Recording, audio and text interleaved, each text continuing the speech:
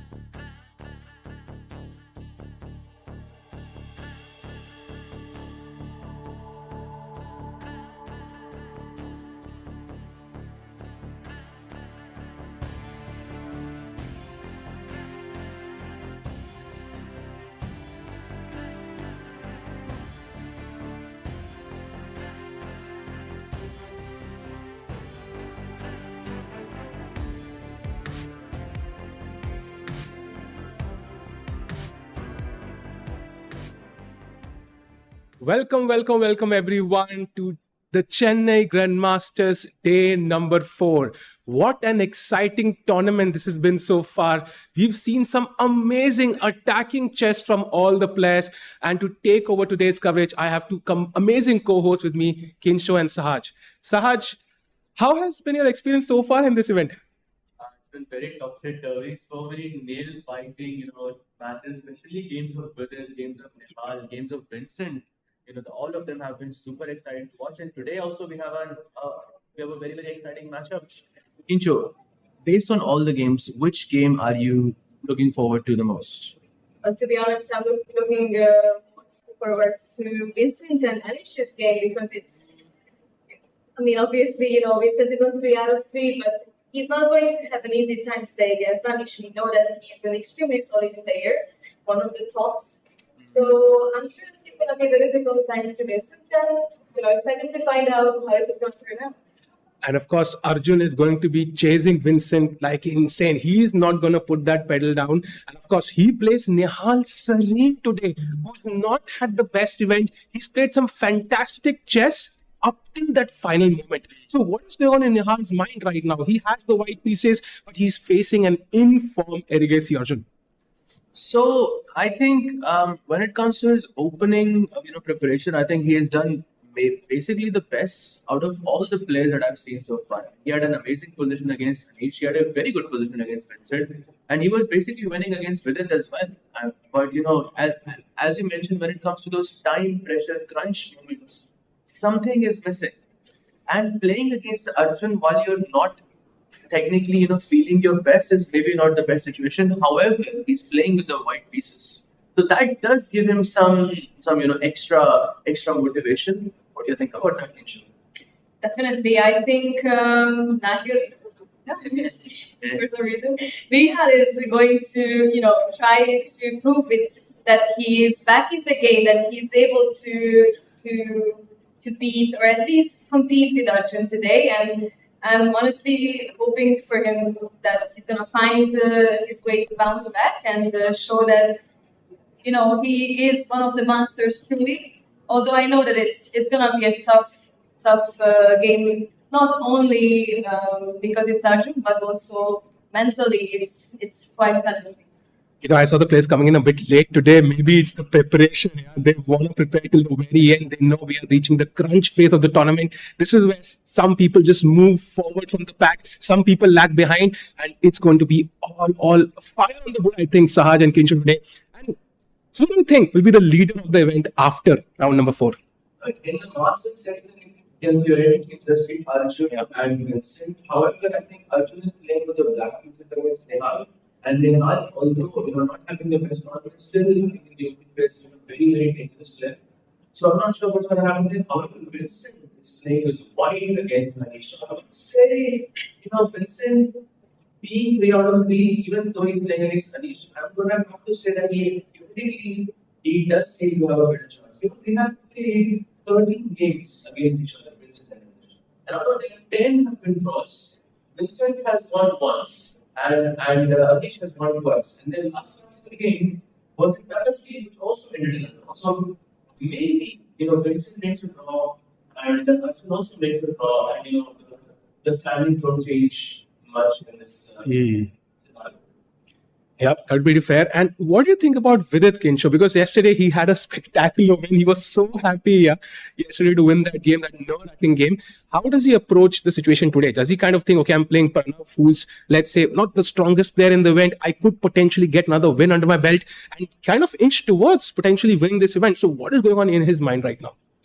I think that his win yesterday is going to push him to do his best today. And although he's playing with the black pieces, I do have a feeling that he's gonna go for the win, even if it's gonna be one of those slow burn games. I definitely think that he's gonna push for the win because he found his balance back, and despite the early complications, he did manage to gather himself mentally and strike back. And I think that this is going to help him quite a lot today. Yeah, I think that's a great point because beating Nihal in time pressure definitely brings him confidence, right? Because Nihal is known to be that one, sort of this beast, especially when it comes to bullet and faster formats. I mean, he's basically unstoppable. And Vidit, of course, is known to have issues with time pressure and stuff like that. So beating Nihal in that scenario definitely would bring some confidence back for Vidit. Yep, and we can see the ceremonial move being played any moment now. And it's the host of the YouTube channel Label Law Advisor. Have you seen that, Sahaj? Sorry? The host of the YouTube channel Label Law Advisor. Have you seen that channel before? No, I haven't. Oh, you should definitely check it out. Amazing content there, I think. And which mode are we kind of having the ceremonial move? Yeah, so let's talk about the challenges section. Yeah. Because we have a birthday boy playing in the challenges section today, Diptayan Ghosh.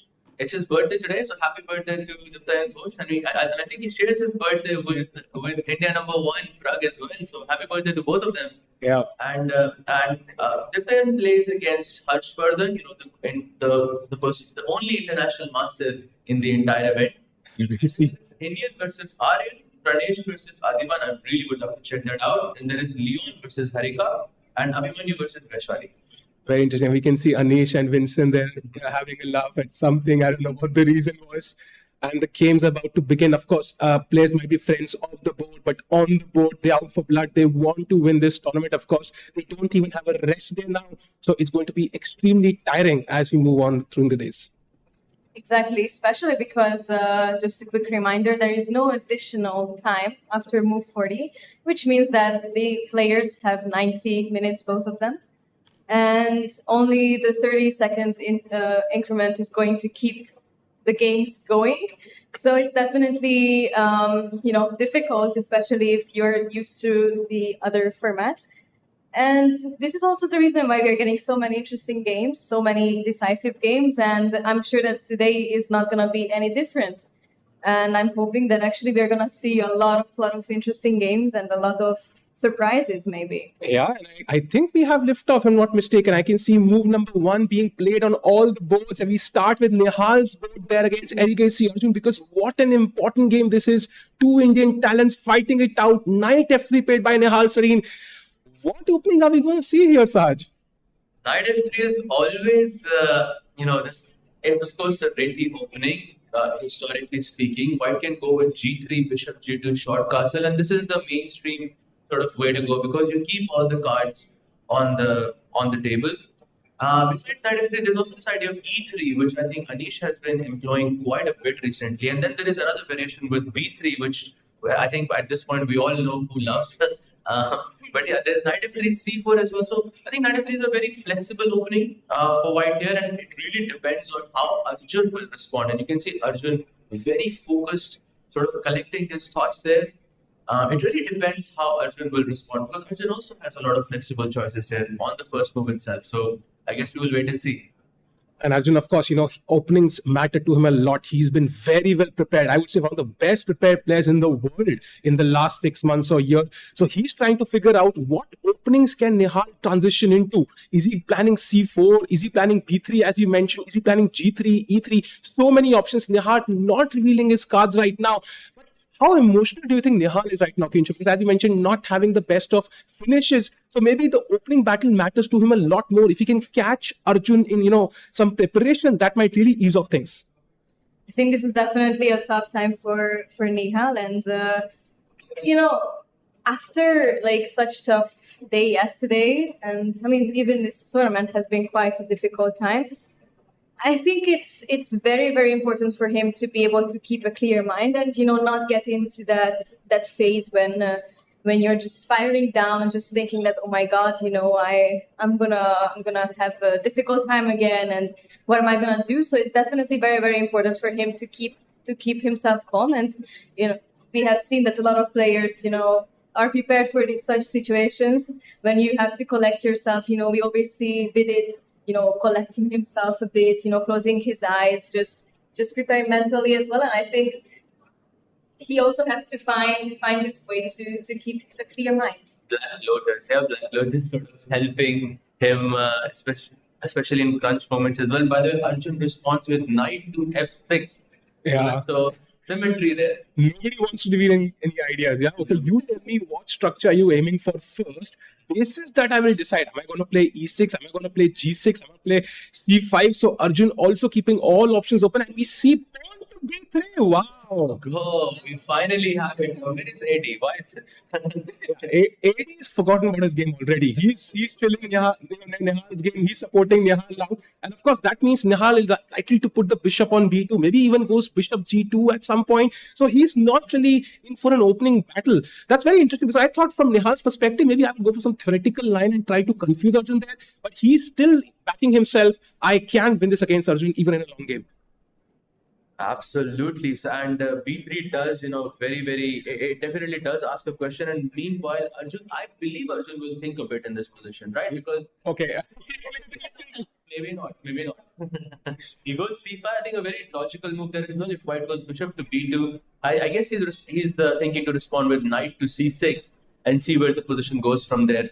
generally speaking, I tend to prefer black in these positions simply because I think it's a personal choice. But Nihal once again has been coming up with these crazy ideas, and I'm very excited to see what's on store for him. And by the way, I would also like to draw attention to the all-American matchup here between Robson, Ray, and Liang. I wonder because there is gonna be some fire on the board in this position. We have the Italian opening, so we'll bishop c4. Black plays bishop to c5, c3. Very logical move. Knight f6 and d3, and black plays d6 here. So d6, I think, sort of allowed white to play this bishop to g5. And now what happens here is black has to castle on the short side. So h6 happens, bishop goes to h4, of course. And now black has to castle on the short side, but that pin on the f6 knight is always going to remain. And to get rid of the pin, black has to play g5. And the moment you play g5, it's fire on the board. Liang mentioned yesterday he sometimes doesn't understand chess without the eval bar. So I'm going to say maybe you're going to see a crazy attack here from both sides. G5 would be amazing, would be fire on the board absolutely, with both sides not committing their kings yet. Hinshu, I think between these two players, do you think they'll play it safe, maybe take a draw? Do you think we are going to see G5 and it'll be an insane battle? To be completely honest with you, I don't think that they're going to go into at least an early draw. So since Wander won yesterday, I think he's definitely going for some crazy attacks. Even maybe this G5 will arrive at some point. And with both of these players, they're both really creative. Amazing at tactical tactics, and I think you're gonna see an interesting game. And I really don't think that they're gonna go into at least an early draw. So just to add things into perspective, Robson and Wander Liang have played 8 times total. By the way, all classical games. Each time there was a classical game, and Robson has been sort of leading that with 6-2. So historically speaking, their score is 6-2. And their most, and it's not like they played in 2016, 2017. The last classical game that went into sort of a decisive victory was for Robson in the US Championships in 2024. So definitely one of the players, if you historically have a good score against one specific player, then you're going to play, I think, as much as possible, regardless of the color. So I definitely agree with you, Kinsho. I think he is going to play here. Both of them are going to play here. And also, they might know that Vishy sir is coming in to commentate on their games today. I mean, if I was playing, I would say I want Vishy sir's insights on my own game. So they will try their game longer regardless of what happens. So very interesting game right now, and both players thinking maybe you switch to the Pranav against Vidit game, where we have quite a solid structure from both players. Saj, maybe take us through the game.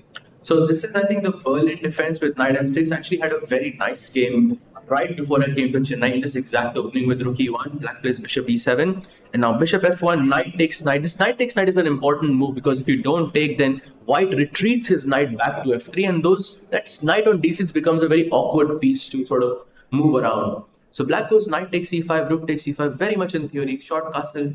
Now d4, bishop to f6, and now he plays a very strange move, rook to e2. If there are any Tata Steel fans here, you will remember there was a game of Magnus and Gukesh where Magnus played rook to e1 and he went into this very cool endgame. I believe it was some rook endgame where Magnus won the game towards the end. I think it was a rapid match. But rook e2 is an improvement over it. Rook e2 has, I don't think it is that popular, right? Yeah, I think around 1600 games in total and only 100 games with rook e2. So it is definitely an idea that Pranav has come up with. And now Vidit has to decipher it over the board, which is never easy. To be honest, it's not even not even an easy choice because, rook e2 just doesn't look, that natural to the eye. I mean, you're blocking the bishop. We always want to rather put it back on e1, right? Of course. I think it's very important to at least understand why is rook e2 an improvement? I think probably, optically speaking, I'm guessing there must be some deep opening idea in this position that we don't, understand from the naked eye. But I'm guessing from just one view, it makes sense that if black ever plays rook e8, black has to take rook e2, right? So instead of capturing back with our queen, we can capture back with our bishop, which kind of activates it. Then we can maybe put our bishop to f3 at some point. That could be one of the reasons. But I'm sure the idea is way deeper than that. And we won't be able to decode it, without the help of with a couple of hours. But it is a cool, improvement altogether. Once again, Nihal coming up with these very, very cool ideas early on in the opening and getting his opponent, on the board. And Very interesting game, I think. I think we'll see how Vidit deciphers it. Of course, Vidit was in time pressure yesterday, hoping he plays a bit quicker today. Yeah? We saw how close it got against Nihal, even though he was better. Now, we move on to the next game. That is the leader of the event, Vincent Keymer against Anish Giri. The solid Anish. Yeah, it's very hard to break that wall. The Rahul Dravid of chess, if you can call him. And Sahaj, looking at the position, we see another B3 and Bishop B2. Oh, it's a B3 day, I think. It's a good day, I think. Maybe they listen to you, actually. But yeah, it's a collie system, I think, very, very typical these days at the top level, because you get to keep all the pieces on the board, and you have different sort of ideas. You can push C4 here, you can push E4 here, you can play knight E5 and F4 here, which is a typical collie setup. So all of these different ideas give you different flexibility, and you can get your opponent to think over the board. I think it's a nice idea from Vincent. I think he's definitely out to play for a win here. And if you look at the position, there is this symmetry when it comes to the pawn structure, right? All the pawns are basically at the same square in comparison to each other. The only difference is that white's bishop is on D3, which is a much more active piece, and black's bishop is on E7, which is comparatively passive to white. So slight preference to white here. I wouldn't say white has an advantage, but I would say white has a slight preference. If we said which color you would choose, I think most people would choose the white color here. And Vincent's perspective on this game, right, Kicho? So we saw him yesterday 3-0. Even he was pleasantly surprised by his performance. Do you think now he's like, okay, I am in the lead, I'm on +3, I don't need to do anything crazy, I just have to wait it out? Do you think he's still thinking I have to go for the win, or is he kind of toned down his aggressiveness a bit? That is actually a very, very good question, because, we were thinking that, okay, he's on 3 out of 3 and, now he can chill. But what I predict is going to happen is that he will try to, push as much as he can. But when, he feels like, maybe there is even some resistance, or it's not possible as much, then he might actually, think that, okay, I might take it a bit easy and, go have dinner, have an early dinner, go prep. But I am really, really rooting for some action, some push on this board. Just to add on to your point, of course he's going to play for a win, simply because there is Arjun right behind, and we know he's not going to stop at nothing. Correct me if I'm wrong, Sahil, in the previous edition, Arjun came second in this event, right? He also has something to prove in this event. So, and he's only half a point behind. And just to let everyone know, besides Vincent and Arjun, the next player is on 1.5. That means there is a 1 point difference between the rest of the field. So it's just between the two of them, just after round 3. So definitely not easy for anyone here.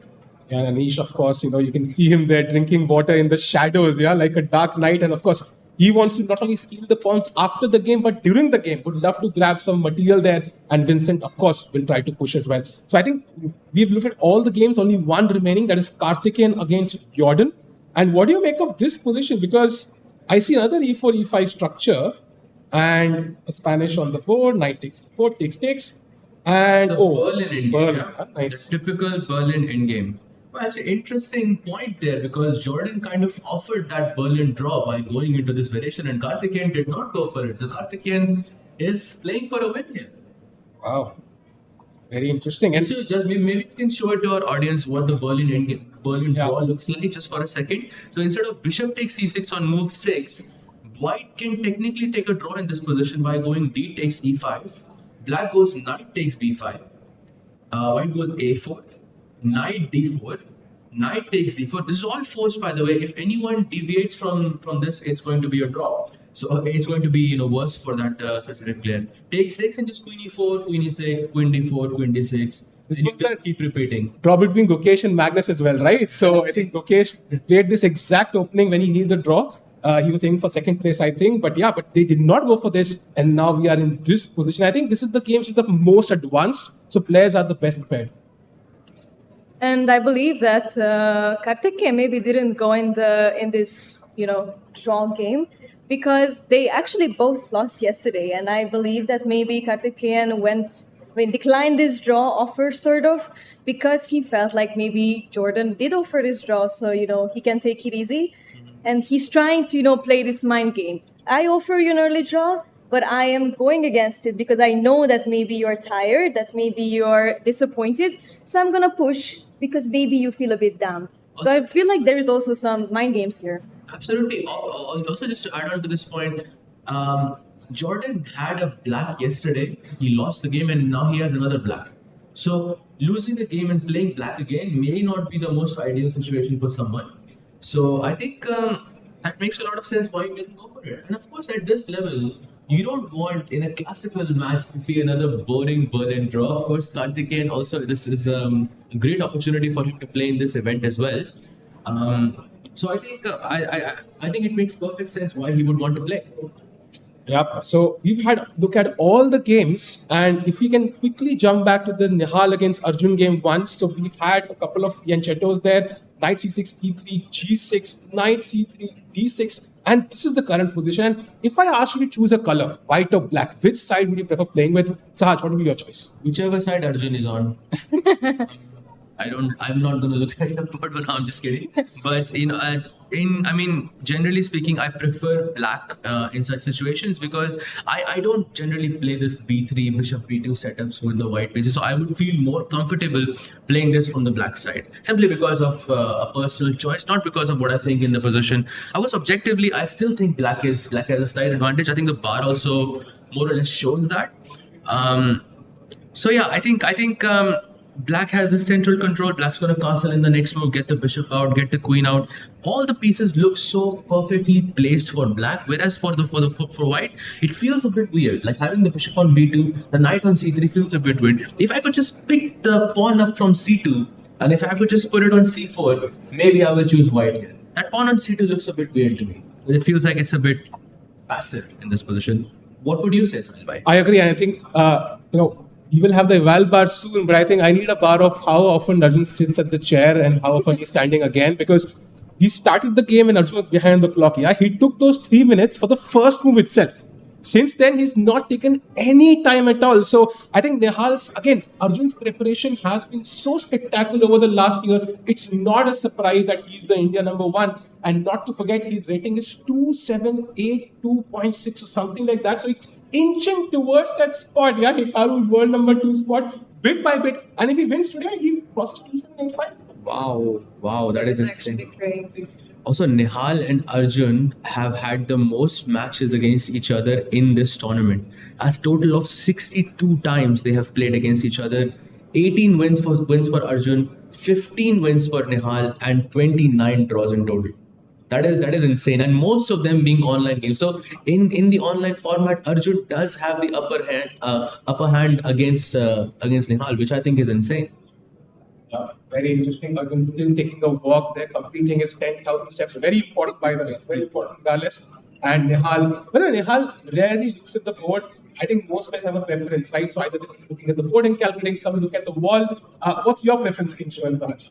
I personally always look at the board. I mean, I can try to visualize sometimes. I look away when I feel like, I'm stuck in the current position and I can't really move forward. Mm-hmm. But otherwise, I like to look at it and, I like to visualize it in like this 3D, based on the board.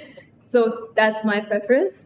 What do you think? I like to say that I don't look at the board because, it's cooler, but I have to look at the board in order to concentrate properly, especially if it's a classical game. I think it's really, really, really important to do that.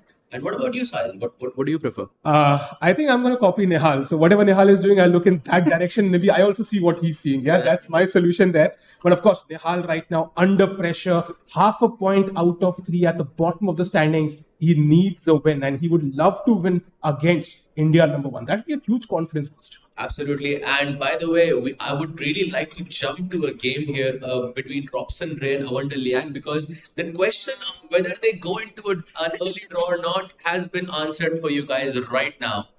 Look at this move. G5, white goes bishop to G3, and now knight to G8. What? Wow. The knight was just out to F6, and now it went back to G8 for whatever reason. And it seems like a good move. this is insane, right? So you, in the opening, are taught you should develop your pieces, bring them into the game, move them towards the center, not undevelop them. Yeah, knight goes back to g8, basically stops. Of course, you don't want to castle anyways, but maybe the idea is to bring the knight here, and come to f4, maybe. No, the idea was to defend the g5 pawn. Oh wow! He could play Wow. I think H5. exactly move h5 on the board with the idea of h4, and you sort of attack this bishop on g3.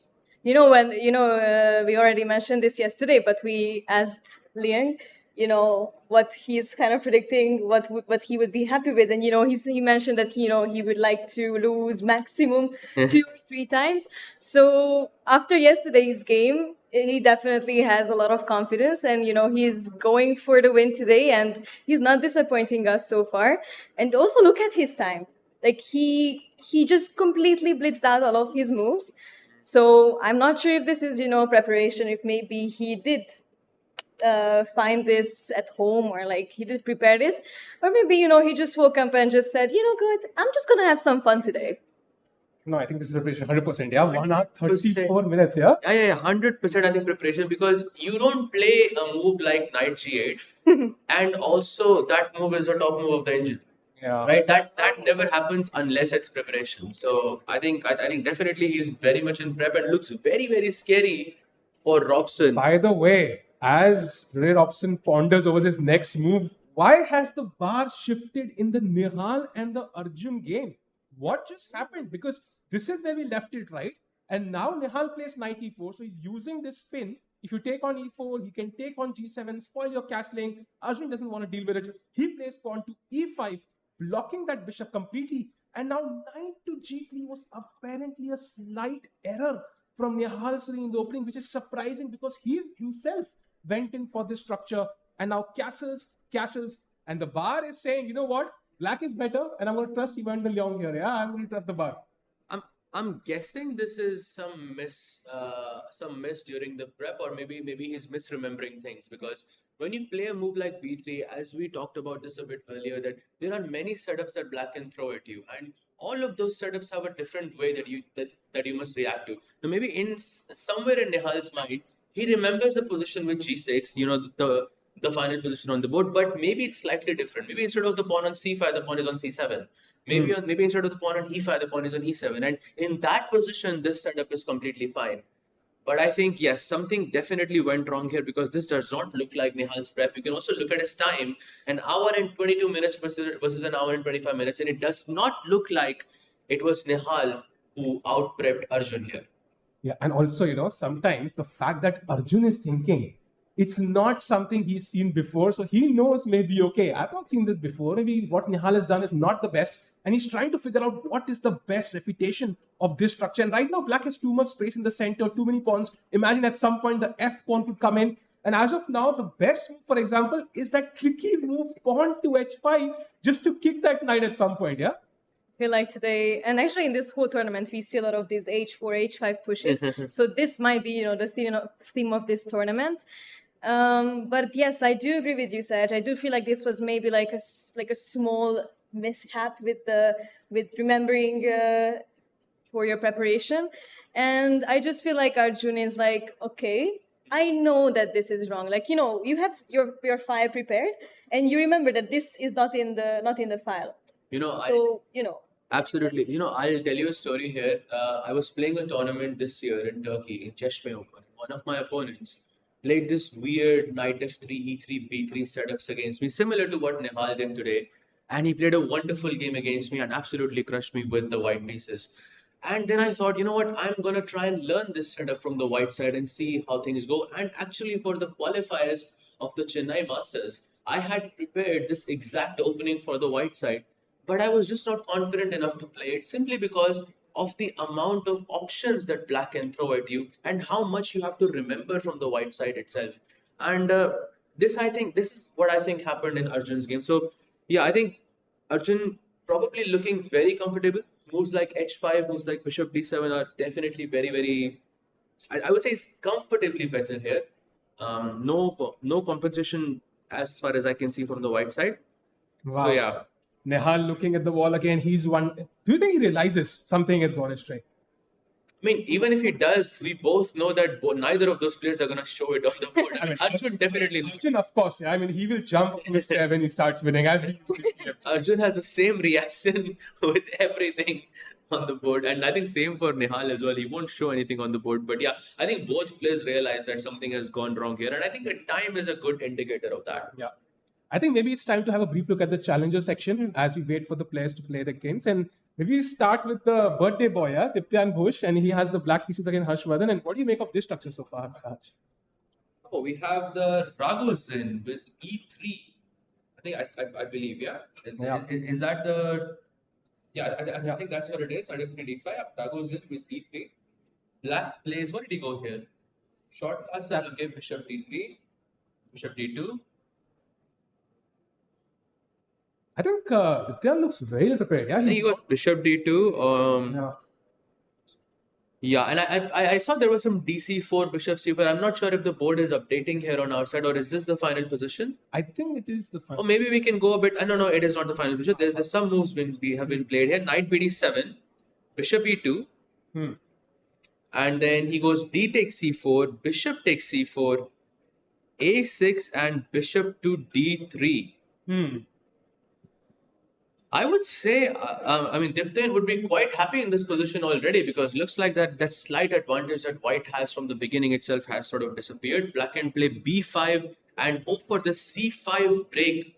So B5, Bishop B7, and slowly you push C5. But I can see a move which seems a bit weird to me, Sahil, here, because if Black goes Bishop E7, which apparently is the best move in this position, it looks a bit weird, but already Black has that slight advantage. Maybe I think after C5, at some point, your bishop might get locked here after a move like A3. So you want to put the bishop back and then break the center. But regardless, the fact that Black has so many options is not a good sign for Harshvardhan. And Diptyan Ghosh, maybe he wins on his birthday, yeah? I mean, I'm sure he will be very, very happy, he already has a great position. And, it's always nice to, collect a win on your birthday. So let's, still hope for him that he will have this in the bag. And it's always interesting to play chess on your birthday. Sahil, have you ever played chess on your birthday? Yeah. It usually goes very well for me. Huh? Me too.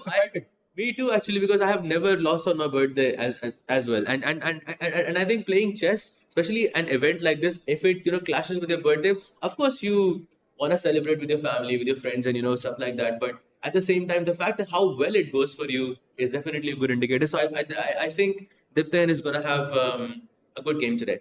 Yep, and as these players think, let's have a look at the game of Liang against Harika. So we have a complex structure started with, we have seen a lot of E4s, yeah? Knight C6, Bishop B5, takes on C6, spoils Harika's structure, Queen C7, A4, and this is the current position, Sahaj.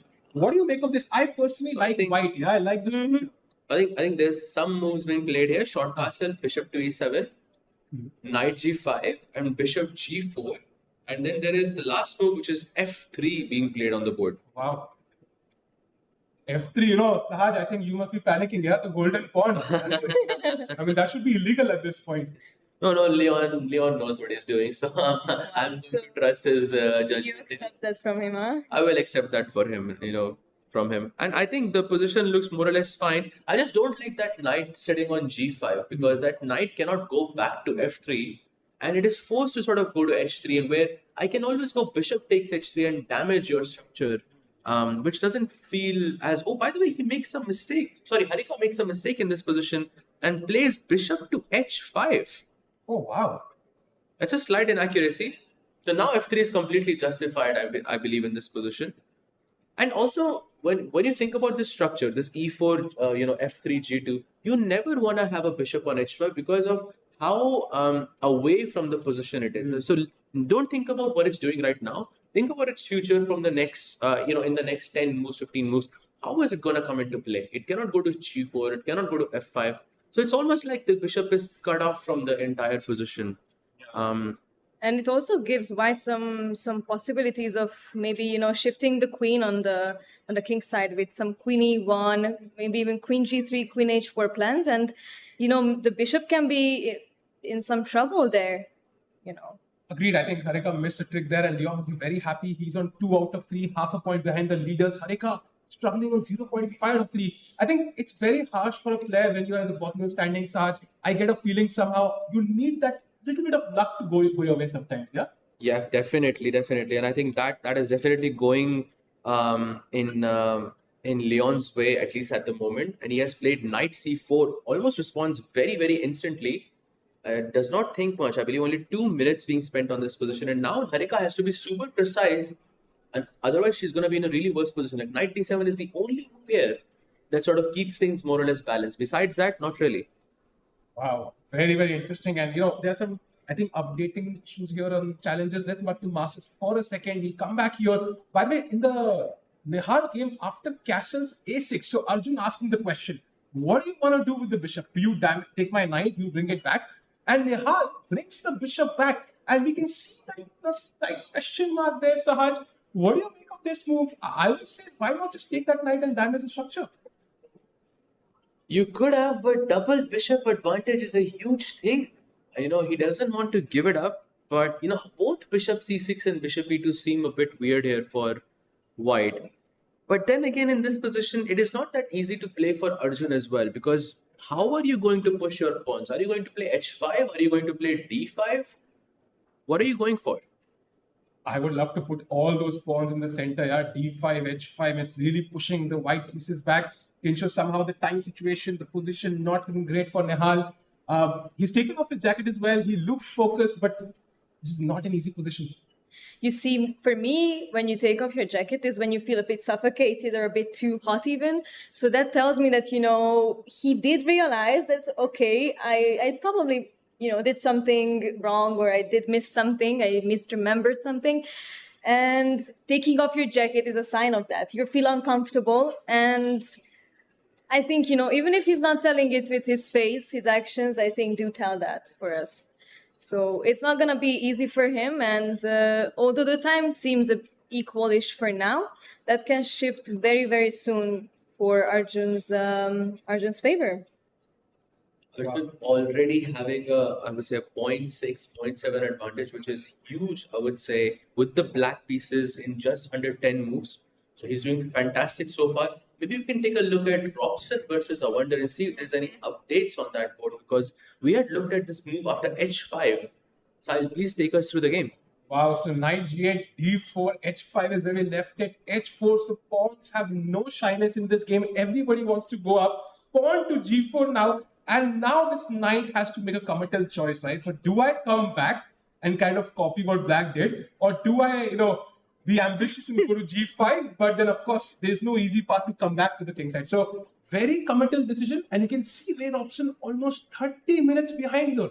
Wow.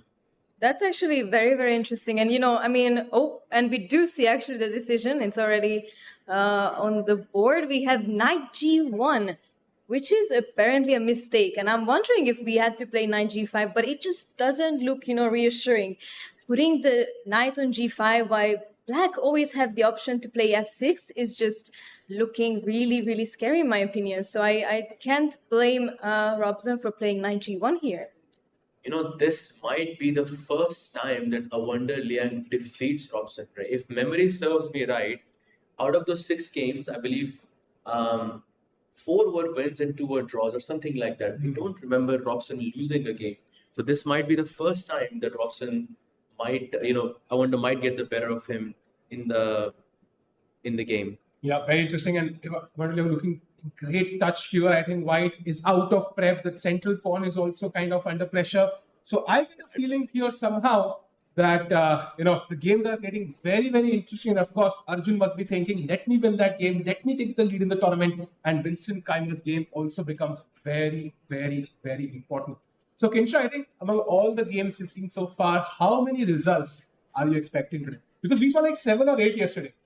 Yes. Well, let me just quickly, look at the bird's eye view here. Maybe we can also have it on the screen, a bird's eye view of all of the games.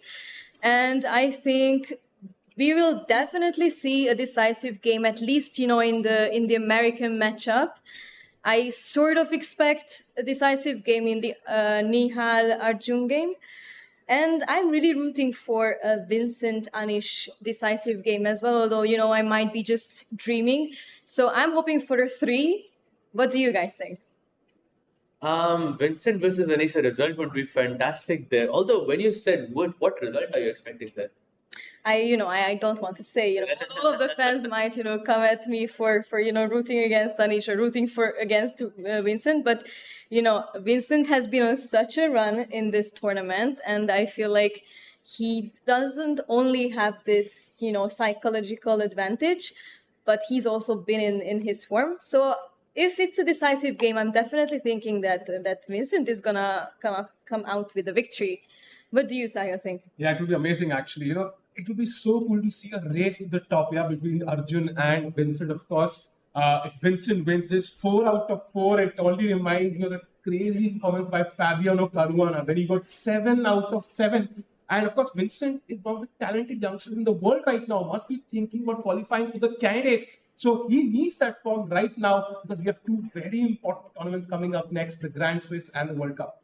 Absolutely, and I think he's now world top 15 if I'm not mistaken, top 15 or something. Top 17, top 18, something. Really? Yeah. That's already even puts him in candidates, scenarios. And it would be great to see him in that situation as well. Yeah, he's world number 15 actually, Sahil. 2-7-4-1 and gaining 11 points already from the last 3 games that he has won. So wonderful tournament for Vincent so far.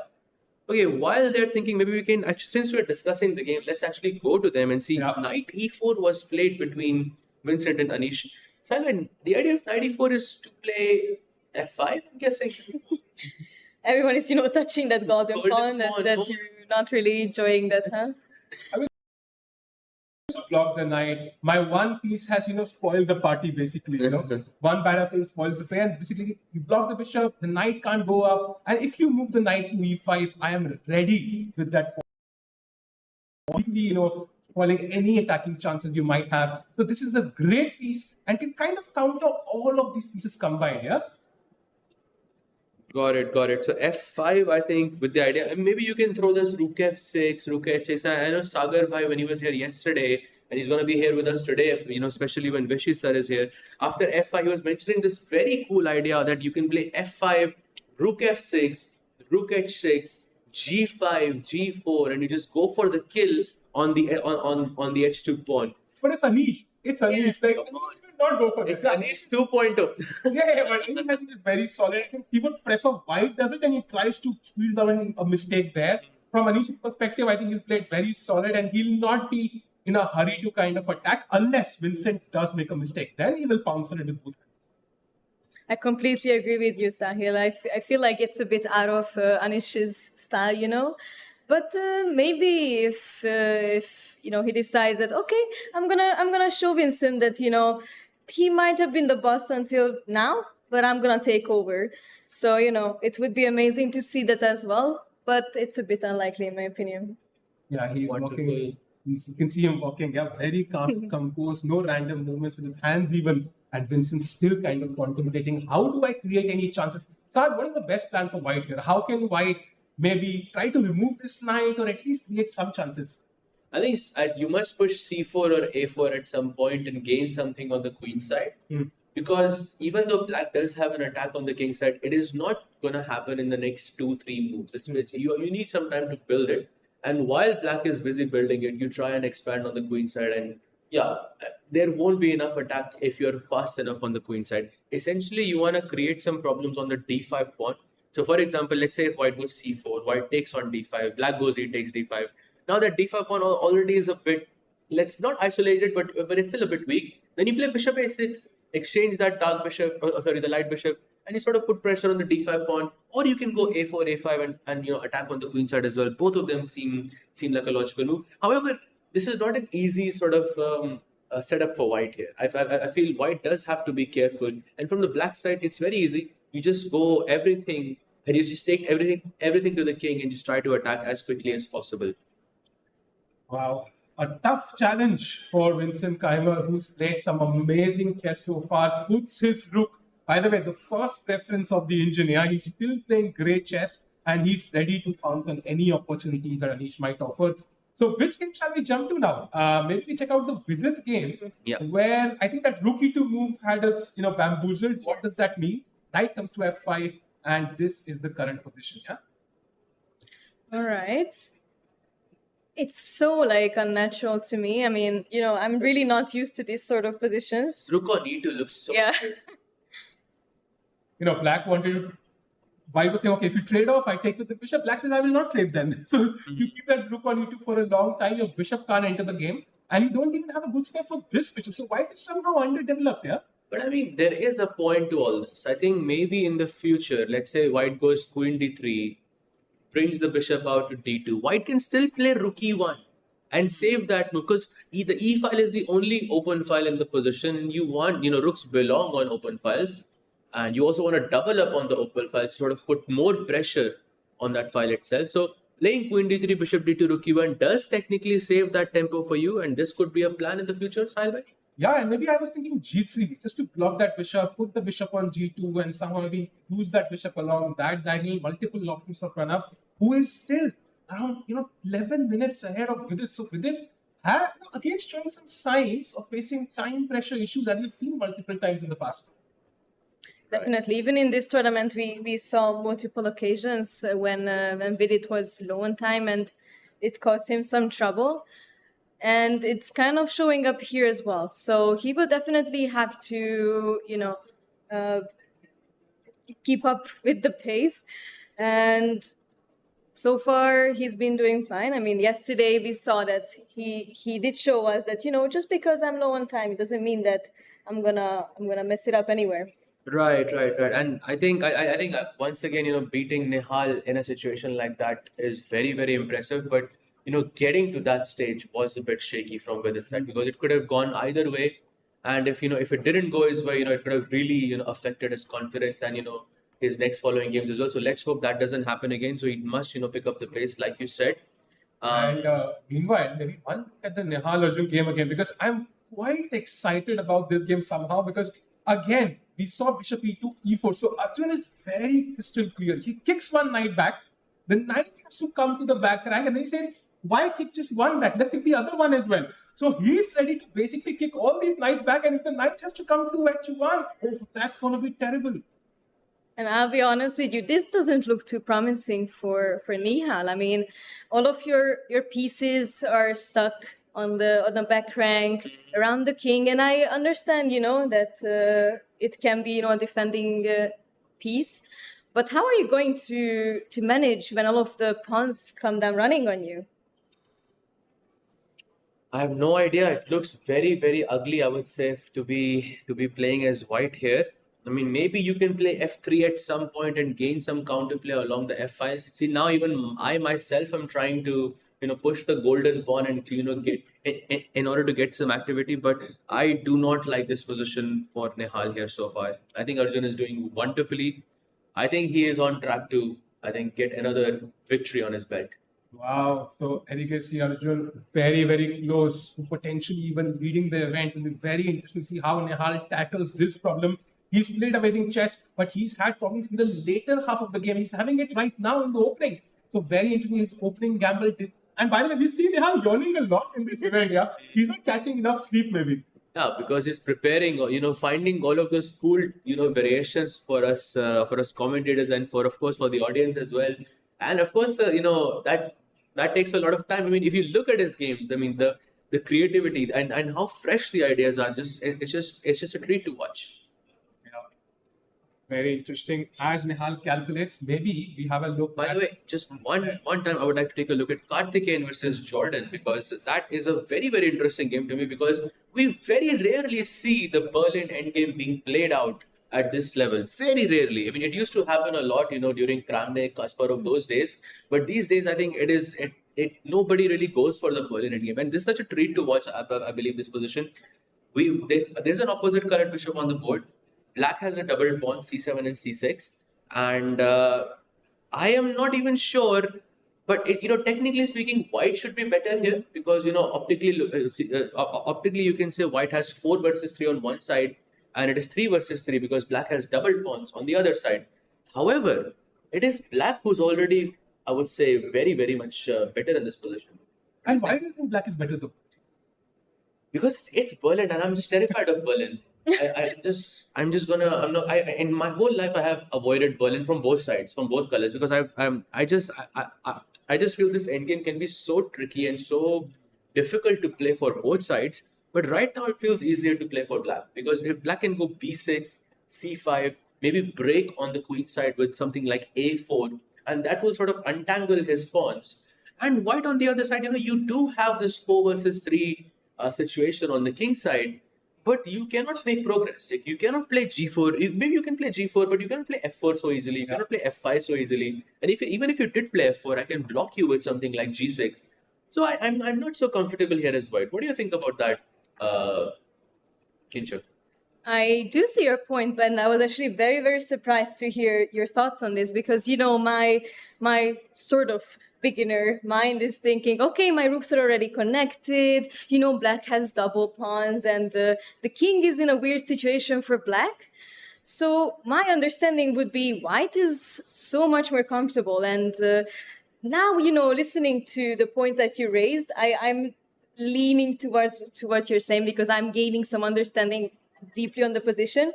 But, because of these principles and because, of these basic things that we learn where we are sort of beginners, is why I was essentially thinking that white would be much, much better here. Absolutely. I learned this the hard way as white because I got crushed when I was, around 10, 11 years old with the white pieces against a very famous grandmaster from Bangladesh. And it was an absolute massacre. And since then, I realized that Berlin is not as simple as it seems. So, yeah. And Jordan, of course, has been the second of, I would say, many, many top players in the world. So his opening preparation will be on point. And I think the onus lies on him somehow create chances with your idea A4. I really like that, creating some weakness on the light squares. And of course, white, as you mentioned, cannot just go full in with the pawns because the knight locks those pawns. So very interesting position. I just want to have a brief look at the Nihal game again and get your opinion. So c4 by Nihal, and maybe it's a decent move here, but it does not address the position on the king side now. And h4, are we going like h1? Oh, my question is, why is he doing Arjun things against Arjun? No, this is what Arjun plays as white. Arjun, this is what he does, right? And it feels like you're playing his game against, the beast itself. So Nihal, maybe he needs the invite for the freestyle event. Yeah, Queen D1, Bishop C1, Bishop D1 is a freestyle game, but this looks extremely unorthodox, I would say, to the least, because now your knight gets kicked away, knight h1. How is this knight coming into the game ever? Maybe you play f3, I don't know. Yes. Knight comes to f2, but it definitely looks, it does not look pretty. That is for sure. It just feels so uncomfortable, so difficult to play. And, it's never nice when you have to, when your best moves are not with, the minor pieces that are stuck around the king, but when you have to do these like f3 and Knight h1. knight h1 is already by itself. It's a knight on the So corner sad to is see. maybe the worst piece you can have, because it only controls 2 squares. Yeah. So, if you can have the camera for Nihal, and I just want to check the body language of both the players, because Nihal, even though he's stone cold, I think sometimes we will see him show some head shakes, expressions when he's suffering. And Arjun, of course, looks absolutely motivated. I think that H pawn push is going to come very soon. And Sahil, just when you mentioned that, we might see a little bit of a head shake, in that exact moment, he did something like this. Oh. So, you did call him out on that immediately. Nihal Sarin under pressure with the white pieces. I think this is going to be my view of the day so far, at least, because black pushing, just after 10, 11 moves, it's not that common. And maybe it's the best time to take a very short break, and we'll be back with some exciting chess on the other side.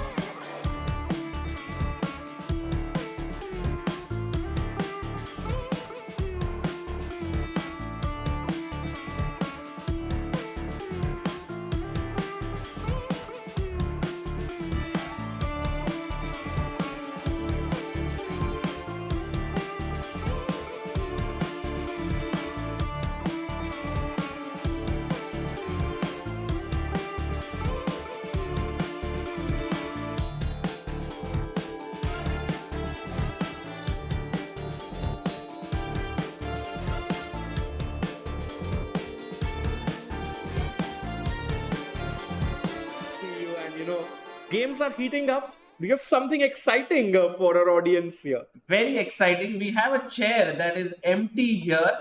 And guys, we are going to have someone that you are going to love joining us. He is the first ever Grandmaster of Indian chess.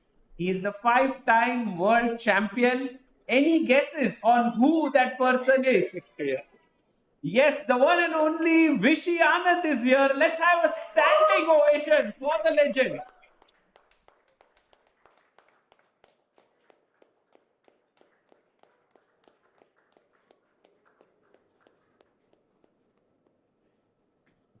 What a day today at Chennai. We are at the Chennai Grand Masters and we have Vishy joining us.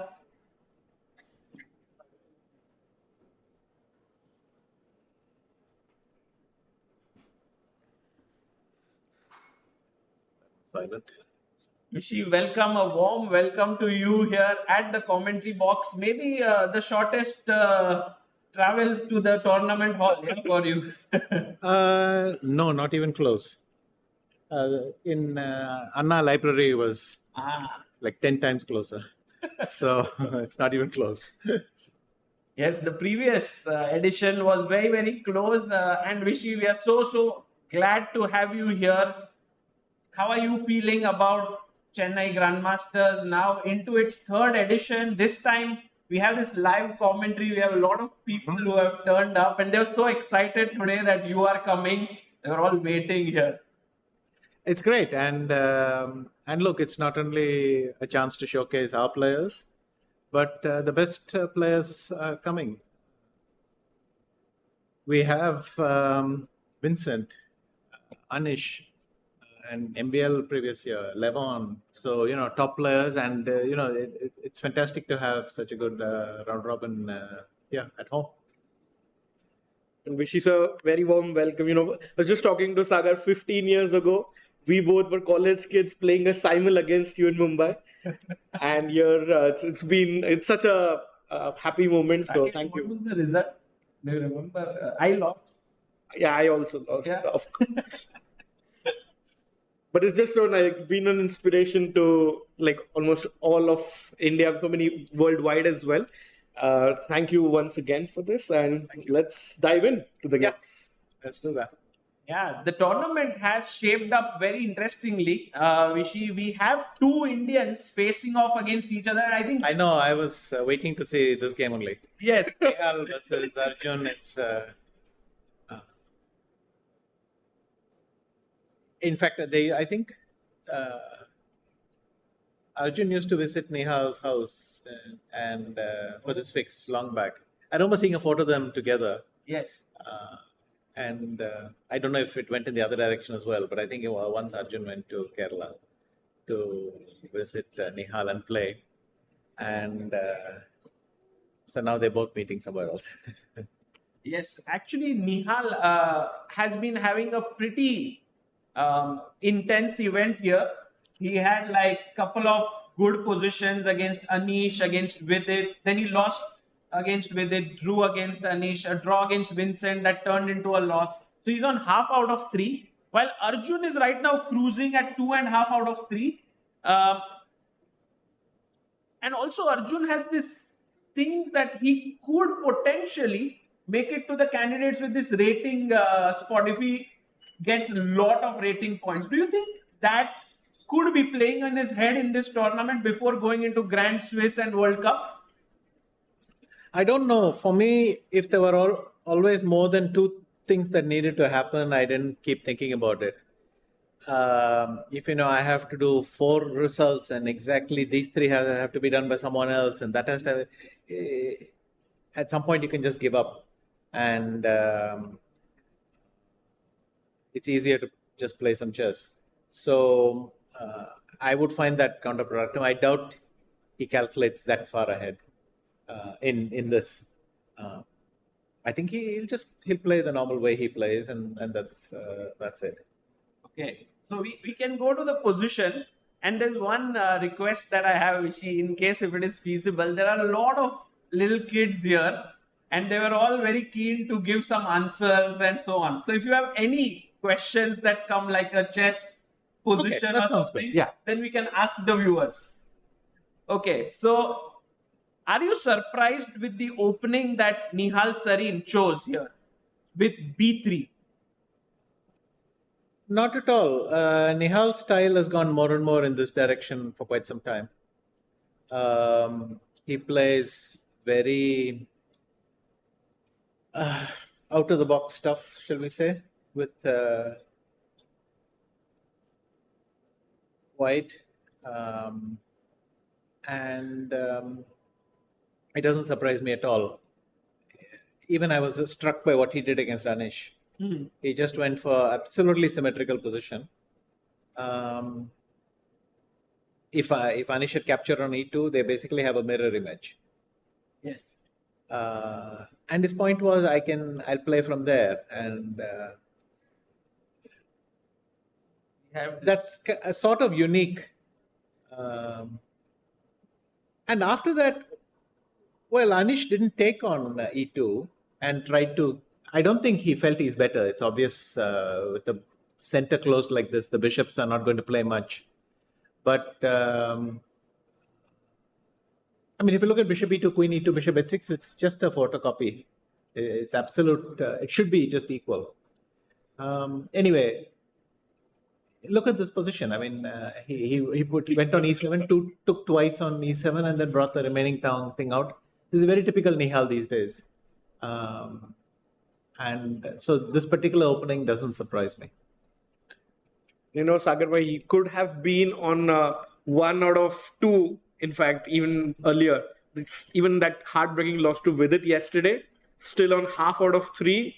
And this game as well, Arjun pushing with the H pawn. Yes. Not looking good for Nihal. Yeah, actually, let's go a little bit further here. Bishop B5, bishop G7, and knight E4 played by Nihal. They say, like, don't move your pieces twice in the opening, but here you think this is a good move, knight E4?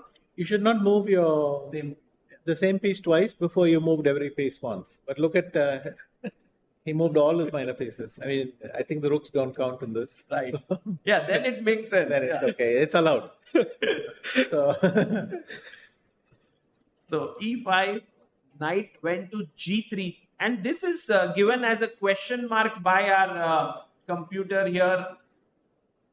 Why would this be a bad move? Is the knight misplaced there? I don't know, but it's so easy to play H5 that I think that must be the reason. Right. I mean, the computer wants to push his H pawn anyway, and then you put a knight on G3 and say, hit me. So it becomes... Also, anyway, I didn't finish my story. With Anish, the game turned out to be a kind of masterpiece. What you can do with just this minimum pieces. Nihal played beautifully. It's very hard. There's almost no space, but he somehow managed G4. Then he brought one rook. Then he brought a second rook from nowhere. And then this bishop is desperately trying to come. It's stuck on this side, but it can't get to this C6, D5, E4 place. If it gets there, it's game over. And then he outplays him brilliantly. He plays F4. He does everything perfectly. And then he doesn't find a single one of the good moves. I mean, Queen D8 is great, but I think you could move the rook and go Queen G4. You could do this. You could do that. He did everything so perfectly till there. And I don't know, was the time situation tough at that point? Yeah, good time. But he was at the finishing stages, he couldn't do it. And then he blundered the Z4 and yes. Queen takes Z4. He just blundered. Oh, I don't know what he blundered, but he just ran into this. But even there, he had but it would have been a very beautiful game had he played Queen G6 and C5, the pawn sack. Yeah. Oh, yes. Yeah. In fact, I was... Can I do that? Yeah. So that was a masterpiece. Then you said heartbreaking, but Vidit already finished his heartbreaking the previous day. yeah. And so there's a kind of domino effect there. I mean, this is... no, just go back 2 moves. One more with the rook on G2 or whatever. Yeah. I mean, you put a bishop on D1, a queen on E2, you put pawns like this. Before, if you asked Kochnoi, he would tell you the white player doesn't understand chess. But in fact, the only thing is this is very pure in the sense that the only thing that matters is you bring that bishop around. I mean, of course, Kochner would eventually realize that White's position is okay. But for him, it would be a sign that something was wrong here. But it does work out. I would also be tempted to be black because if I play bishop e3 and then king h7, then I take the h pawn, I do this. But Nihal understands with opposite pair bishops, none of these matter. So somehow it's a very pure position. It doesn't fit into any ECO code or opening category. But White is better, and consistently the computer says White is better. So h5, g5, and then this move. This move. Beautiful move. Yeah, it can be taken in multiple ways. Yeah. And queen h4, rook f7. That was a mistake actually. You should go. What should he go? Bishop g7 maybe. Here, yes, instead of rook f7. I'm not sure what he should have done actually. Some d5. D5. Okay, that was it. But then probably take and queen d6.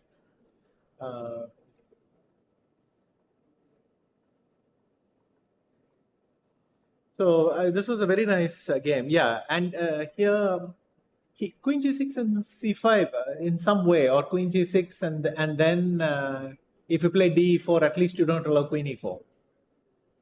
And if he had done this was a masterpiece. Yeah, it was just a masterpiece. Because I'll go bishop b3, I'll go h6, h7, and then I'll go queen f7, and I'll land on g8 and all that stuff. So wow, like White is a piece up in a way. I don't know. I've not seen such a position before, but I liked it very much. So I thought he did a very good job there.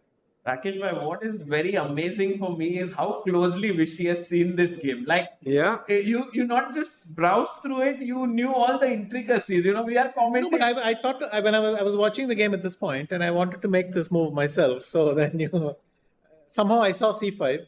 When it's not your pawn, it's much easier to sack. So I tried c5, and then I saw it was actually looking quite good. And Vishy sir, has Vincent's games impressed you so far? Yes, both Vincent and Arjun are playing in this easy way. The points almost seem to fall into their lap. I mean, Vincent, I think, caught Nihal in a very unusual Grunfeld.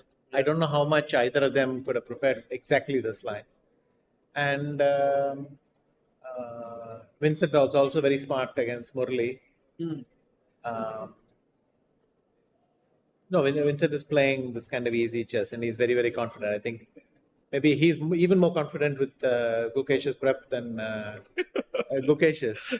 So, no, Vincent's playing very well, and Arjun is playing very well. Honestly, today, unless something drastically changes, it's a two-horse race in this tournament. Amazing. I think it's a good question, Vishy. Maybe you can answer this. I had always this curiosity. Let's say Vincent was the second of Gukesh. Now all this preparation is there. How is it between the world champion and a second? Can they use the prep? Is it like till certain point? Of course, no better person than to ask you about it.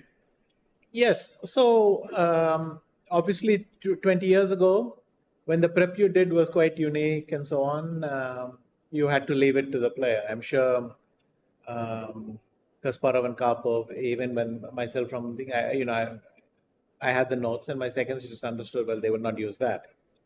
But nowadays, when what you find anyway is being suggested, I mean, it's only a question of how many legal moves you ask it to suggest, and it will find your move. Then should you really be entitled to it? So I think nowadays it's much more fluid. Seconds also work with multiple people. Everything is much more fluid, and I think the value is not in some great prep that they gave you for your whole life. It's simply that we got you ready to play today, and with that it's over, and then we'll get you ready to play tomorrow. I think it's much more fluid now. I mean, I'm not exactly sitting there in this facing the situation, but even 10 years ago, that's how it felt. Amazing insights there.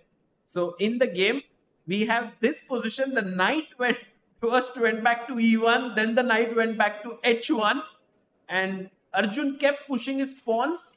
Nihal pushed back with f3, and this is the live board position we have. No, there's one more.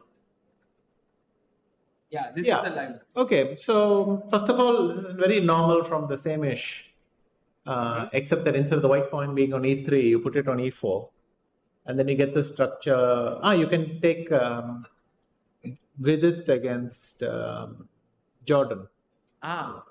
If you take that game, just for the structure, I'll tell you. Okay. I'm sure Sagar, but none of us remembered Jordan could link it. Yeah. It's insane. Yeah, now just play the, see, go here, e4, d6. Now, yeah, he played c6, a6 and b5 or something, but just do this. Yeah, now play c5, d5. Just play e6. I mean, this should have happened in a different move order. Knight g3, e d5, c d5, h5, a4, whatever, some. Well, don't do it here. But normally, white would have played bishop e2 and castles. So rook e8, just make some random moves.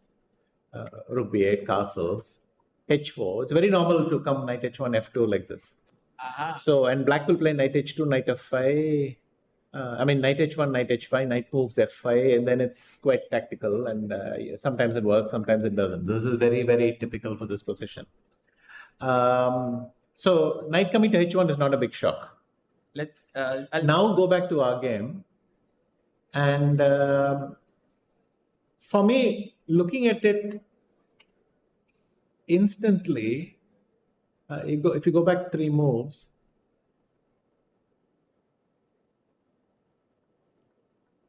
yeah, I was thinking, what's wrong with f3, g3? You mean instead of f3?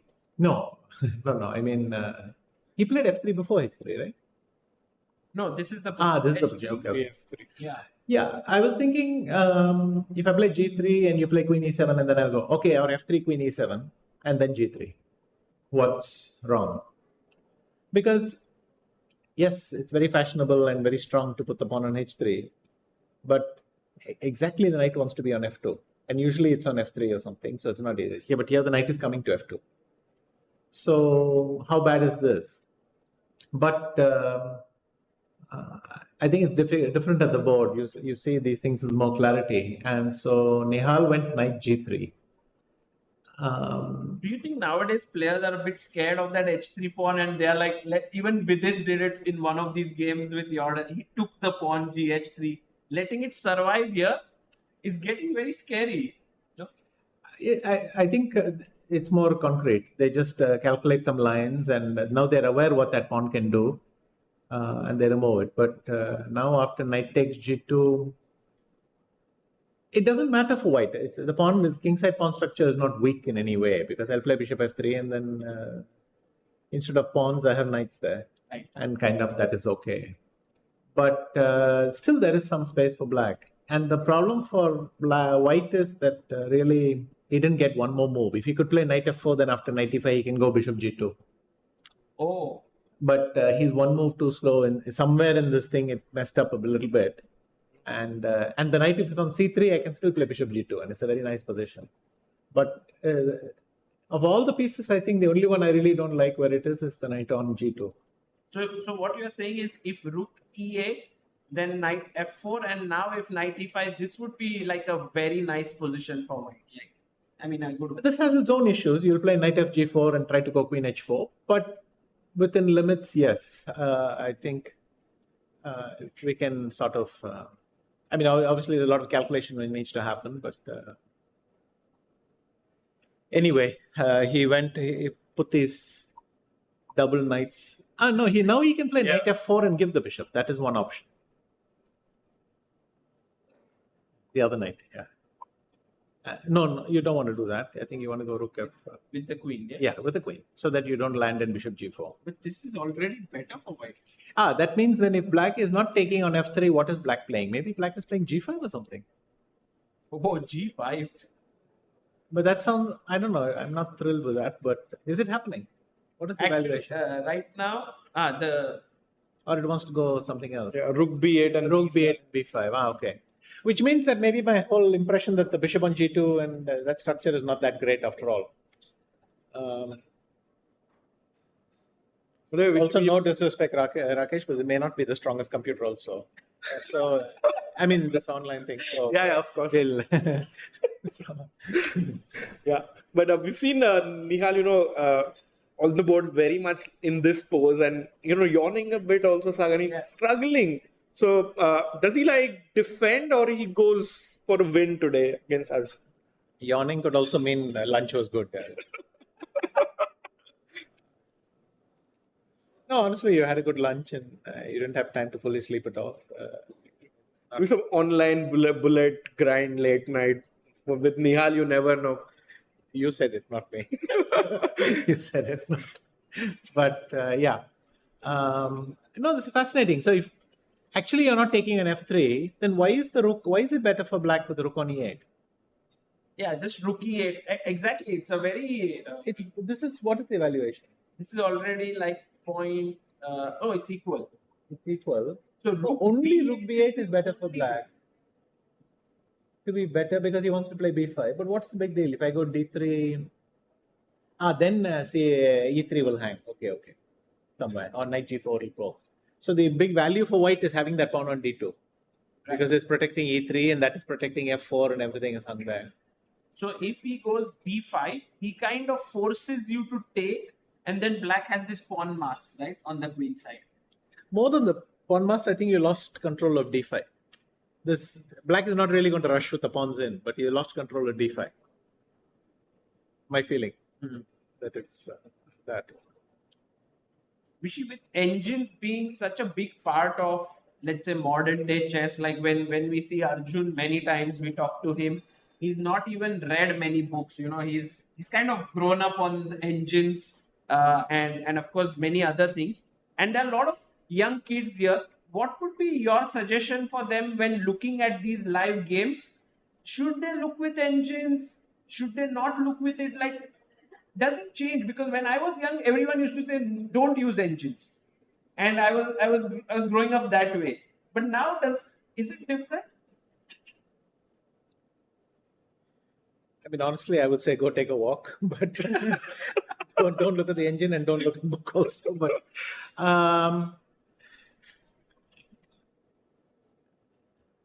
if I had to give them advice, I would say keep the eval bar on and switch off the engine.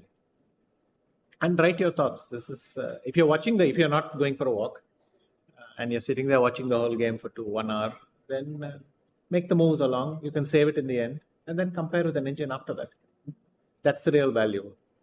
Like here, literally every move, something can happen and you disagrees with your conclusion. I mean, like we have been experiencing.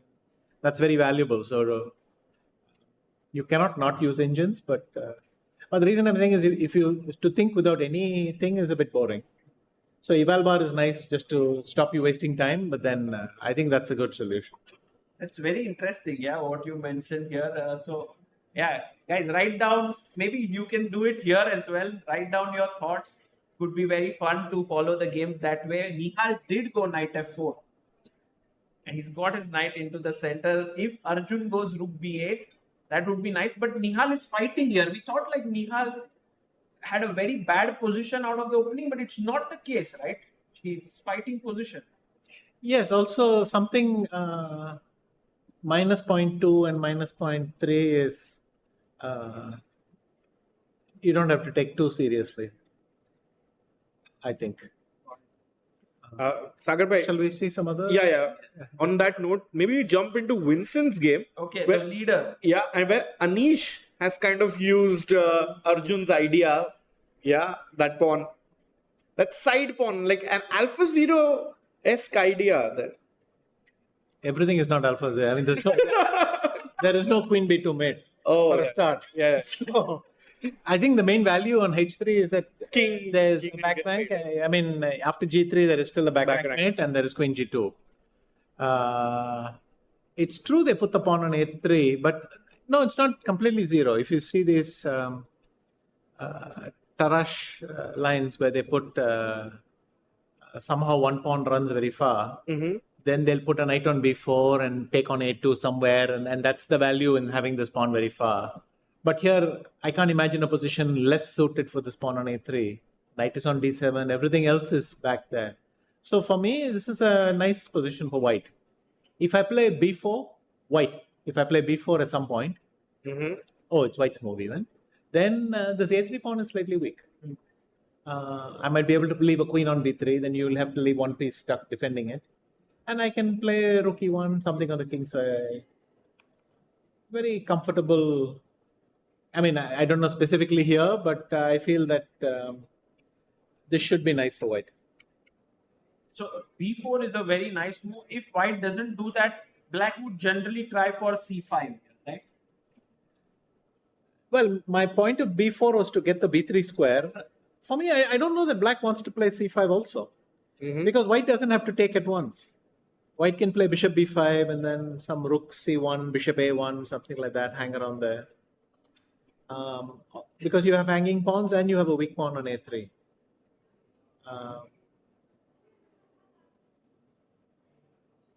But then computer will say black is better, then I don't know what to say. So No, I mean, we could turn off the engine as well here. But no, I think Eval leave the eval bar, as we discussed earlier. But this is an interesting position. Anish has had a very steady start here, 3 draws, while Vincent 3 out of 3. So this could heat up potentially, this one. We could go to another one. Pranav versus Vidit. And this game, I was so surprised first with the opening, not because Vidit went for the Berlin, he does that, but because Pranav went rook e1. And he kind of played this very positional, or you can say equalish line, because Pranav is at heart a very, very aggressive player. And also, by the way, Pranav is part of the Westbridge Anand Chess Academy right now. So, what are your thoughts of Pranav? He won the challenges last year, got here, and his style of play and this opening choice. Against the Berlin, it's a reasonable option. The rook e1 is a normal line. People come to it from time to time, and you can say it's solid, but everything in the Berlin is solid. So unless you specifically want to have some idea in the Italian or something, then you play and white has got a little something. So it's not a failure of the opening or anything like that. Right. So the opening went okay, but suddenly things are shifting in black's favor here. It's already showing black is slightly better. Yes, I don't see why. But this is the difficulty in evaluating these positions. For me, that knight on f5 doesn't look like a great piece. But sometimes the bishop on c4 can be in trouble, or maybe b5 is coming, or I don't know, some b5 maybe is the point. Then c5 and something like that maybe. Or b4 and then queen b6. No, the f4 you haven't played, so there's no queen b6 check. I think one thing Sagar Vidit was telling yesterday was he's struggling to adapt to the new time control where there's no additional for 30 minutes at the end of 40 moves. So now again he has 40 odd minutes. He's got to start going and start playing these moves quickly. He's always getting in time. Yeah. Vidit has been the most entertaining player in this tournament till now. All 3 games were topsy-turvy, and perhaps this one no different. Yeah, this one might also go in any direction. Let's go to one more game. We have Robson versus Evander Liang, 2 American players here, and a very different kind of a position. 2 pawns in the center. Knights have come on e2 and d2. What do you think, Vishy? I mean, this is a fantastic position as a spectator. It's really dynamic, and pieces are a bit off their usual squares. In the Italian, it would be quite different because that black knight would be on f6. Here it's on e7, but white is anyway sacking this pawn on d4. And also this white knight on d2. If I play knight takes d4, knight d4, bishop d4, this knight on d2 is 4 squares away from f4, whereas normally it would not be that far. So if it's on c3 somehow, you can play knight Yeah. e2 f4, and it's a big threat in the Italian. Yep. But here it's not ideal for this. But these positions are very interesting. People may think black is a pawn up, but if I castle, black can't castle because the h5 pawn could become weak somewhere. It's a very rich position, this Italian. I agree that this is more interesting than the Pranav Vidit game. Actually, a wonder must take the pawn, yeah, on d4. Otherwise, he might not have that. Like he lacks the center control and Yeah, he goes for it. he took it. Yeah. Also, what's the point? Here you should take the pawn because it's the only reward for getting this h5 g4 thing. Right. Okay, so this one, and then we have the last game that we haven't looked at yet. Karthikeyan versus Jordan. It's interesting that they actually went into the Berlin endgame, which has not been very common these days. Yes, but I think it's fair to say that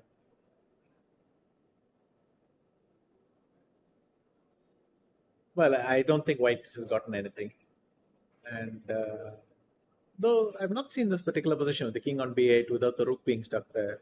But I guess he played b4, ab, swapped rooks that way. Did you ever like the Berlin, Vishy? Like you played it with both colors, but not so much, right? This endgame, especially. No, at some point I was playing it a reasonable amount, or people didn't allow it. So but it's true. I haven't played it much recently. I played it because it's not only the Berlin. You have to study the whole e5 complex and keep on. And it's nice to try. There's a lot of interesting stuff coming elsewhere. So kind of want to try that. So this, in a way, like in opening theory these days, even if a line is kind of equal, there are these trends coming and going. It's because people just want to try different things after a point, because Berlin was never refuted or anything like that. Why did people stop playing it? Which opening was refuted? Yeah, I mean, it's also. I mean, you look at almost all openings, Marshall. They say the same story. So you have to pick one, but I think there's some benefit in moving around anyway. Right. Okay. So king b8, and you think this is white has nothing here or something? That was my instant reaction because normally whenever black can play bishop d5, these things shut down completely. And here, because even white has committed this b4 and all, black can play rook d8, rook d5 and c5 and break up that pawn structure and all. I think rook d8 is almost a threat now. So what should white play? White can play rook d1 maybe. Rook d1. But then I go b6 and I'm threatening king b7 and rook a8. And then you have to think about that also.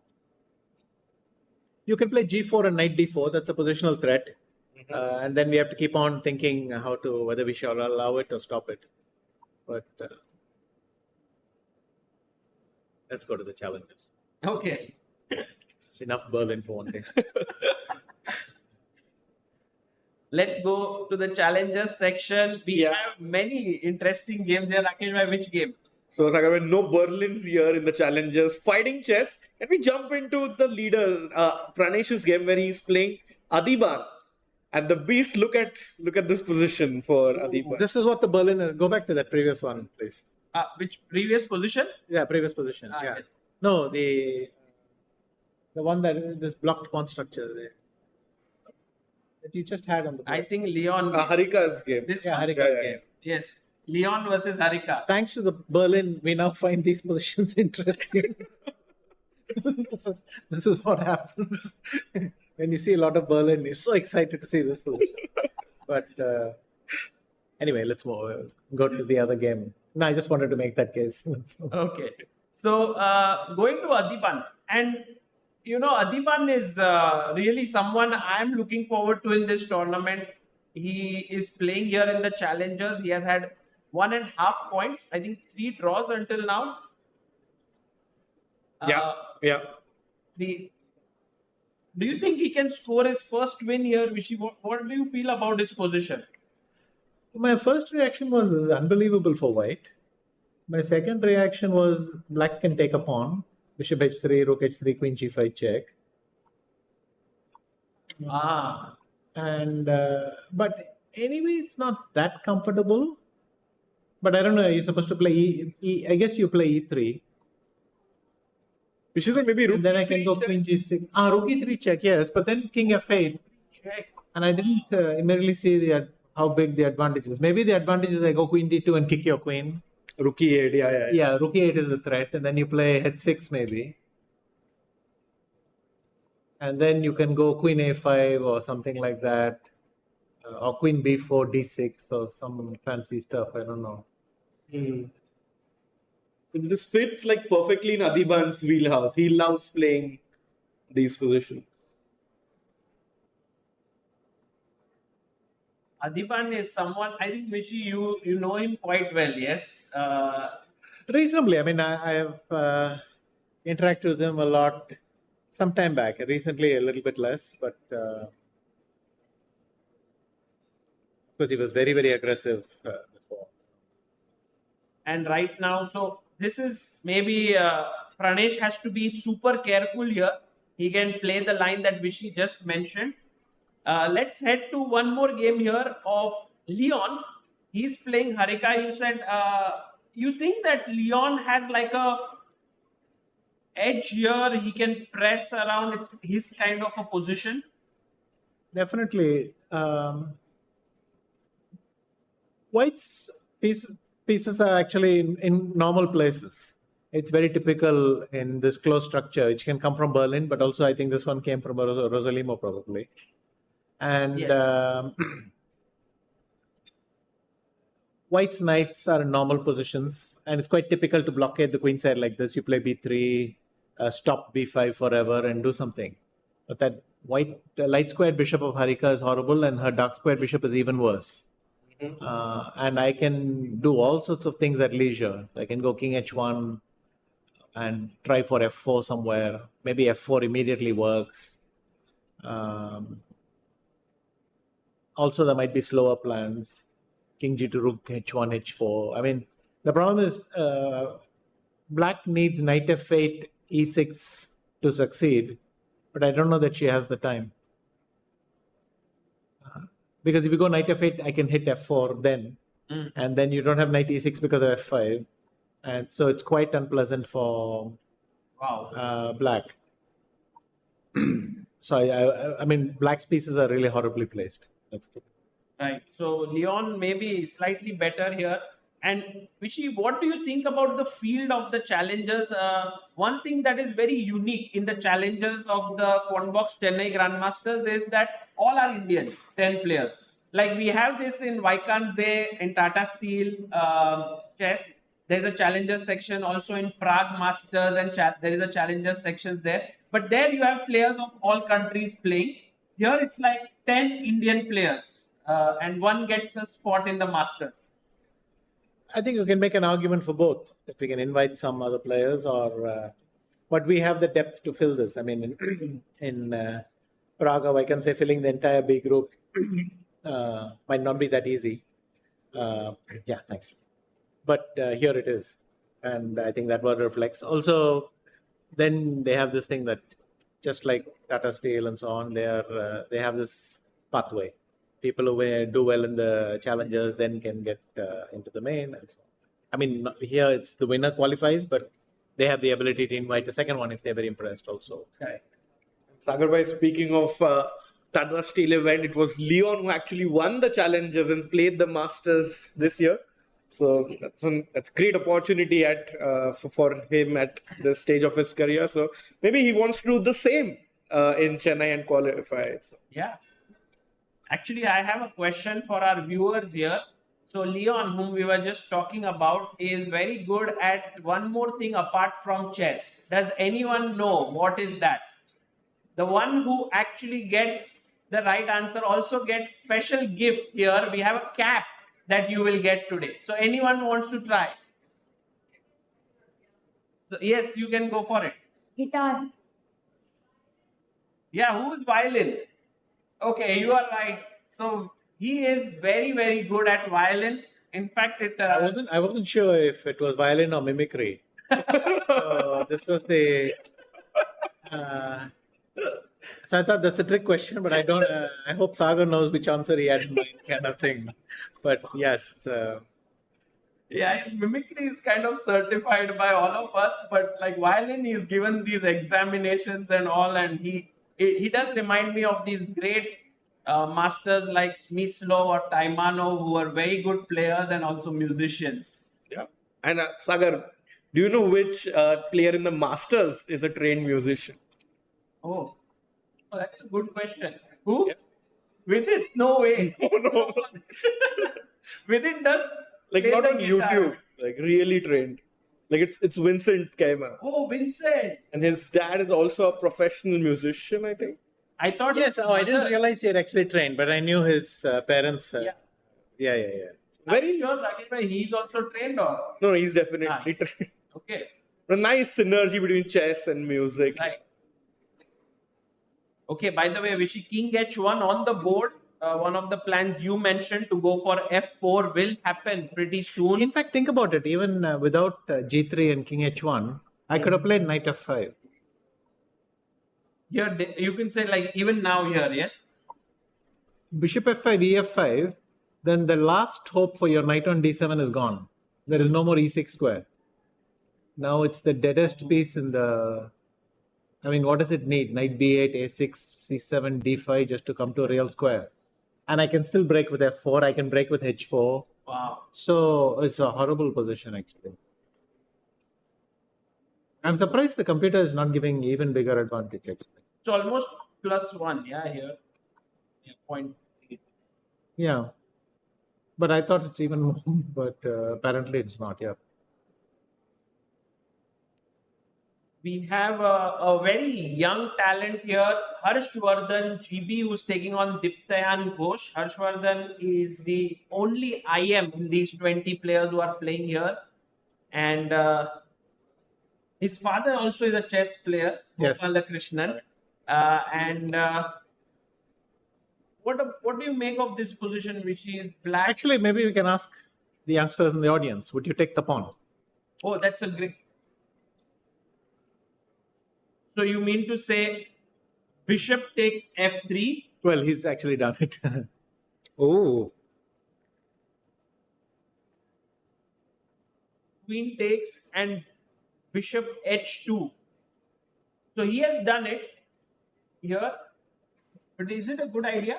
Should I ask them? Yeah. Okay. Bishop H2. I think now you have to... Oh, he wants bishop D2. But then I think knight E4 gets complicated. Let's see. Sorry, I answered my own question, which was not the plan, but anyway.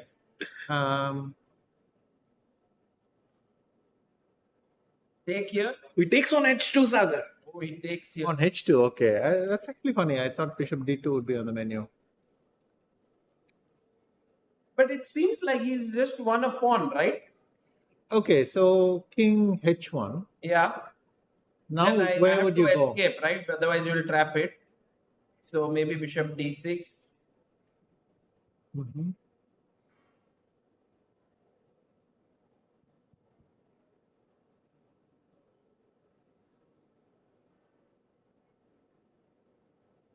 Okay, if I go knight E4, knight takes, queen takes, you have to play G6. Then see how horrible the knight on D7 is. Usually that's where the compensation is. But here after queen C6, I can defend with rook A7. So for the moment, I've got this breathing space. And for the rest, well, it's a pawn still. Guys, you should... Okay, now can we ask the audience questions about bishop D2?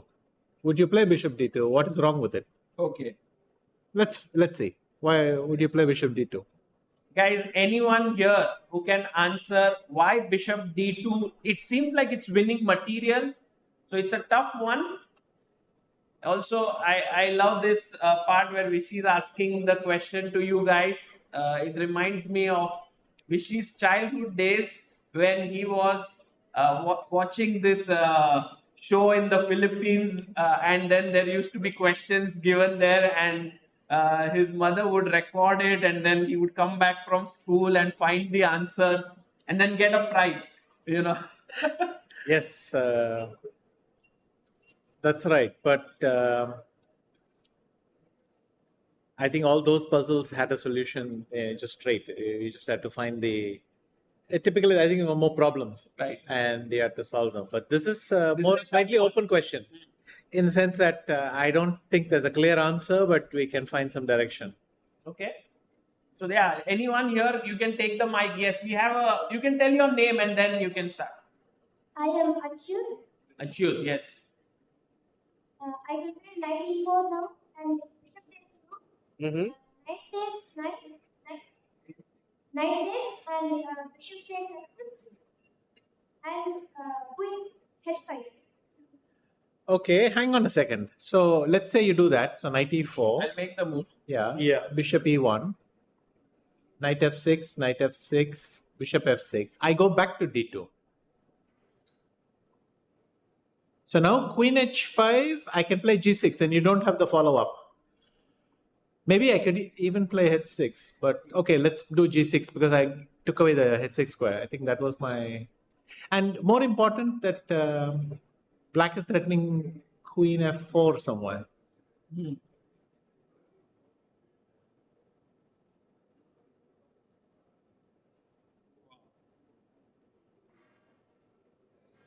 Yeah, that was very cool. Yeah, this actually Achyut calculated take on f6 and then queen h5, and maybe which is interesting. But as Vishy pointed out, bishop d2 is what had to be seen, and this gives black a very good position. So, by the way, can I ask you, did you consider bishop f6 without taking with a knight? Did you consider bishop f6 after bishop e1? so knight f6. No, bishop e1. e1. Bishop takes bishop f6. f6. Did you consider taking with the bishop here? Okay.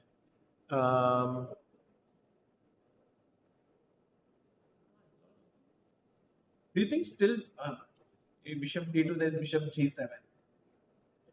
Yes. Now, I wonder if the correct move for black is... What would you play as black? Anyone else also can answer this. So we're not... Yeah. Okay. Knight f6. Suppose I told you this is a draw.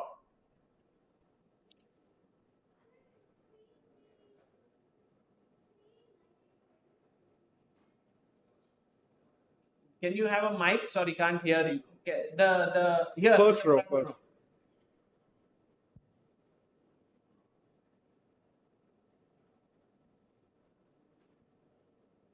Knight into f6. Yes. Queen d3. Queen g3. There is the queen here. Yeah, waiting for you. No, but let's say you go knight f6. Okay. I play knight takes f6. You take with a pawn. And I go queen... I have queen g4, queen h4 and draw. Yeah. At least. Yeah, I don't know. I don't even need to look for more. I know there's a draw there. Right. So if I told you that, Yeah. and I told you you should try for more, what move comes to your mind? After knight f6. Right? By the way, anyone else as well? So, because this position, knight takes f6, gf6, and then there is a... But white could try for something more. No, black. You mean after this? No. Well, we have arrived at the answer. My point was you can take with a pawn as well. So, Oh, sure, take with the pawn. yeah. Sorry? If you take with the pawn, your structure is gone.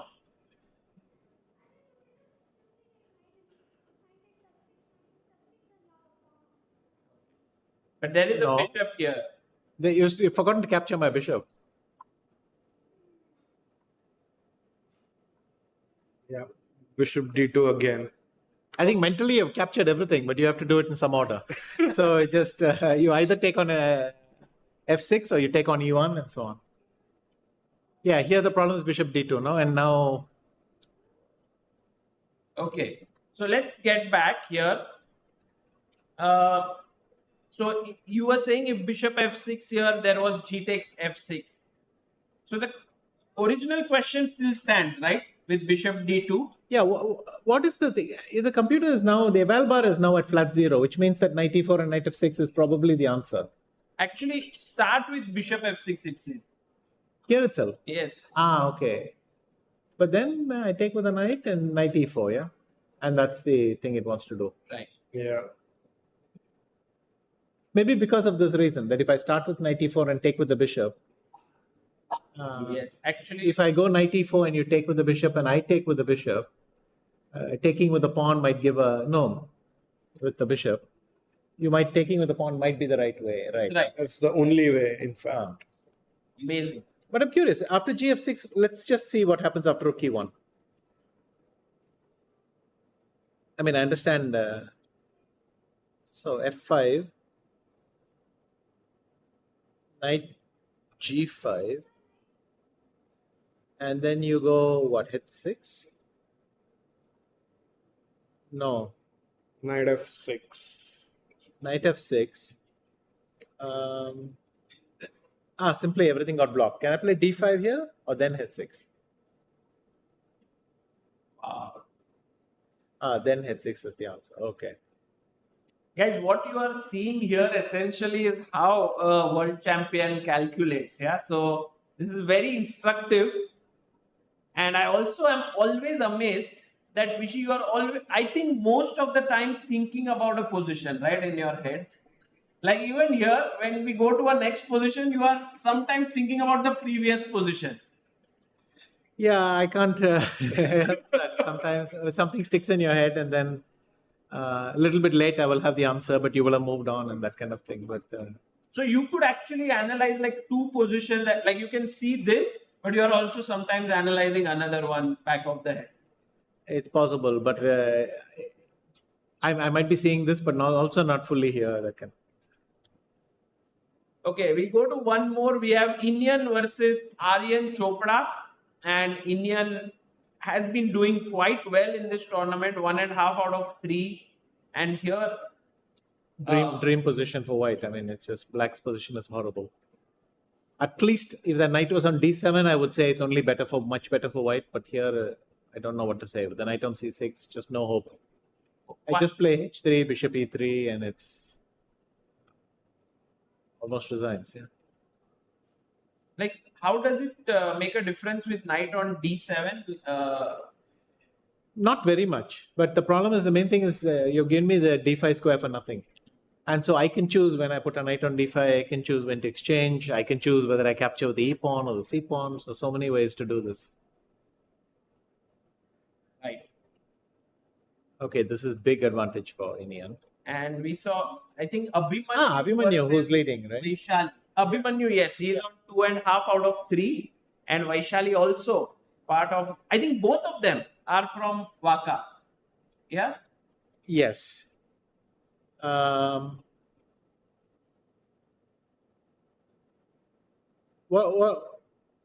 anybody wants to say what they think of this position? Oh, that's a good question. Anyone? What do you think of this position? Just take the mic and say.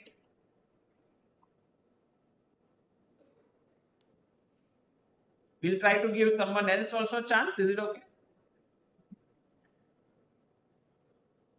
Anyone else wants to try? Just what do you feel about this position? White's last move is knight e4.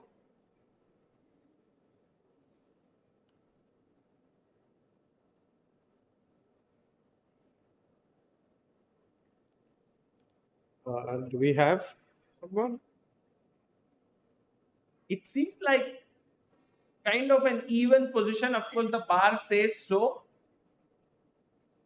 But white has the bishop pair. Exactly. So these positions, even if they look harmless for a long time, there are people who are quite successful with white. very happy in these positions because of the two bishops. You can keep on going round and round. But I suspect that here I will take on e4. You take with the bishop, and I can play something like knight a4. And then you cannot play b3 because I have knight c3, and I can play b5 and leave the knight there.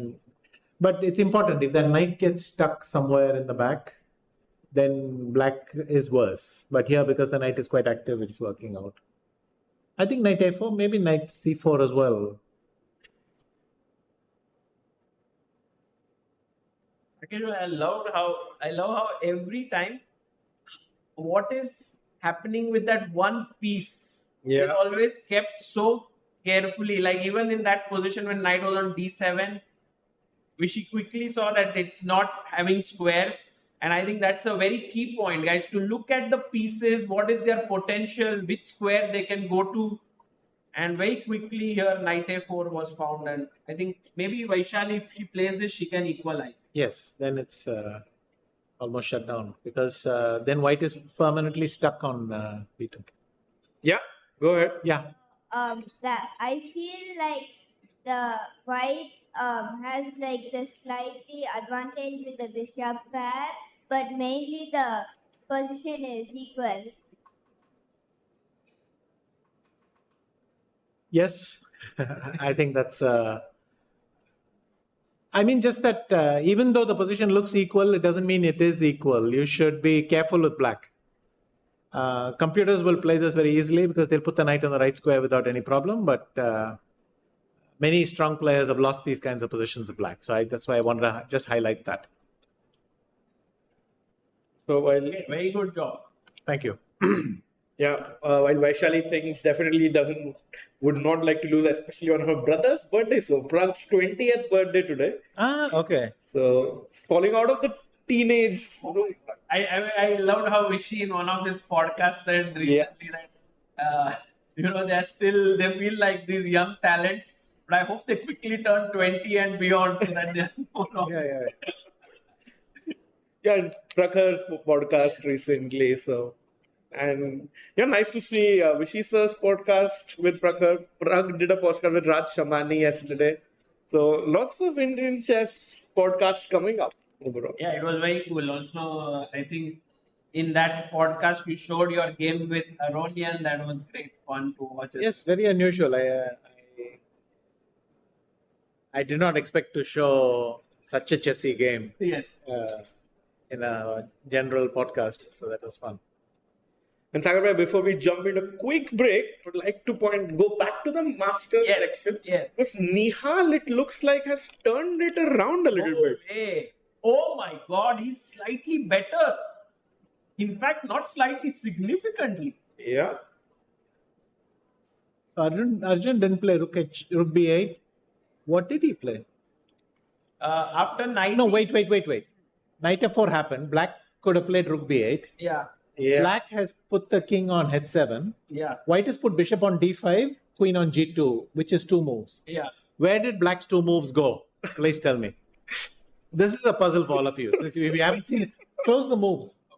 And they can't see. Yeah, they can't. Okay. So where did black's missing moves go?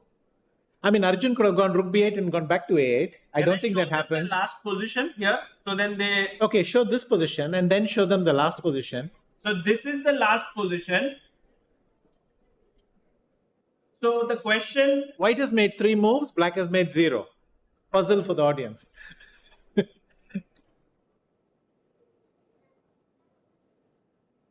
What did black do exactly?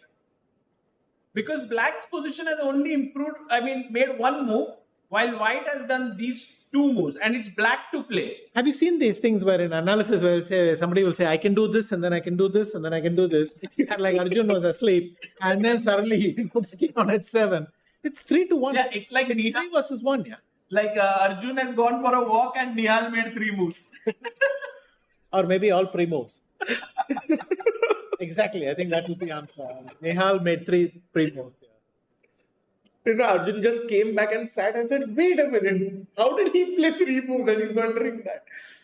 But I think Nihal has made the first pre-move in an official game. OTB game, yeah. Over the board pre-moves there. But Suddenly I looked, there's a king on h7, there's a queen on g2 and a bishop on d5. Where did black's moves go? But on a serious, this looks trouble for Arjun. It has to be, no? It's three moves. So he put the knight on g4, okay. Went back. And then went back, and that's where the moves went. Right. So black has lost 2 moves just going back and forth. Do you think he'll play rook h8 and king g8? Oh, that's why he went king h7. No, I don't think so. But No, the threat was, I guess, somewhere bishop e5 and knight g6, right? With the bishop here. yeah. But then that's a problem after rook h8 and king g8. I go bishop e5 and knight g6 is a threat. Right. How bad is this for black? I mean, I understand he's lost a lot of time, but does it matter immediately? What is the first move that comes to your mind for black here? Like if you were black, would it still be rook Why don't b8? we throw this to the audience? Yes, guys, what's the first move that comes to your mind? Black to play. Arjun is in trouble. What do you think you would play here? Lots of people on their phones, which is not helpful. But Maybe we could flip the board so they can see. You want to flip the board. Okay. So it's maybe easier for them to answer. Guys, don't look into your phones and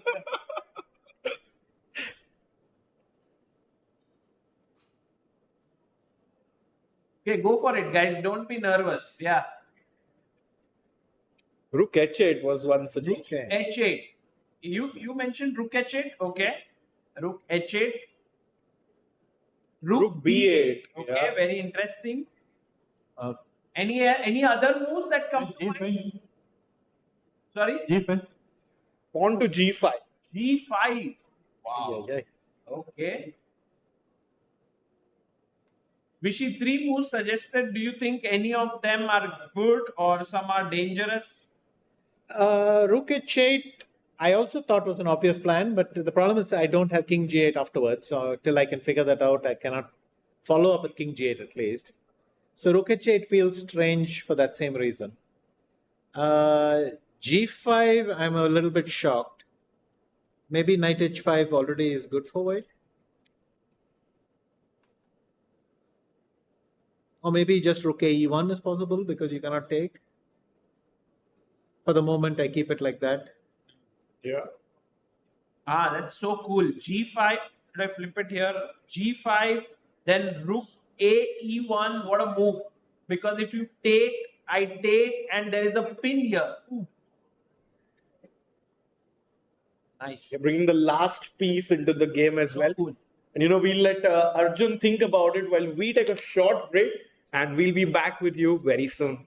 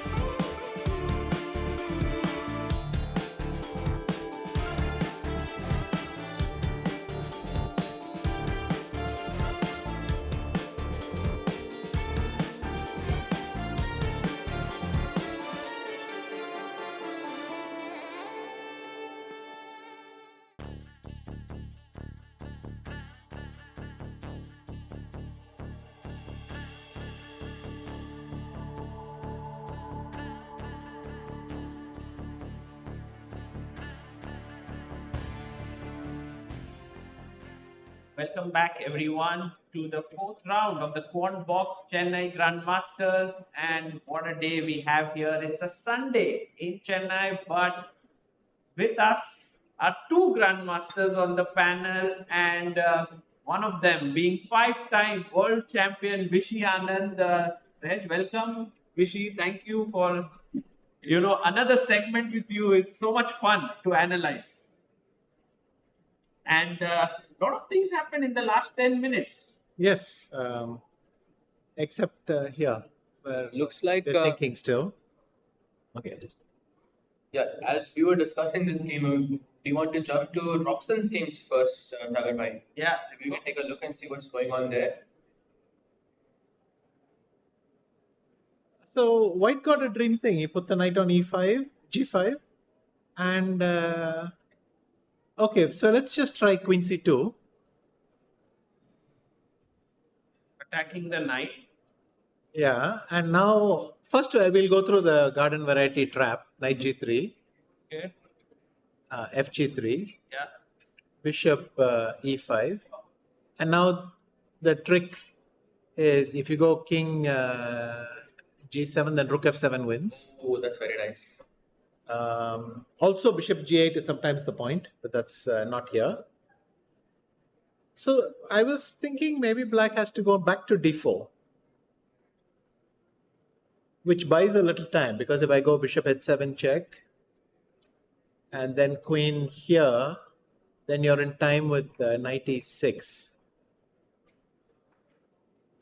Something like f4 now, yeah? Yeah, f4, because if you go obviously bishop g8, I solve two. I protect h7 as well, Right. which is the key point. But You remember, sir, last time in Tata Steel, I asked you about the golden pawn. And everyone has been, I asked you whether this is an important pawn, and you said, no, there's no such rule like that. And since then, everyone has been using that against me. And I just remembered this because of the F pawn we just pushed. okay, yeah. But yeah. Sir, there's nothing like golden. No, Vishy sir refuted that. So when Vishy sir is not here, I'm very much about, You very much- convinced us. No, I convince you when Vishy sir is not around. But when he's here, then I'm quiet. I've forgotten the question. What exactly is a golden So pawn? whether there is such a thing as a golden pawn, because when generally you push the f pawn, you often weaken the position. So I was taught this by Grandmaster Vladimirov sir during like one of our camps in Kazakhstan, and I remember for 2 weeks all I heard was just the golden pawn, and it stuck with me forever. Yeah, well, at least I don't, I don't know about it. But, yeah. But this is quite significant progress for White. I mean, when we saw it last, they were here. Oh, he found knight f3, which is strange because he has not even castled yet. Some bishop takes b2 looks interesting to me here. They said bishop takes f7, or are you just going to sack something? Actually, bishop f7 works because if you do this, I go queen b3. Now you can, if you go back to the 8th rank, then queen b2 will attack your rook. And if you come to the diagonal, then it's check. So you don't have time to capture my f3 knight. You go king g7, then there is queen takes b2. Yeah. Yeah. Got it. So So very nice line. where did he go? Bishop f6. And e5 happened as well. Now bishop to g7. Wait a minute. What happens here? I think just queen f3. Yeah. If gf3, then there is queen takes f3. Yeah. Because if ef6, then I can play fg2 and I'm winning probably. Yeah. Oh wow. Oh, queen takes. Yeah, you can play bishop e6 or something, and your king is more or less. Knight f5, queen e2, king f8, and where's your attack kind of thing. Oh yeah. You're right. So this was nice. Knight g5, d5, bishop d3, knight f5, and just castles. Nice stuff by Ray. Okay. It's a bit interesting because previously, black seemed to be doing quite fine, but then where do you think exactly black went wrong? No, we were not paid close enough attention because knight f3 seems to be very principled. The knight gets to g5. I was just explaining it takes 4 moves to get to f4, but here it just got to g5 and 2. So, good point. We weren't paying attention. Right. Arjun is still thinking?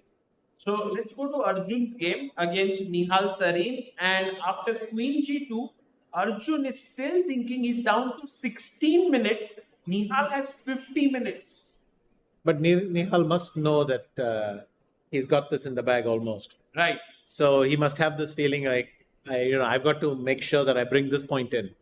Especially after missing the win against Anish and quite a very good position against Vidit also, right? Yes. Right. So Close to winning. Yeah. But somehow the clock is ticking for Nihal. So Arjun has made a move. It's not updated on the board. Is it rook b8? Yeah, if we can have a close-up on the board, maybe we can have the move for us. I think the move is rook b8 side, right? Rook b8. Yeah, rook b8 is played. I can see it on my screen. Although this screen is not, okay. broadcast is there, but this screen is what we can see. Yeah.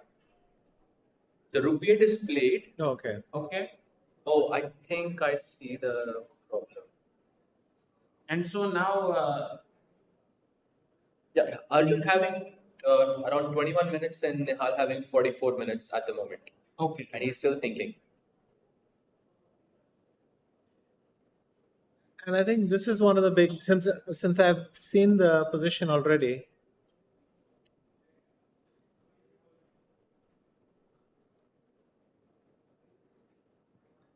yeah. So this one seems like after rook b8, Nihal has to find the right way forward. But It's not a human, it's not a very easy move to find. Since I saw the answer, I'm not going to pretend I didn't see it. D4 is D4 is the correct move here. But exactly now weakening e3, and it looks like knight g4 is a decent defense for black. So to understand that this is the best move, I think it's not that trivial.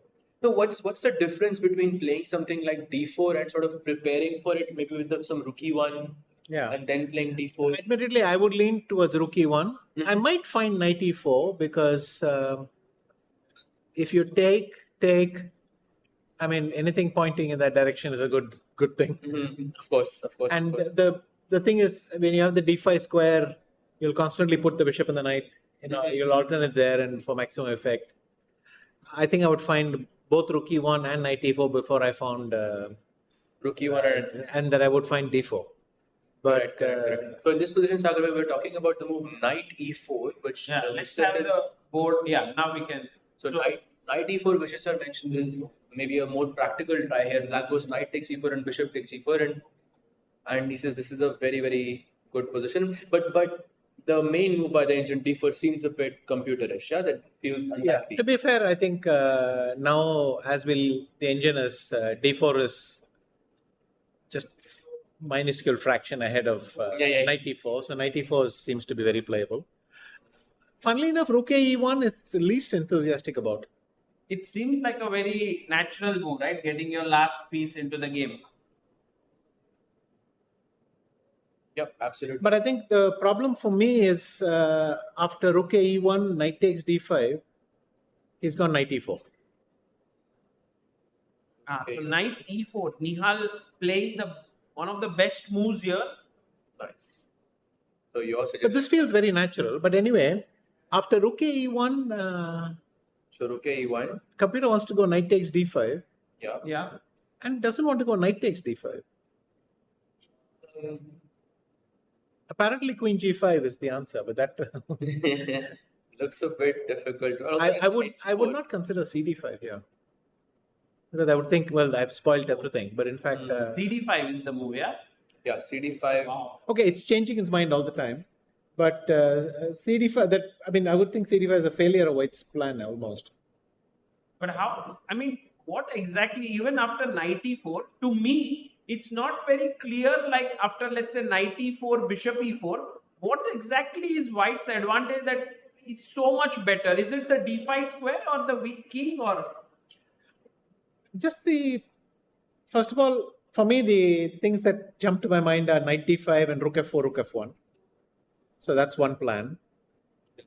I mean, in a cautious version, if that was not possible, I'd play h3, rook f2, rook f1 also. Because once I build up that kind of mass, then f7 will collapse. The obvious idea here is bishop on d5, knight into g6. So you'll have to decide something for that. And the thing is, where are you going to put your bishop and all that? It's actually tactical, yes. This is very tactical. Very, very tactical. So, what do you think has gone wrong for Nihal so far in this tournament? Because he has had such great positions. You know, even against Vidit, he had more time as well. But Vidit sort of pulled a. That much detail I don't have, but it's strange because he's a very good finisher. Yes, exactly. So, and he normally calculates very fast. So something went wrong. Okay. Whereas with, let's say, Vincent, he was worse out of the opening, and I think that's a kind of logical story. But the remaining two games, even if later on he had a chance, that's kind of accidental, I would say. A bit. But with these two games, it's quite surprising. Should we look at the game of our leader, Vincent? Absolutely. So Vincent versus Anish has some progress here. C5 is on the board and Vincent has maneuvered his knight from f3 to d3, put his pawn on f3. Very complex position. Yes.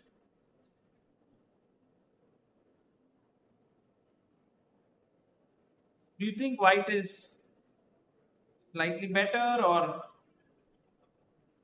black is? I feel white should be better, but I see the eval bar is at flat. So I don't know what to say. But why do you feel like white is slightly better? Like the piece placement of white? I just feel.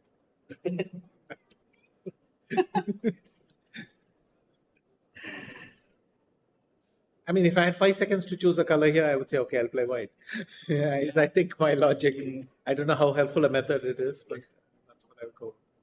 Right. Would a move like d takes c5 be useful for white here? Sometimes it might be critical, but we have to be careful because black then can play queen b6. So my bishop on b5 right now is sitting pretty. And Okay. So right now it's roundabout even and Vincent is putting some pressure. Vishy, you played Anish for many years. And he's kind of at this stage, maybe he went down in ratings. He's coming back up. He's reinventing himself. How do you sort of gauge him as a player? Is he evolving into a more aggressive player? He was very solid, right? Back in the day.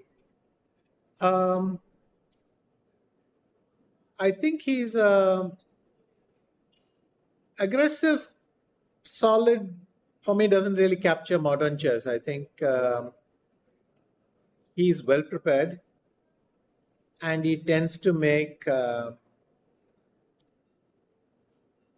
classical moves. You know, plans that are well known historically, kind of very rough description. And I think now he still operates within that parameter, so he doesn't do the completely crazy stuff. But you have to follow the herd also. If everyone is going in some direction, and that's the thing, then you have to do that, and he's doing that. He must be quite happy with some of his rapid and blitz results, but not all of them. I think in did he play Warsaw or? Yeah, he played, I think, in one of Zagreb. the Grand Chess Tour. Yeah, I think Warsaw. He did pretty okay in Blitz, I think, the last day. Zagreb, I think. Okay. Yeah. Yes, I think, yeah, because he played Magnus as well. Correct. Okay, then we have this game which is between Vidit and Pranav, which was this Berlin. Kind of forced us to look at also the games of the challenges. But do you think the game is heating up here? Still, It's funny, the black knight doesn't have a single move. There's no square for it, but the white knight is also trapped. It doesn't feel obvious that these pieces are trapped, but then the black bishop on e5 is trapped as well. The white bishop on d2, it's not trapped, but it can go back to c1. So the pieces are kind of stuck in their place. None of them are in any imminent danger because they're all trapped. Black cannot attack the white knight because he can't move a piece to attack it. And white cannot move his white knight on e4 in order to attack f5. And so this is a very strange position to play in that sense. Kind of stay like a zugzwang here in the center. But Vidit has doubled, and so there's a lot of tension there. If any piece clears, then suddenly that it becomes very powerful. And optically speaking, do you prefer white here or do you prefer black here?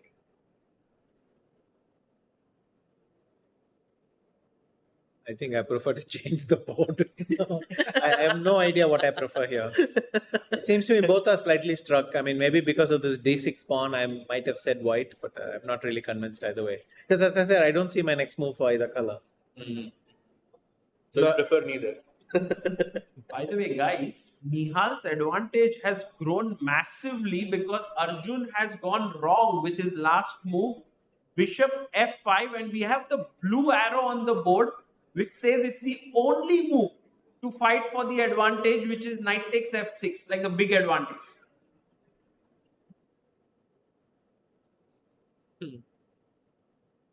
Actually, there are two moves I see in here. There's also knight g5 check apparently. Yeah, I don't see why it's not working. Yeah, there are Or maybe blue simply means the best move. It may not mean the only move, right? It means that it's an only move in the position, so it's an only move to draw, only move to win. Otherwise, there's a very big difference between the evaluation thing. But I think it could be a bug. Maybe it's not the case here, yeah? What do you want? No. I prefer it like that. So knight g5 also you think Vishy is a good move? Check. Look, bishop on b2, bishop on d5, knight on f4, rook on f1, and knight g5. I have to say,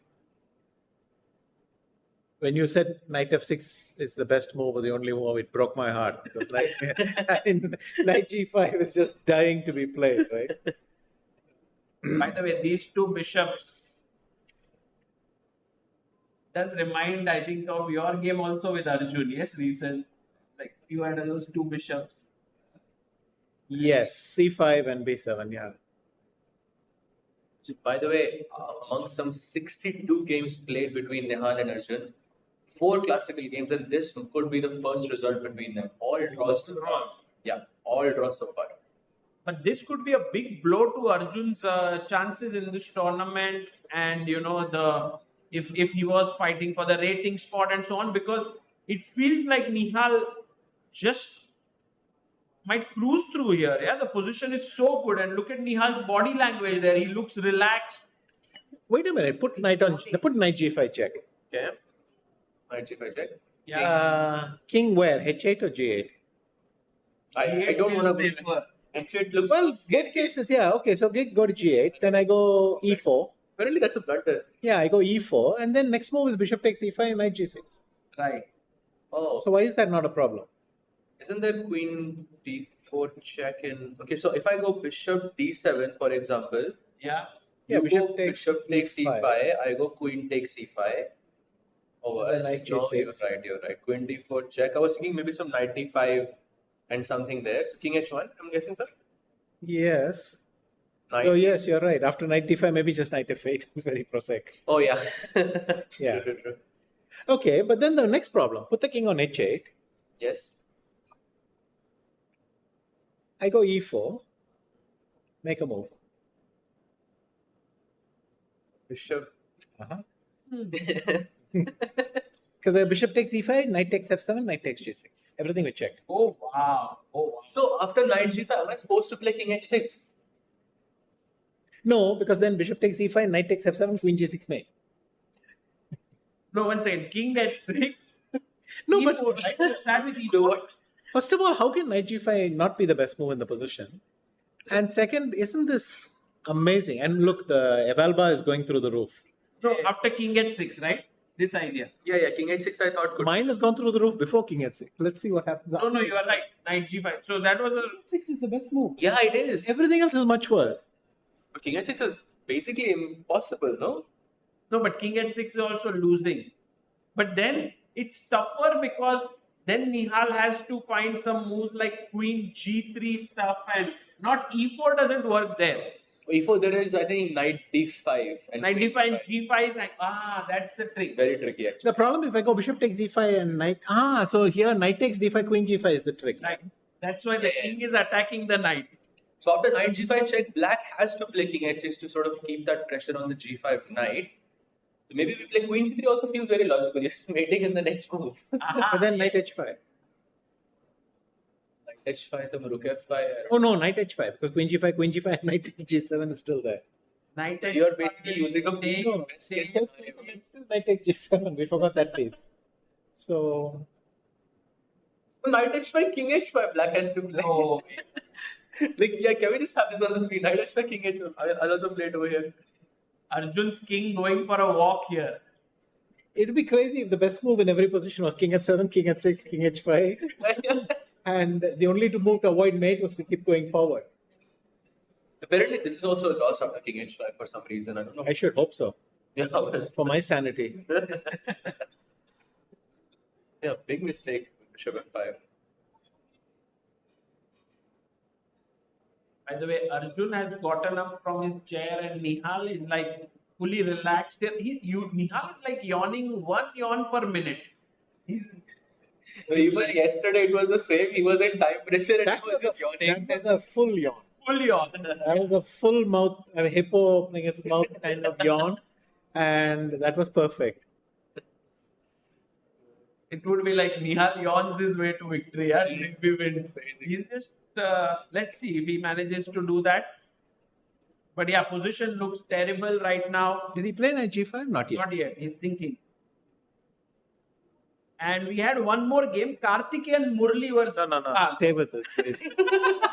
That's what you have to say. I mean, if knight g5 happens, I want to say Arjun whether he can go king h6 or not. But this is the craziest game I've seen. First, Arjun sacrifices 2 moves, and then bishop f5. Yeah, bishop I mean, I understand they don't have comms, we have comms, all that, but come on. What is going on here? Maybe Arjun just got into this kind of tilt in the game, right? He made one bad move, then another, and it's kind of tilting away this position. For me, this game is just very hard to explain. So, I have a question for you in this sense. Nihal's opening preparation has been very, let's say, interesting and very strange at the same time. But today was the first time when he had a substantial sort of disadvantage from the opening itself. Like we saw some 0.6, 0.7, something like that when we left. But suddenly he has a very good position again. So could this have been some very deep preparation, or am I just over analyzing this? No, it's important. It cannot disagree that much with your thing. I mean, it was clear that h5, h4, h3, and it was actually decent for black. It's not as bad as it looks for humans because you put the knights on g2 and g3, and I didn't feel practically it was bad for him. But look, these positions are not easy to understand because we're not familiar with them. We didn't grow up with them. Right. And it seems that rook b8 and b5 gives the counterplay, but you have to study this position carefully to understand it. It's not that easy because something is different in the way pieces are. I mean, normally I get the f and g file like this. I would be very excited. So I was quite surprised to see the opposite. And then Nihal in this tournament is working with Vishnu Prasanna here. And he's here, and maybe there is something with him that, he's staying here and they are preparing this stuff. Maybe they're not preparing much. They're just coming to the game. Each day there is something new. Some close Sicilian stuff and so on. Especially that game against Anish, with that opposite colored bishop. It was so thematic until a certain point. For sure. Vishy, I was talking. Maybe Vishnu is sitting there thinking what movie we'll watch tonight. Or maybe Vishnu is in the room thinking what movie we'll watch before tomorrow's game. I don't know. But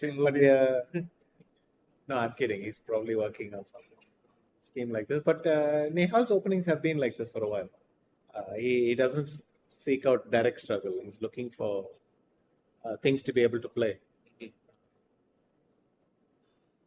difficult to say because they keep on switching time control, so it could be just practical. I prepared this for that time control. This looks so, done with the game already. He's doing all his stretching exercises. Stretching, all the yawns. It's like maybe all of his energy is spent, sort of exploring the position. What are the times? So Nihal has 30 minutes left. Arjun has 15. Yeah. Oh, he takes on f6. Wow. Interesting. Nihal playing like what the engine wanted him to. Maybe do they do post-game interviews? Yeah. I know what if Nihal says, yeah. No, I'm not going to, but you guys should ask him. Nihal says, yeah, knight g5, but I didn't like king at 6. I'll be a fan for life. Not like king at 6. But it's quite possible that he... Look, even when I saw knight f6, I realized it's good because nothing changed. My bishop is still on b2, it's still on d5. It looks good for white. But if I had knight g5 check... So maybe after queen f6, there is knight h5, I think, right? Maybe he likes that more. Knight h5 and rook f5. Rook f5, right? Yeah, you can show that. Maybe that's what he likes more. Isn't that just winning? That is winning. But what is you have for bishop f6? Same knight h5, in the same position. Bishop h8? I wanted to stack on f5. And queen h3. Yeah, queen h3. So something there. I didn't calculate that. Oh, so it's just knight f6. What did he take it with? Bishop takes. It okay, thank God. And now the knight h5. Now knight h5 anyways. Can I? Knight f3 doesn't help me. Knight f3 check. Rook f3, bishop b2, and rook f1, and then you're still kind of stuck. Yeah. Wow. Oh, I also have rook f5, no? No, sorry, there's rook g8 at the end, never mind. I can come back g3 and still play rook f5. So, yeah. No, but rook f5, bishop a1 is a bigger problem. I was thinking rook f5, g5, d4, but I missed rook g8. But yeah. Oh, that. Okay. There's this rook g8, which is quite nice. My idea was to have this queen g7 and b2, both of them attack. Yeah. Too much talent. But wait, rook f5, you go bishop takes a1. What's the point? Rook f5, bishop takes a1. Queen h3 or something. Yeah. And if gf5, knight f6 check. King g7, queen h7 check. King f6, queen h4 check. H4, yeah. And I win the queen. Then everything is collapsing. Okay. We can't mate on e5? Oh, that's tragic. I was thinking that queen h6, queen f4, but... I tried it. Yeah, it's not working. Queen f4, king f6. Queen h6, king e5, queen g7 I tried. Queen f6, queen g3, f4. That's the problem. Otherwise it's fine. Yeah. That's tragic. So here instead of queen h4, king e5, you go queen h6, queen g7, queen f6, and now queen g3 you have f4.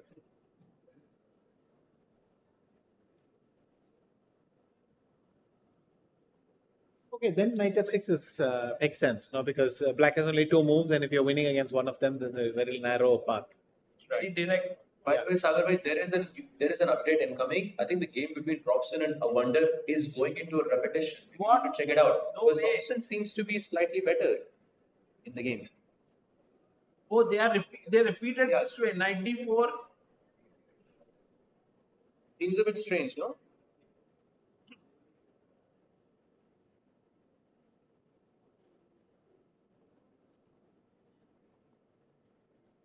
Yeah. I don't know if Robson will take it, with queen c2. Because if he plays queen c2, a Wonder can claim it. Oh, yeah, he's given up his advantage because he cannot go back to c2. I mean, at least given up that advantage that we saw. Right. So now... But he could play on potentially with rook e1, something quiet. I think we saw a similar scenario with Dipta and in round 2. Pranav. And Pranav, yes. Because But black is threatening f6, right? for example, rook e1, f6, he takes bishop. Yeah, maybe rook e1 is the best move against f6 because only my pieces are in. You mean bishop e5? Bishop e5. Oh, that's nice. That's nice. See, it's a golden one. Yeah. Okay, so here maybe it's a key moment in this tournament for both these players, whether draw or you play on. Their Robson can try to continue here. Meanwhile, the other games are very even. By the way, in Nihal's board, he has played knight h5. It is on the board, so there's going to be proper Wow, fire. that means he has seen knight f3, rook f3, bishop b2, rook f5. Otherwise, you cannot enter the line. Yes, exactly. In a way. No, but you can also play. You can't do rook f1 here, right? Because then bishop e6. Of course, even there, white is better after knight f4 or. Oh, is it winning? I can see the bar just taking a big jump in that position. Is it rook h? No, not rook h3. It must be just knight f4 or bishop e6 and knight f4. Oh, it's just. What is the Yeah, best knight f4. Knight f4 is the best move. Wow. So maybe it's just rook f1 also works. Yeah. So Nihal is really closing in on the victory here. His first win, and it will be first loss for Arjun. What a turn of events, actually. And Vincent, how is he doing? Yeah, we should go back to that game. Because now the lead is in play in some way, I can say. Somehow it looks like these players are also going to find a way to repeat in this position, but I don't know. Yes, it seems that despite everything, these hanging pawns in the center are not easy for white to exploit in some way. Yes. As you said, d takes c5 is not a good move in this position. Yeah. But that's where my mind would go first. It's difficult to make progress with the white pieces. What about something like h4, h5? No. You play it.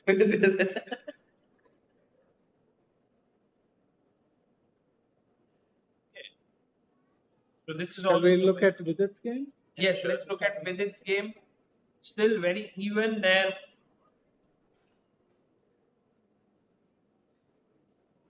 If queen b2, the queen is getting trapped. Rook b1, you cannot play queen a2 at least. Because then I go rook a1, rook b1. Yeah, b1 and then Queen trap. Vidit should be careful here to take that pawn. I don't think he will.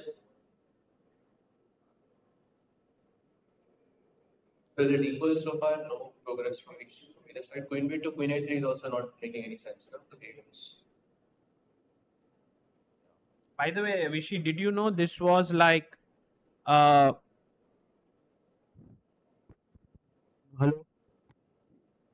This was like Vidit's first classical event after nearly 9 months. His last event he played was in November. So he hasn't played much classical chess.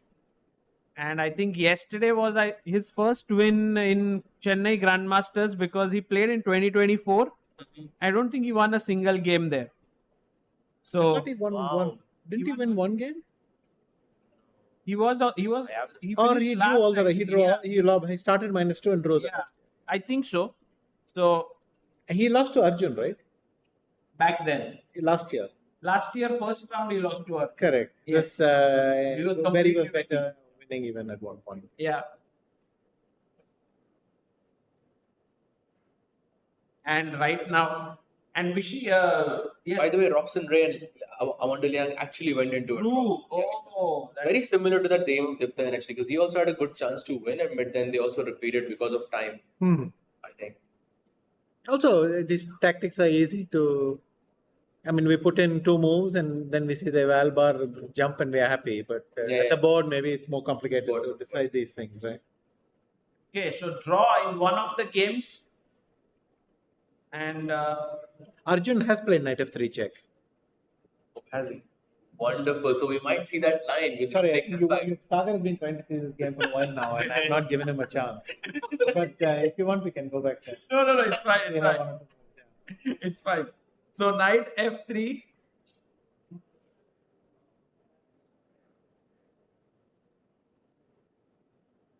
And I think rook f3 is very likely here. Seems forced, yes. 5 moves happens in that game. Sagar tries to look at it and then we say, no, but Arjun is now resting his head on his other hand. Let's go back and have a look. And then we come back again. I'm not giving you a chance. But you know, Vishy, I have a feeling that Jordan is slightly taking over, no, here in this endgame. I can't tell because for me, if white plays f4, then white has made progress. But if black plays rook takes c3, then black has made progress. I don't know which is happening faster. He can do directly, yes, f4. No, I mean, well, yes and no, because if bishop d5, you have rook g2 mate suddenly, and you have to check what happens there. No, here I'll go knight f5 and take on f6. I mean, if you play f4. Right, right.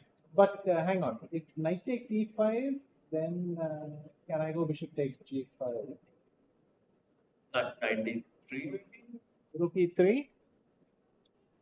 E3. Or maybe I throw in knight a6 first. Yeah, knight I f2. play knight a6 first. I mean, go bishop g5. But it doesn't matter. I can throw it in. Yeah, still very, very tough. Yeah.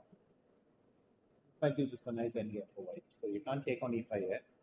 But if I go rook a3, you'll go bishop d2, and then what did I gain?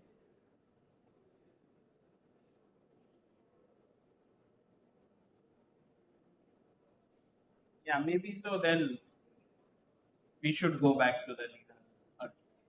He did go rook f1 and it's happening. It's happening. But if bishop e6, then knight f4 is just unbelievably strong. Oh, because look, bishop e6, knight f4, bishop d5, knight d5, put your queen anywhere, e6, let's say. I played d4. And your bishop, then you have lost the bishop also. I get the f6 square, g5 square, everything. So it'll just be total destruction. This is such a nice move. I think just blocking the bishop and winning it there. I think this is a position where white doesn't want his opponent to resign. It's such a good position. You know, you don't want to. You don't want the game to finish. You don't want the game to ever finish. It's. Yeah, it's so very good. Wow. Oh, he goes queen h4, which was the best move, I guess. Yeah. No, he will still put fantastic resistance. The question is, I think you just have to take on f5 and take with the other rook and. You just take twice. So yes. take. Because I always have knight g3 for any rook g8. So if g8 here, you can. Knight g3. Knight g3. And then this is very good compensation. Correct. And if bishop e5 or something? Bishop e5. Queen f3 maybe. Yeah, you're. Wow. Oh, rook h5 is the thing. So rook g3, h3, queen g3, and this beautiful game finally ends in an endgame. So. Which should be winning for Nihal. Yes. As he wins this pawn. But yeah, this could happen potentially going into such an endgame. Yeah.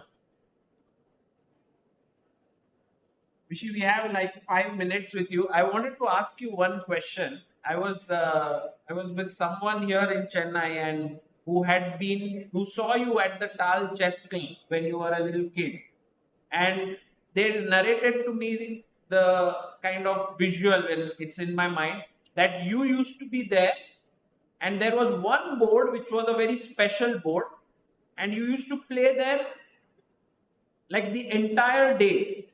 On Sunday and on weekends, it used to be from afternoon, and on the weekdays, it used to be in the evening. And you would not get tired. It was winners to stay, and you would keep playing on and on and on, always. How would you do that? Like, I mean, is it accurate? Do you have these memories of Tal Chess Club? That's a pretty reasonable description. I mean, of course, we had winners stay. So if you have a good run, then you tend to stick around. But I mean, if you're, whatever, I was 10 or 11 years old, stamina is hardly a problem. So that's also helpful. But what is it about chess that made you fall in love back then and has stayed intact even now? all these years, because I see you analyzing many times, you still get excited so much and you're looking at these lines, you want to know what's happening. What about chess just attracts you so much? It's very hard to put into words. It's something's fascinate you. You can never quite get them out of your head. Chess is a typical case in this thing where chess players will often keep on thinking of a game for 1 or 2 days and that sort of thing. Maybe it's just the search for the answer. Wow. Search for the answer. That's so... Okay, he's gone bishop h3. Oh, knight g3 he played. Oh, so he's just taken the f7 pawn. So I think the position is not completely winning for Nihal anymore. So Nihal didn't take on f5. Wait, isn't there a problem? If I take on f7, you don't take, but you play king h6. How do I not lose the exchange? oh, bishop g7. The point is bishop g7. There is some very crazy line there. Well, now, I mean, here... Instead of king h6, there is bishop g7. And now white has to play... I mean, I just saw it on Knight f5, bishop f5, rook f5. I wouldn't be able to see it, yes, but that is correct. Yeah, knight f5. Bishop g2, rook g7, king h8, and some rook f4. Or, no, sorry, knight h4. Seems crazy, very, very crazy. Yeah. So actually, Nihal seems to have slightly messed it up, yes, here? I thought rook f5 was much more clinical than knight g3. Okay, but let's see rook f7. I'm baffled as to why king h6 is not a decent move. Oh, because of rook h4. Rook f4, sorry. Which is like that king h6 idea so much that he's trying to... Finally, when I come to it, it's not working. But because if whenever you have queen f4, I have queen takes h3 check, and that's the problem. What did Arjun play? Bishop to... Oh, Nihal hasn't played rook takes f7 yet. The only move in the position to have an Yes. advantage. There's also rook f4, by the way. So it can't be the... Alright, take and play king g5. No, your king is on h7, right? Oh, yeah. So the king is on h6. Yeah, rook f4 here. But then I can go queen h6, no? The queen takes... Oh, correct. Yeah, you have queen h6, so that doesn't work. Yeah. So then I have to take on f7 and somehow come back with king h6. So take. Yeah. King h6. Queen f4, yeah. Oh, rook f4. Ah, no, rook f4, yeah. But you... Oh, rook f4, but queen f4. Ah, queen h3. Yeah, that's also good. That's another. But usually, this is the still movement, winning, yeah, then for Nihal. Sorry? It's still winning for Nihal. No, but he doesn't have to play rook takes f7. He will go bishop g7 straight. Ah, yes. That's the bishop only g7. move, I think, where... And then you have this knight. By the way, let's just do the... Take back one move. Knight g3. Before knight g3, let's see the eval. It's plus 2 points. Okay, Something. and after knight g3, it has dropped to Plus 1. So the worst good move in the position, something like that almost. Yeah. Keeps his chances alive. Yeah, but very much. I mean, big advantage, but This is the moment when Nihal usually has a slip up, I think. In the past, at least, he's had a good position, but one sort of inaccuracy and then the game kind of goes away. By the way, we are now close to our next break, and before we take one, and Vishy will be going back. Vishy, how was your experience at the Quantbox Chennai Grand Masters? How do you like the overall arrangement? Did you see the playing hall and everything? no, I haven't had a chance to go inside, but I think it's certainly this commentary setup is very nice and gives people a chance to engage and have a good time. So that's a very good thing. And honestly, look at if you have games like this, then it's perfect. Yeah, well, with such games every day, and yesterday also there was so many decisive games. Or was it day before?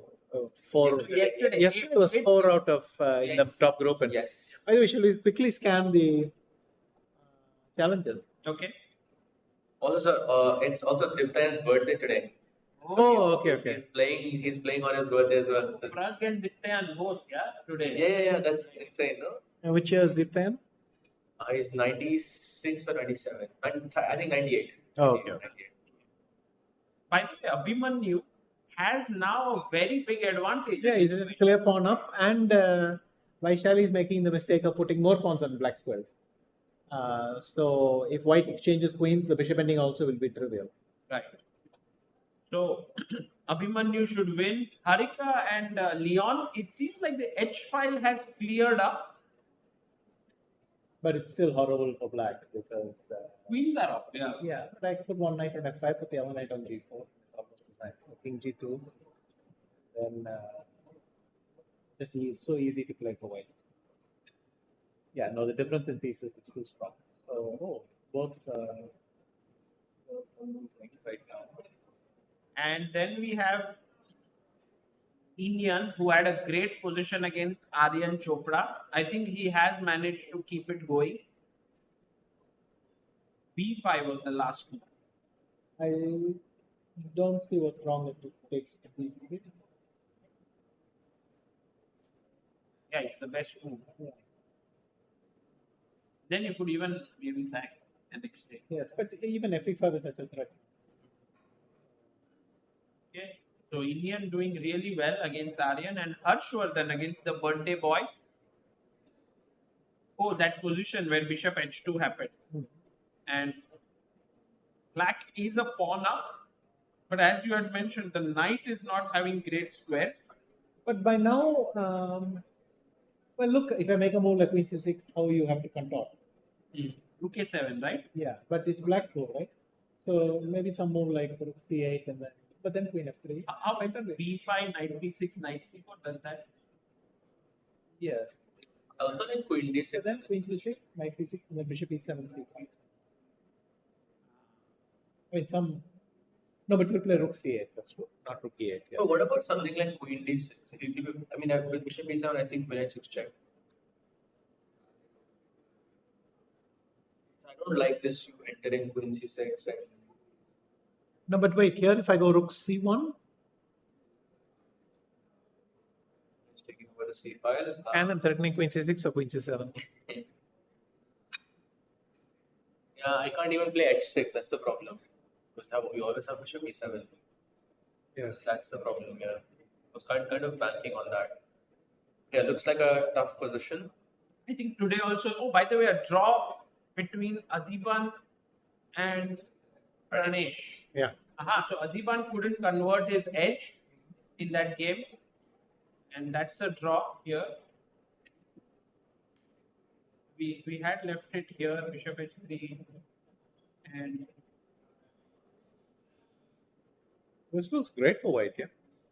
it was very good, I guess. Then Adiban messed it up with some.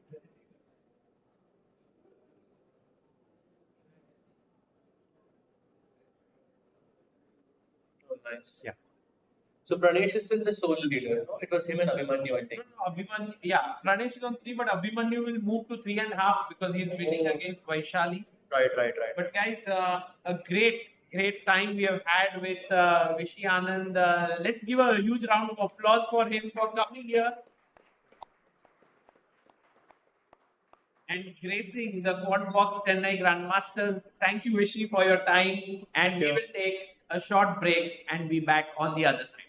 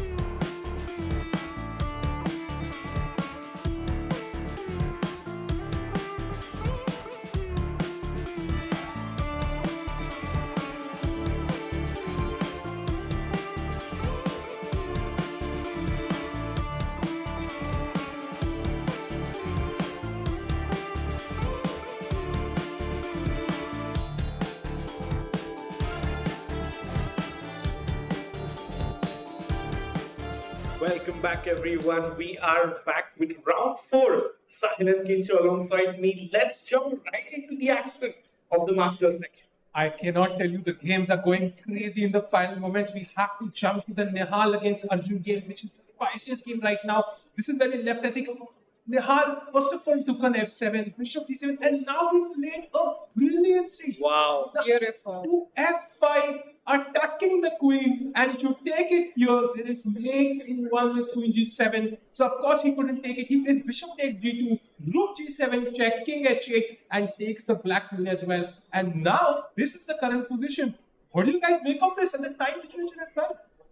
Yeah, the time situation is getting tough right now. I mean, Arjun is like very surprisingly having a tough time. I mean, especially after the opening, which was not so clear for Nihal. Now he is giving a very difficult time, and we know that Nihal is actually amazing when it comes to time scrabbles. So let's maybe break down the position a tiny bit.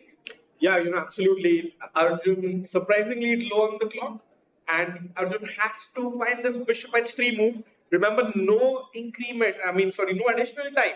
He's got to play on the 30-second increment, and Nihal not at the board. That's a power statement, sir. But Nihal, we've seen him make mistakes in this zone. Right now in this time, if Arjun can hold on for enough, he can battle these demons right now. He can play the only move in the position, bishop h3, for example. Then Nihal has to find some good move because there is, a pretty dangerous threat of rook f1. That's like a checkmate in one. Yeah, not so likely that the players are going to miss this, but at the same time, you do have to be collected because suddenly the position is becoming so tactical, and you really need to be collected, and with such low time, it's gonna be very tough. I have to say, I love this time control. Here we are in current situations when both players don't have any time, and imagine if both players now get like 30 more minutes to think. Like, it just changes the dynamic of the position. I love it. Now Arjun has 5.5 minutes. He's thinking. We don't see him in this situation often. Nihal with more time. Okay, predictions. The final result. Rakesh. I think it's going to be a draw. Kincho. I kind of feel the same, but I'm gonna go for actually Nihal getting this in the bag. Wow.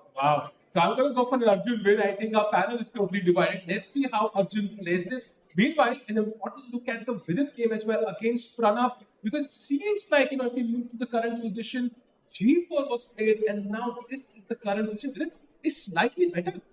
Yeah, and this is a great position for Vidit, and we have lots of fans, and also Vidit's wife is here, so definitely rooting for him. And knight e1, rook e1 on the board, Sahil.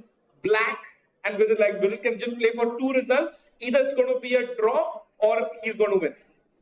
Yep, I think this bishop is a strong piece. Bishop g7 just to trade it off. And what do you think about the time situation? Yeah, both players roughly having the same time, but I think even here we're going to see some blunders happen pretty soon. Definitely, the players really have to still be so collected and calm, because otherwise, just one small mistake and the whole game can slip out of your hands. I mean, we have seen this before in this tournament even, and it's difficult, but these players have to be prepared for such situations, and Black is threatening by a lot. I mean, just look at those 2 rooks on the e-file. I mean, you don't really want to get trouble with them. And look at Pranav, he's zoned in. He knows the value of this opportunity to beat Gujrathi. He will, of course, keep pushing the Vidit in the driver's seat right now. Meanwhile, Erigaisi has played Bishop h3. And now there's a big threat of rook f1 checkmate. And the only way for Nihal to maintain his advantage is knight to f3. How likely do you think it is that Nihal fights this, Rakesh? I think very likely. If you could have the footage of Nihal thinking, he has to come up with this move. And very interesting, in the rarest of rare scenario that we get rook f1 checkmate, Arjun joins the leader because Vincent Keymer drew his game. Yeah, very interesting. And I think Vincent will be pretty happy, right? Kincho, I think from how well he's played so far, and Anish, to draw with Anish is never a bad decision. Yeah.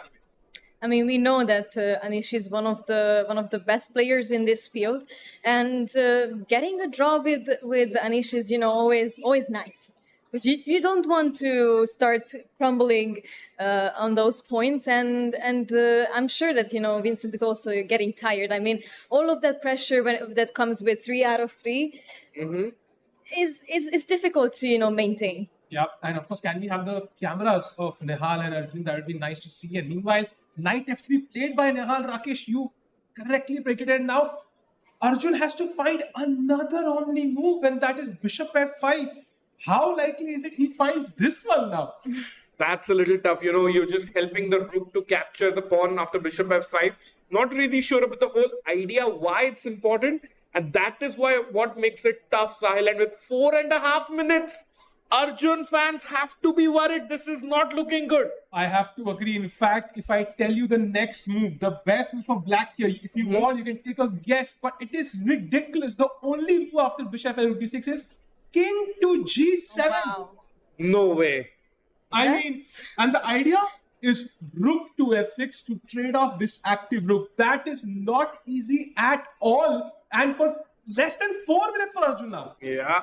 See, Arjun, he's staring, he's calculating for sure. We know Arjun loves to calculate without looking at the board. And it's his tournament. Quantbox's own Arjun Erigaisi. He definitely is motivated to win this. Kincho, does he find the crazy engine idea?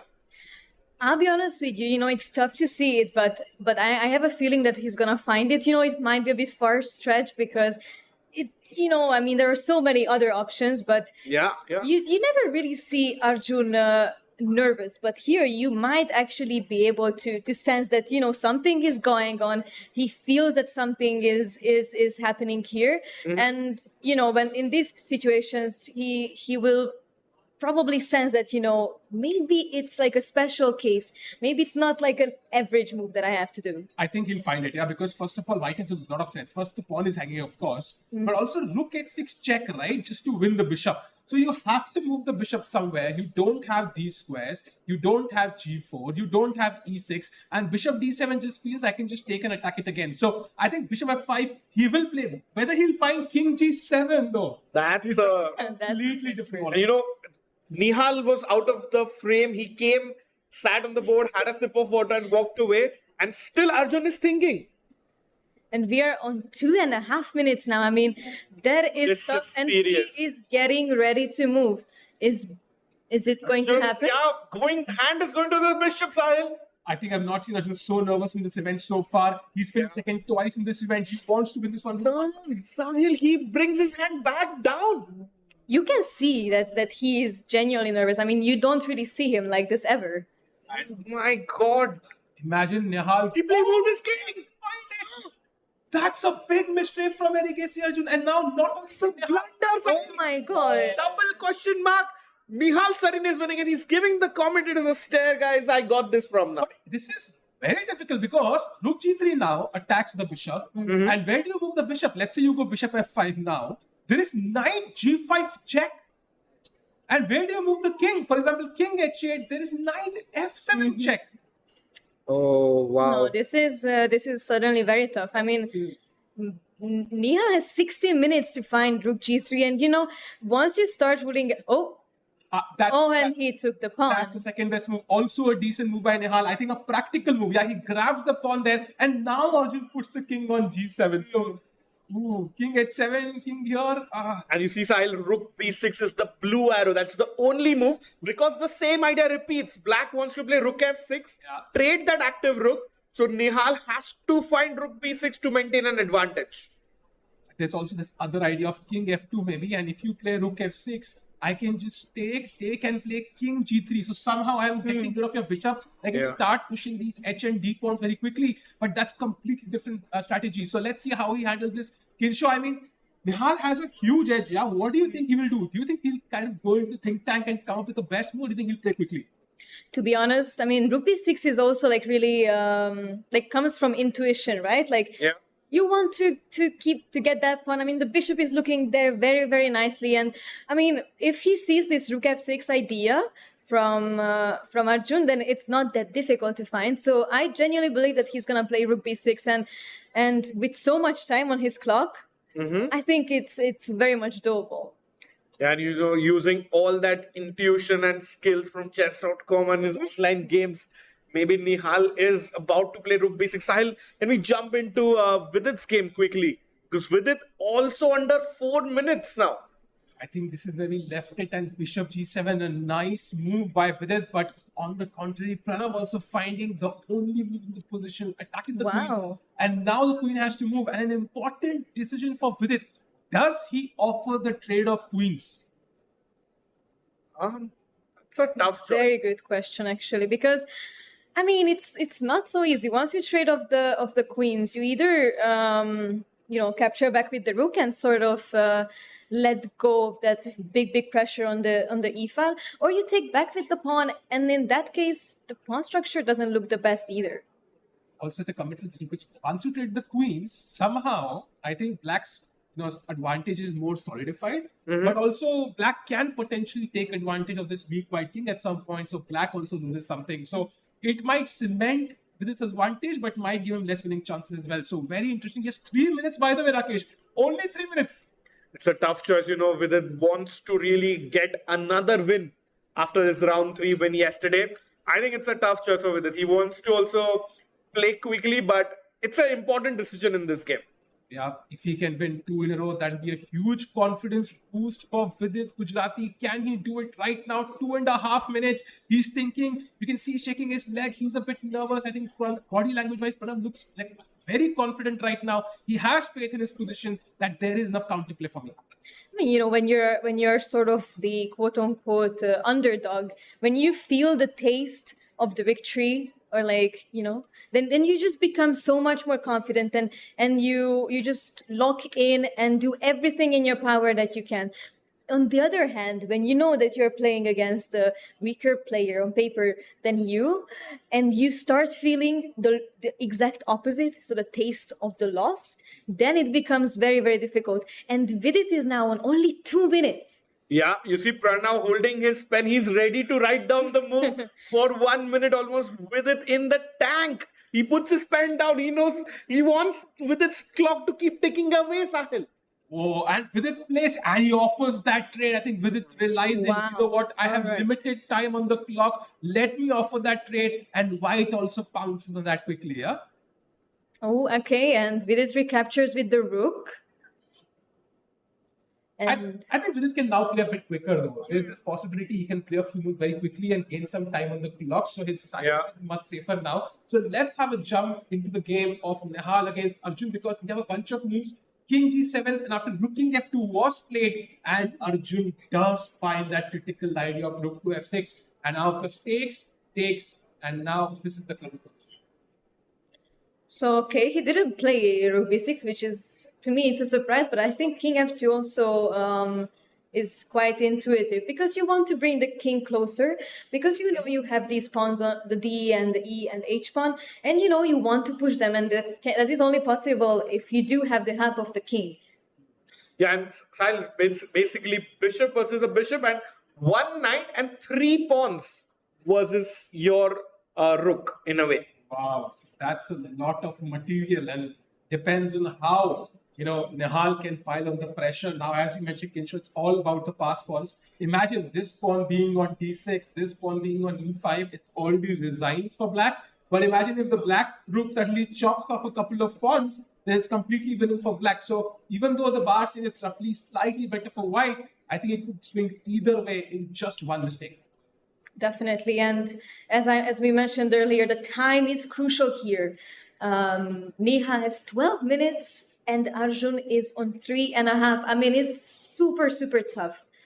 And you can see that Nihal does feel that, something is going on. Yeah, and Nihal not having the greatest of tournaments so far, but what a way to get back in the event, beating the top seed and coming with a win with him against Arjun Erigaisi. And there's somebody in this hotel cheering really, really hard for Nihal. Do you know who that is? Is it Vishnu Prasanna? Vincent Keymer. Because if Nihal wins, he removes his strongest competitor Vincent has, and then automatically Vincent is like way ahead of the competitors. So he's cheering for Nihal here, and meanwhile Nihal kind of proving himself. Okay, after a few losses, I can still kind of come back. Yes, Nihal has a thing. We quickly jump into the challenges section for a brief 90-second look, Sahil. Yeah. Because looks like Abhimanyu Puranik is going into the lead. He is about to beat Vaishali, and very tough day on her brother's birthday, Prag's birthday today. And Abhimanyu will be on 3.5 out of 4. Yeah. The favorite to win, yeah. And the game is already over. Yeah, Wow. Yeah, Vaishali just resigned on the camera, and Abhimanyu is keeping the lead.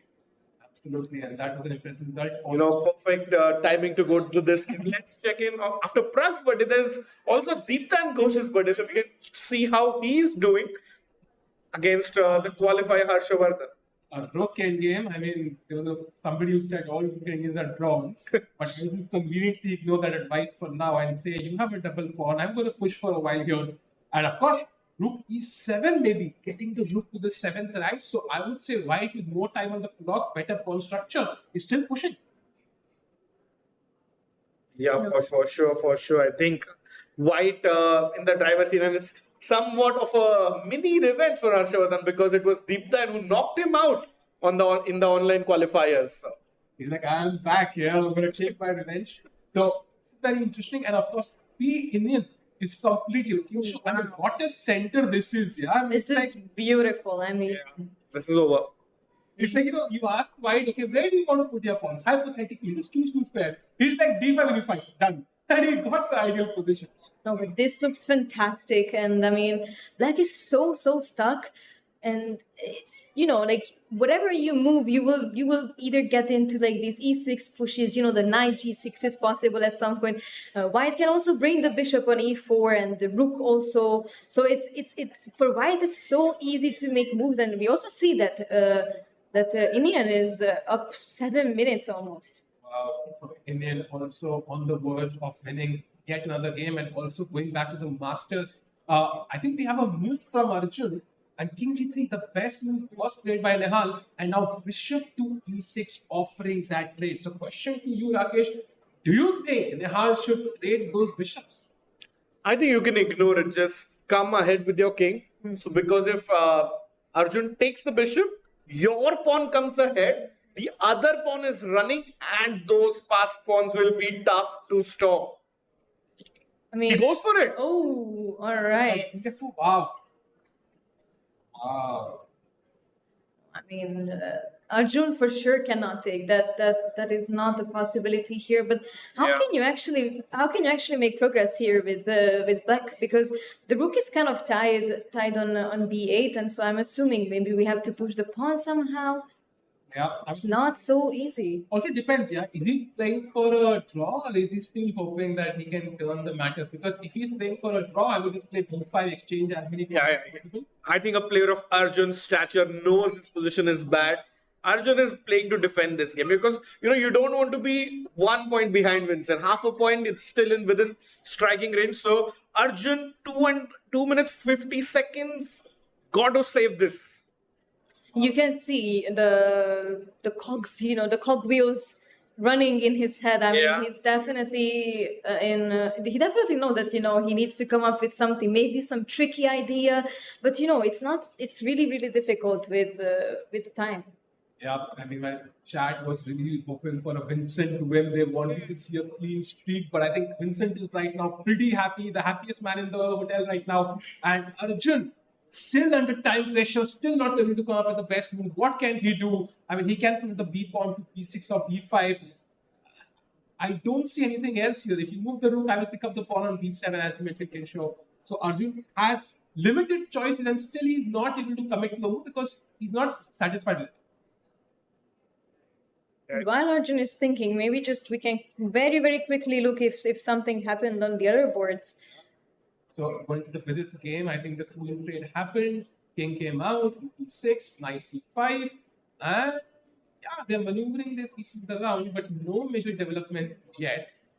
If you pick up this pawn on b7, then there is rook b8, exactly what Gujrathi wants to kind of break open this strong pawn chain. And again, white also now, slowly going down the clock.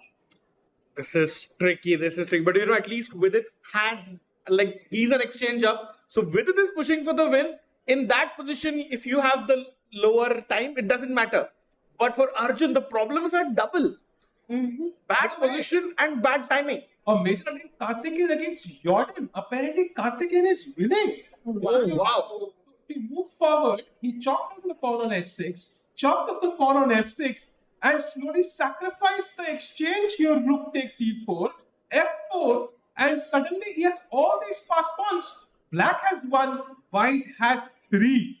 And 3 is greater than 1. We all know it's clearly better for white. Murli Gadhan got upgraded to the A category. So really nice for Murli to show that he can also win against these master players. And in fact, because of which, Abhimanyu Puranik became the top seed of the challengers. And he's here high-fiving his friends because after a crushing win, he's in the lead of the challengers section. Wow, and of course, now if d3 happens, you have to play c4 and stop that pawn, because black's pawn, even though it's on d1, it's further advanced. You've taken that and d3 played by black, and now c4, the only move for Karthikeyan. And he finds it, Sai. Let's go. I mean, this looks fantastic for white, and you know, I mean, it's amazing to see that even though, you know, he wasn't mentally also prepared, you know, to be upgraded on in the Masters section, but he's proving it to us that, you know, he definitely deserves to be here, and this game is the biggest proof of that. I think this is evidence that India has so much talent, and when they get the opportunity, they absolutely crush it. And so, as Karthikeyan is pushing here, let's have a look at the game of Nihal again. Nihal finally says, Arjun says, you know what? I'm tired of my passive rook. How long can I stay here? If I die, I'll die trying. And he says rook to g8, and the rook is coming in the second rank. And Sahil, I'd like to remind, do not go for the tempting bishop takes b7 because you lose the game. Wow!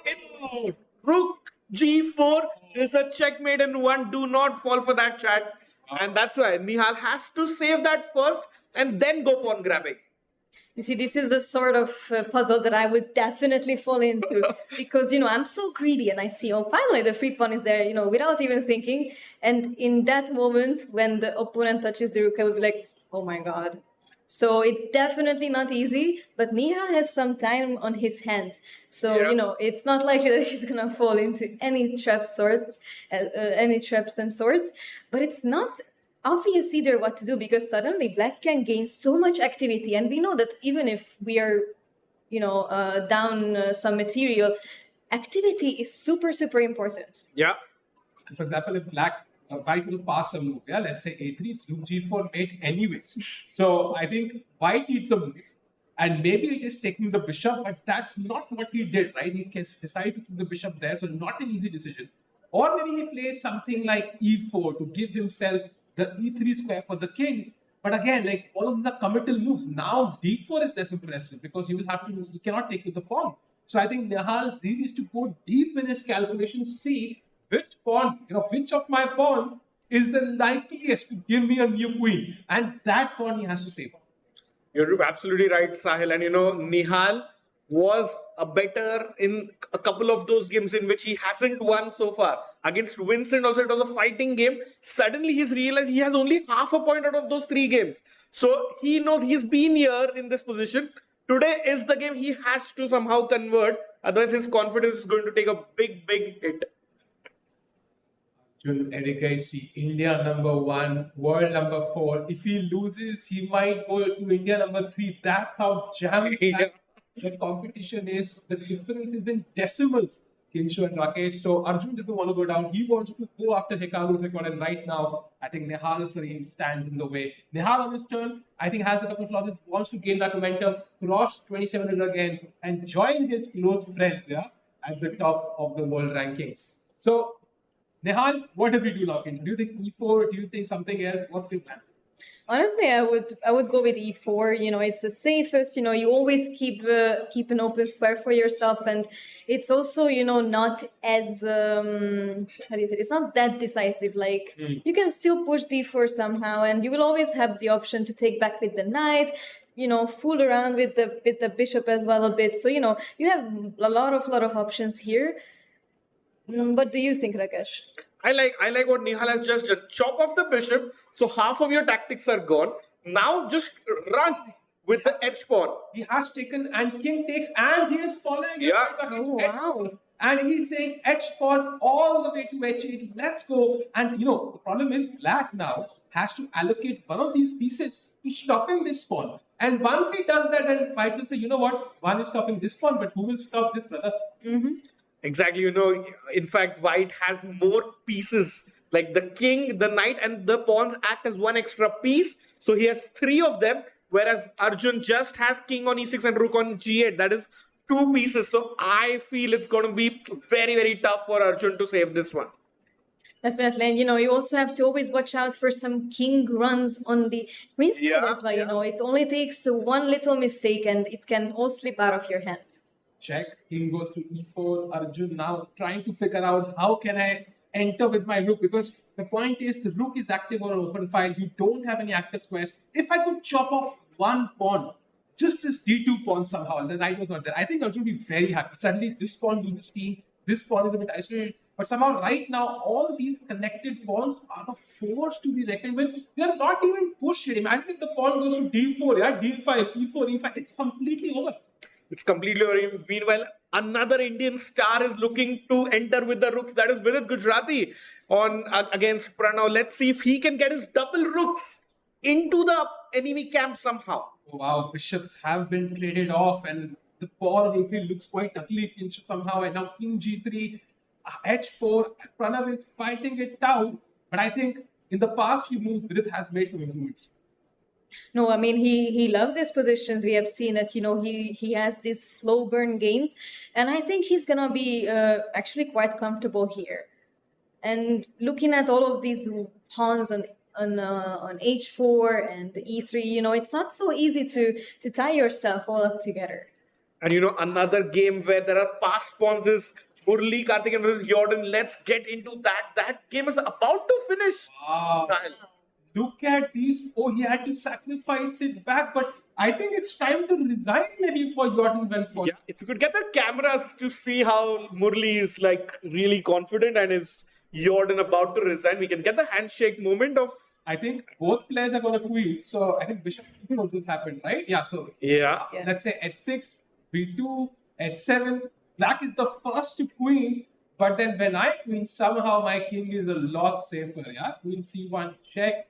Knight e3, and I don't see any more checks, and I still have 2 connected passed pawns. Murli Karthikeyan is raised. Yeah, queen and knight are the best combination, most lethal on the board, and knight near the king protects all the checks. Murli proving both these principles right, and what a time. I mean, Murli comes back, is about to win against the Dutch number 2, Jordan van Voorhis. I mean, this game is actually just crazy, and you can see that Jordan is in deep thinking. I mean, it's not an easy time for him either, and you can see Karthikeyan is actually super comfortable. He just had some water, and he knows that this is going as he expected. Yeah.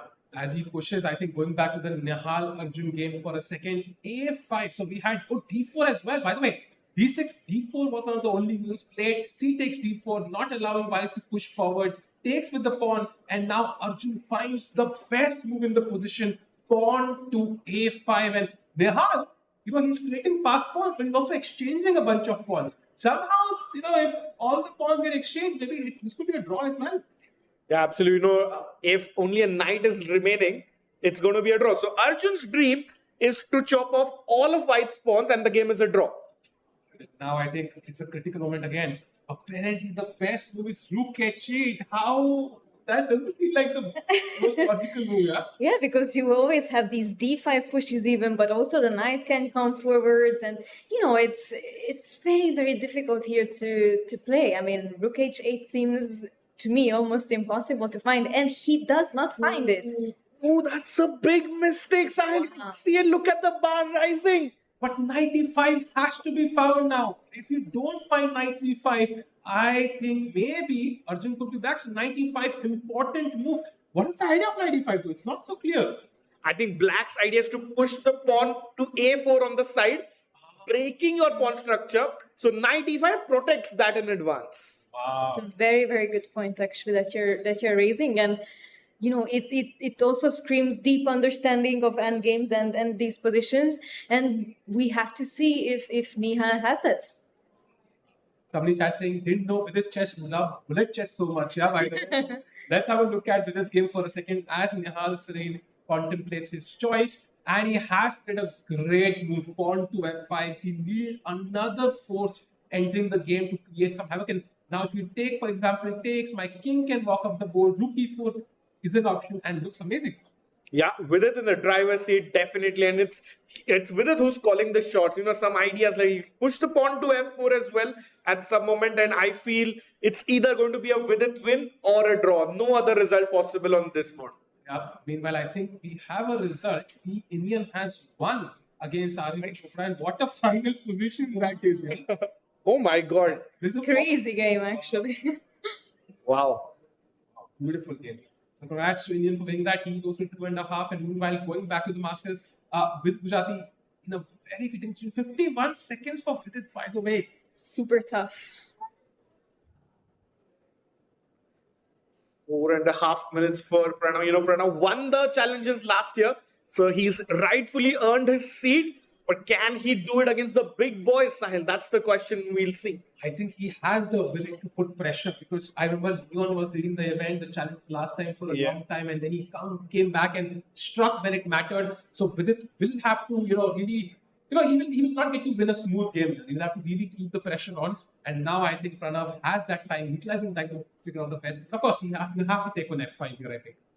Yeah, Chennai boy Pranav is also the reigning World Junior champion, and Vidit himself was a bronze medalist in the World Junior event. So such a tough event. You don't win events like these, without being super strong. So he takes on f5. Yeah, nice move by Pranav. And now what does, Pranav do? Because the choice is difficult. Sometimes you just have to sit tight. Like the best thing could be not to do anything, and that's not easy.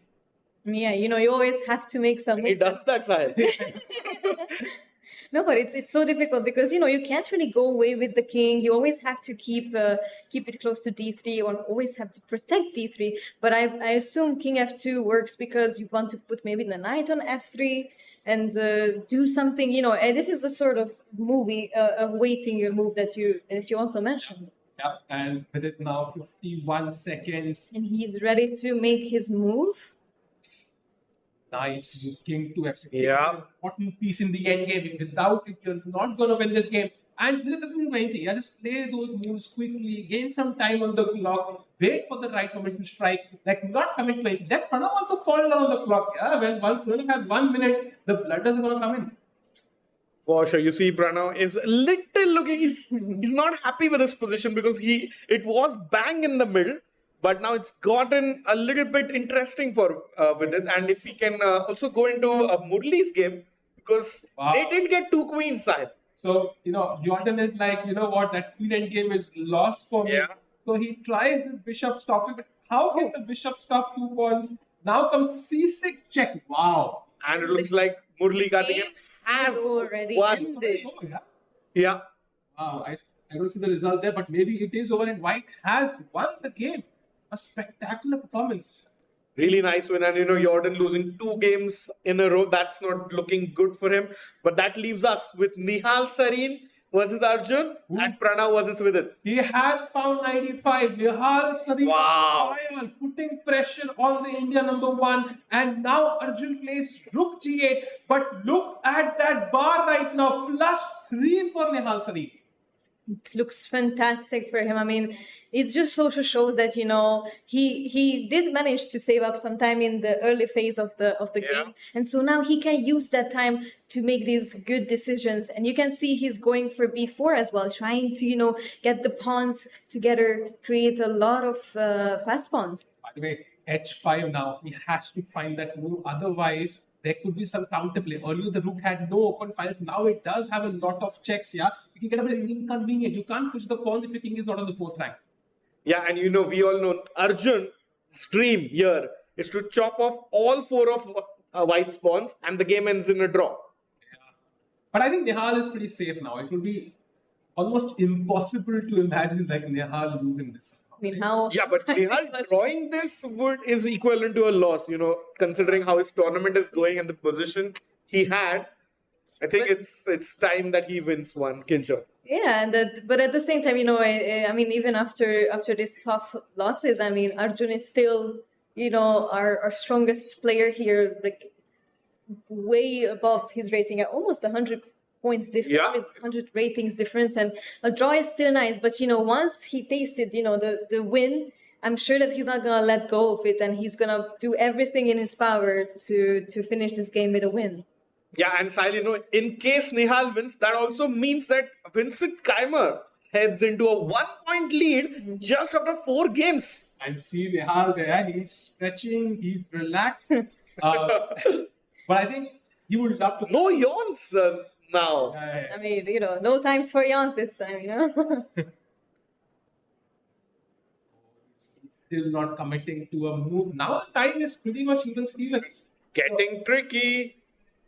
Ooh, what did he play D5? It's a big mistake. Wow. That was not the best move. Although it still maintains Nihal's slight edge, it was not the best. It's a human move though, Rakesh, right? I want to play King D4, C5 and do this quite smoothly. So what happens on King D4? I'm guessing just a check, yeah?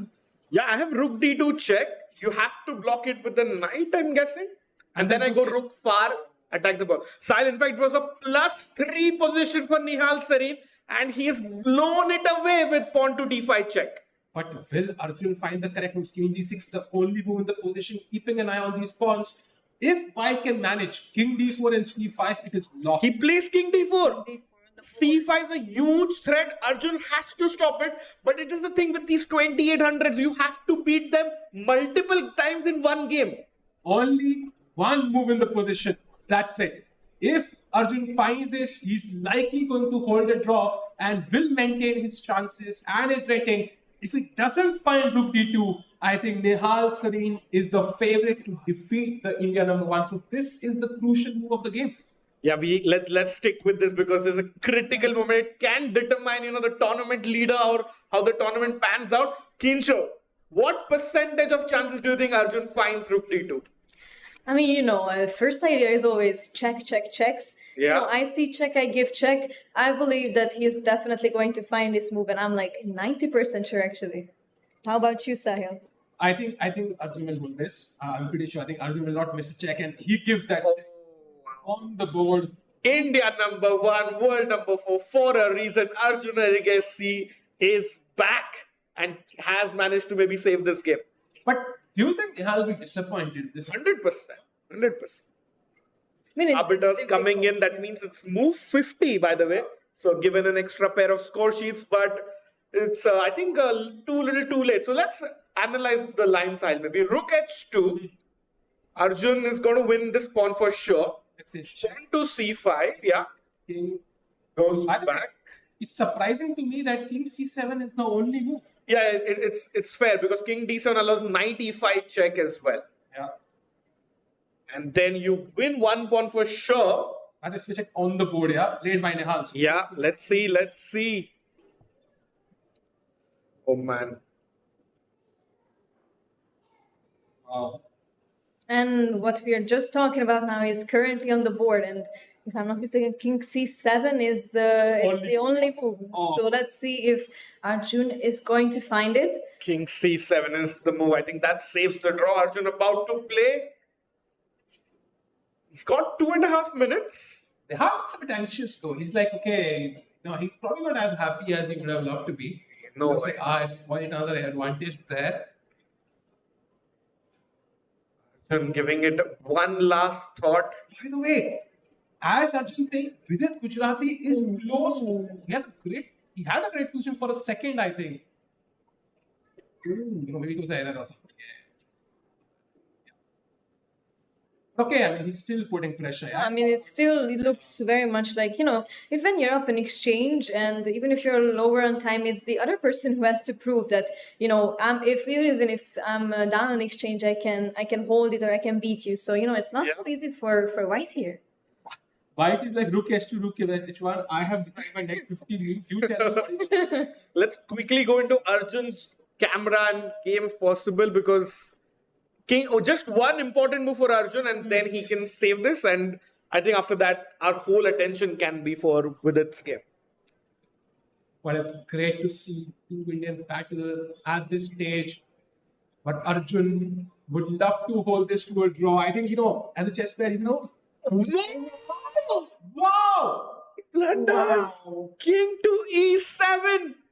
Nihal has a chance again. That's why we love this game, Sahil. But is it easy to find? I think d6 check is the obvious move. You want to play this, check the king, and now if you go and he gives that check in a second. If Wow. King d7, king d5 is a simple win. I think it's understandable. What happens when king e6 now? Do I have like knight f4 I'm check? thinking of the same Knight actually. f4, king d7, and now king d5. Yeah. Yeah, I would be maybe worried of the checks exactly. It is tricky. It is Really tricky. By the check on the board, we'll see what Nihal does. Now, king e6 is an important move, I think. Yeah, if Arjun has to put up a good resistance, king e6. He has just 1 minute on the clock. And look at Nihal just, rolling in the chair, just standing up, while Arjun is completely, under pressure, doesn't know what to do exactly. I think this is difficult. Yeah, 55 seconds for Erigaisi. He's Very tough. strong. He's very sharp. And he finds king e6. And now, your move, Rakesh, knight to f4. It's still tricky. And it's the exact evaluation. Like knight, 3 pawns versus the rook. It's been going on for a while. And let's see if Nihal finds. Nihal also down to 4.5 minutes, by the way. You can see him visualizing the board when he's looking away, and is he gonna make his move soon? I think he will. He's about Yes. He's ready to go. And he plays it. By the way, this is why I love this time control, because imagine if this was like extra time, you would get like 30 more minutes now. It would really just, it would be the end of the game for Arjun anyways. So it's amazing. And now king d7, and now there are multiple moves, but it's not an easy choice. I would love to play king d5, but there is this irritating check by the black move. So how do we move forward? It's tough.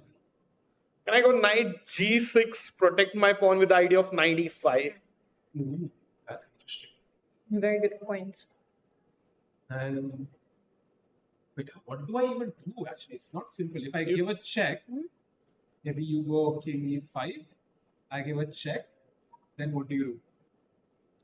It's actually super tough. So okay, how are you wanting the checks though, first of all? And I assume you start going around maybe with something like I'll continue checks. No, like king f5, a rook f2, knight f4 maybe. You wanna go this way. But I wouldn't be surprised if the bar, swings down to equal. Let's play knight f4. No, knight f4. Knight f4. Yeah. Wow. And maybe now you can also push the. Now see the bar comes down. It's still tricky. It's still tricky. And so Nihal is thinking rightfully so. I mean, we can also see now that we're analyzing that it's not like such an obvious position, even if the bar is showing us that, white is completely winning. So it just goes to show that how important it is that every single second of the game, you're completely focused and you never let go of your focus, because otherwise just one small mistake can cost you half a point or even a whole point. True. And just a brief look at the Vidit game, because there have been huge updates. He did double up his rook on the H file, and now e4 takes. So we're gonna have a rook for a knight and a pawn. Rakesh, is it a theoretical draw, or will Vidit push here?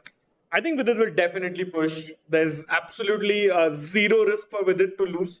And in time pressure, you never know. Pranav can crumble, and the point is there is a knight and a pawn for the rook, which is almost 4 points versus 5 for the rook.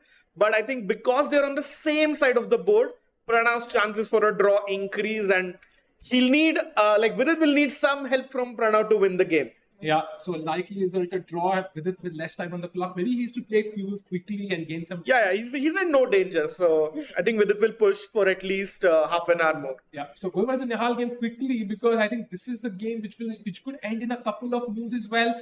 Nihal about to play a move. Oh, I'm curious how he's gonna approach this position. He's excited, yeah? Yeah. He's excited right now. Oh, he's stopped himself. He's also. I've never seen Nihal this excited. You know why? Because he normally plays online only. But can he do? He's by the first time below Arjun's time in this time pressure phase. So the pressure's getting to him as well. Nihal Sarin, I think, was one of the first prodigies, right? 2600. I think Yeah. very, very strong. Now he is. Knight. Yeah, he's going after the knight. Arjun ready to write down the move. Wow. Yeah. Oh.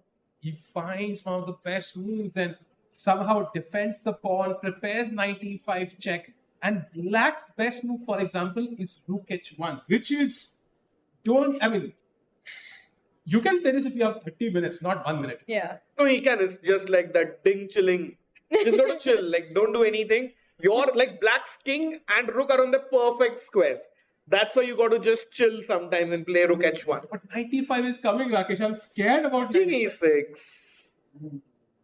The problem is the H pawn is undefended. So Arjun has to just play Rook H1 here.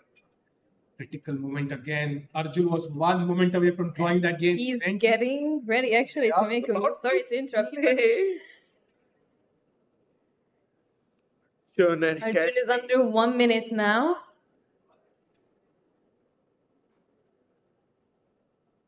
Wow. Finds that move. Rook H1 keeps this pawn under check, under locking key. And now White has to find a way to push one of these pawns, which is not easy, as you mentioned. 95 check, King E6.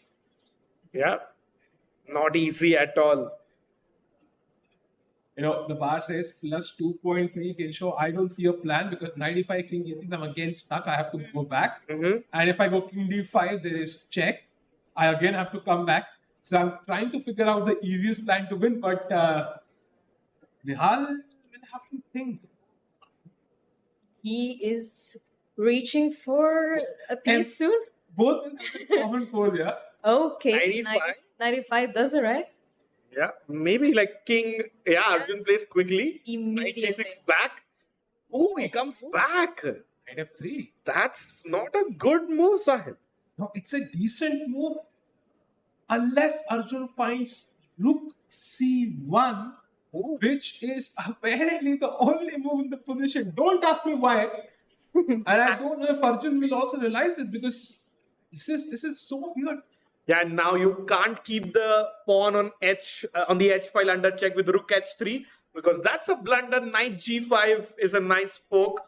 So Arjun definitely won't play that. And Rook C1, Sahil, you said, is the only move. Yeah, for example, if you play, let's say, King D7, King D5, if you give a check, now the knight has this. That's Nihal's idea. There you go. And you've basically created a barrier between the king and the rook. So very important moment for Arjun, who has 49 seconds on his clock. He's been playing on the increment for a long time now. Every move, takes a toll on you. And I think Rook C1 is the only move. Other than that, it's like -5. Yeah.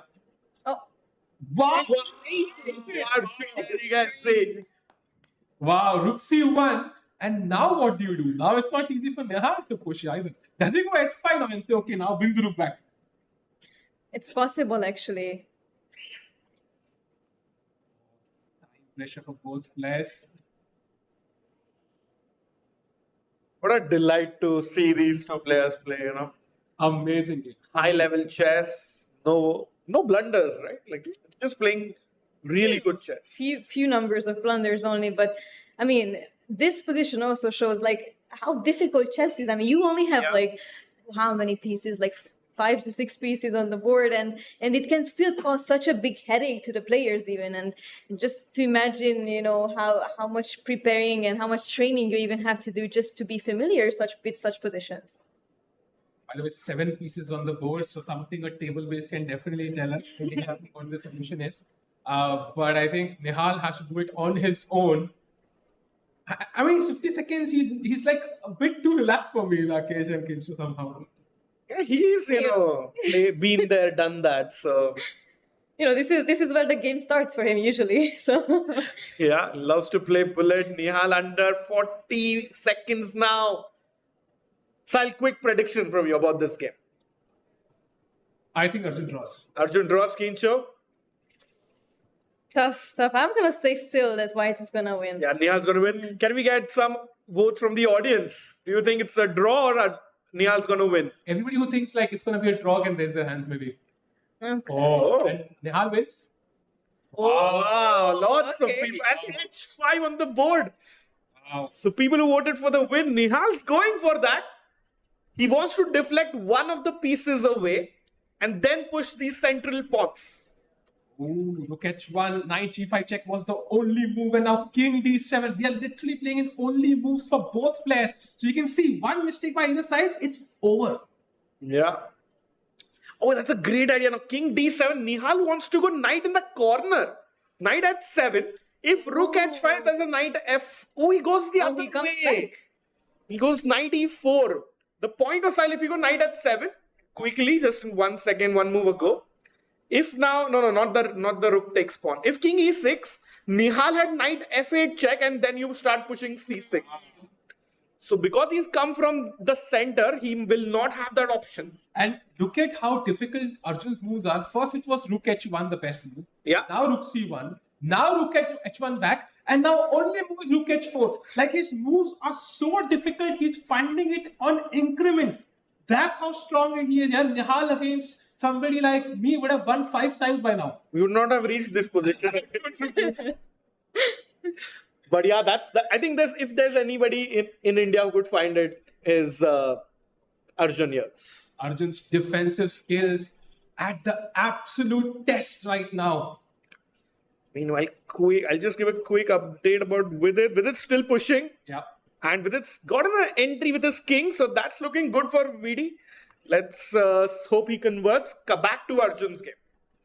H4 is the move. Will he? 30 seconds. Oh. Only move. He needs to pin that knight.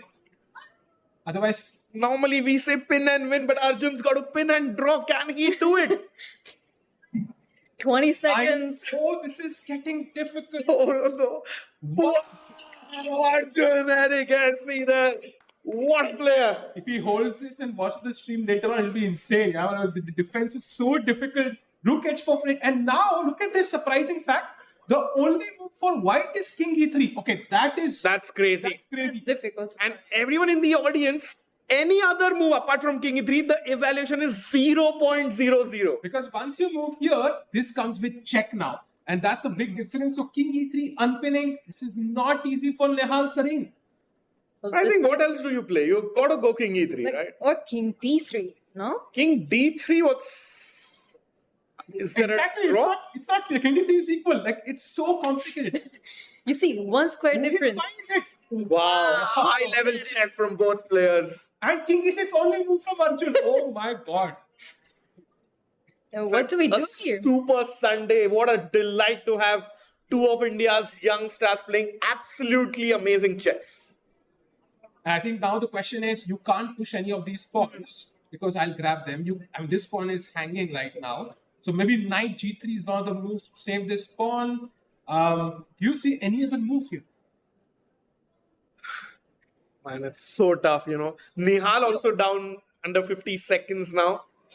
Yeah, but this is the sort of situation or position where you would, sit down a bit and just think. But the problem is that the players have no time to think. Knight G5 on the board. Wow. And now King D7 again. Only that's easy. Played. Yeah. Gaining some time, I'm guessing. Yeah. Getting some shouts before draw. I don't think Nihal wants that. He's just repeating the position to gain some time. Rakesh, now knight G5 is the only move, but he's only been there once, right? So knight G5, King D7. Now he has to find knight H7 or it's a draw already. Wow. Because he repeated once. We are in the only move zone then for Nihal. This is difficult. I think Nihal probably repeated once too many and now he has to find knight G5 and knight H7. The move you said way back here.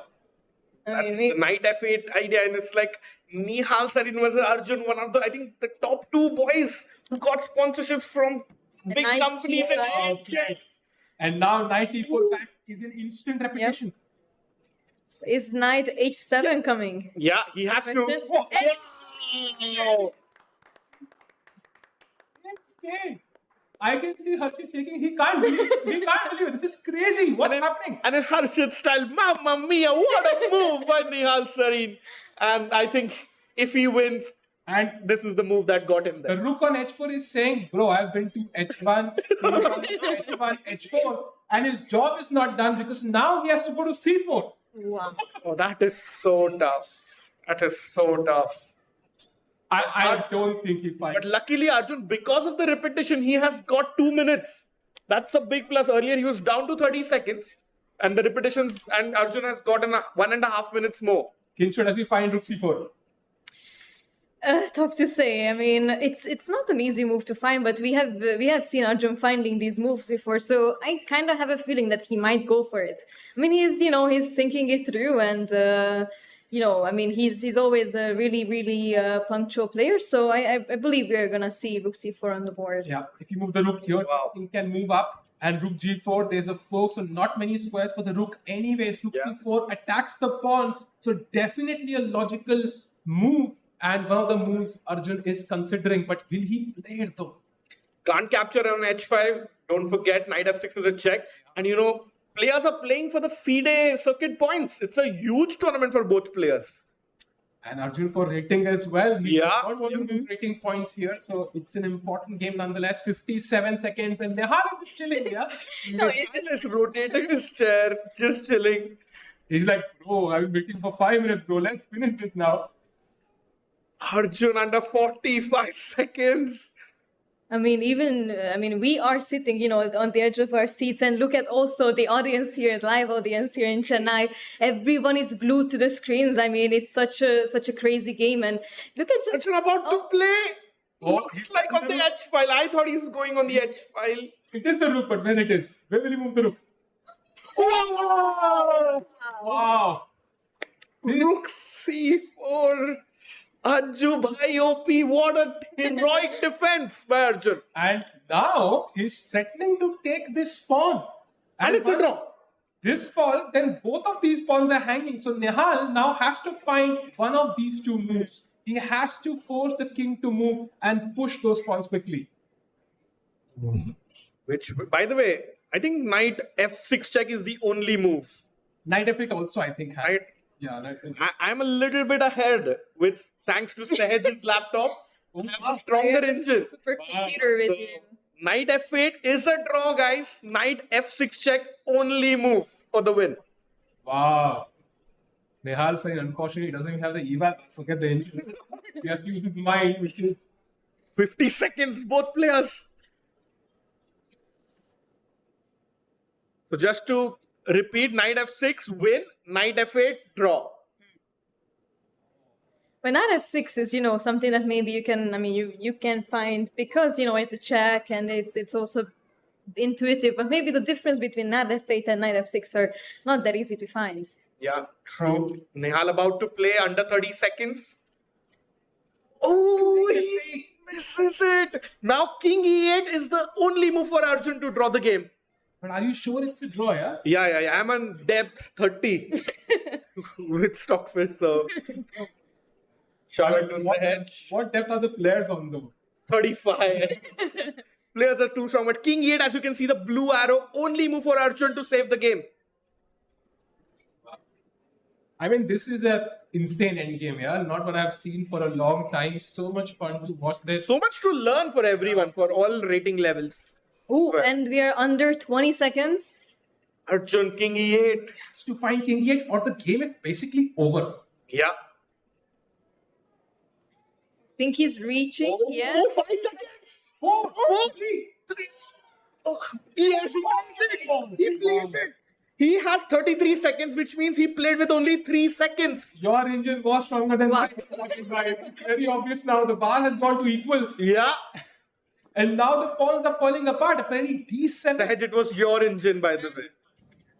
No. Your engine was stronger. So, wow, the game is drawn. Not drawn, okay, about to. Objective result. What actually happens on the board is a mystery. 20 seconds, Nihal, chalo. 17. Both players actually with steel nerves here. Wow. Oh, he's about to go in. 96. God. 6 seconds, Nihal.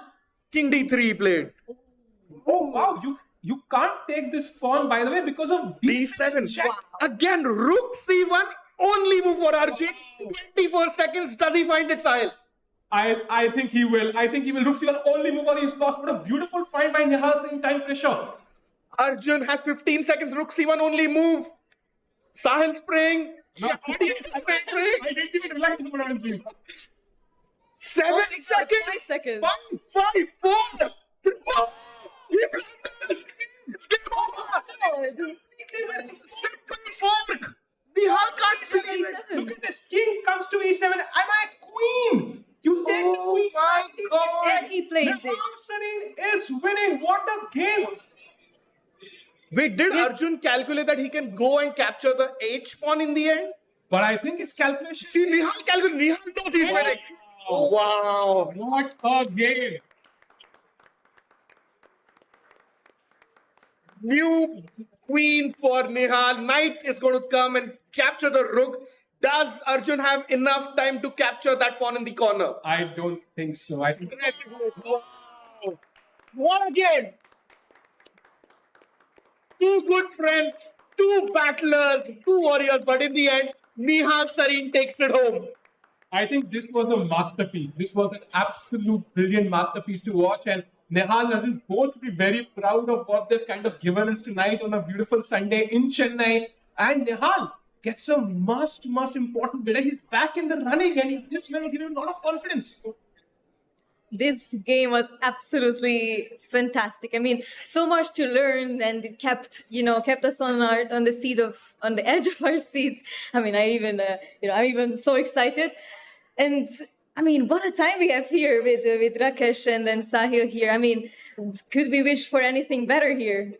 And this means now Vincent Keymer is in sole lead by a difference of 1 point. Yeah. And he would be, after 4 rounds, the clear favorite to win this. Unless, of course, Arjun or somebody beats him, and it's going to be an exciting tournament up ahead. But Sahil, all's not done. Vidit is still playing. Yeah, of course. Let's jump into Greedy Weedy's game and see, can he convert his slight material advantage?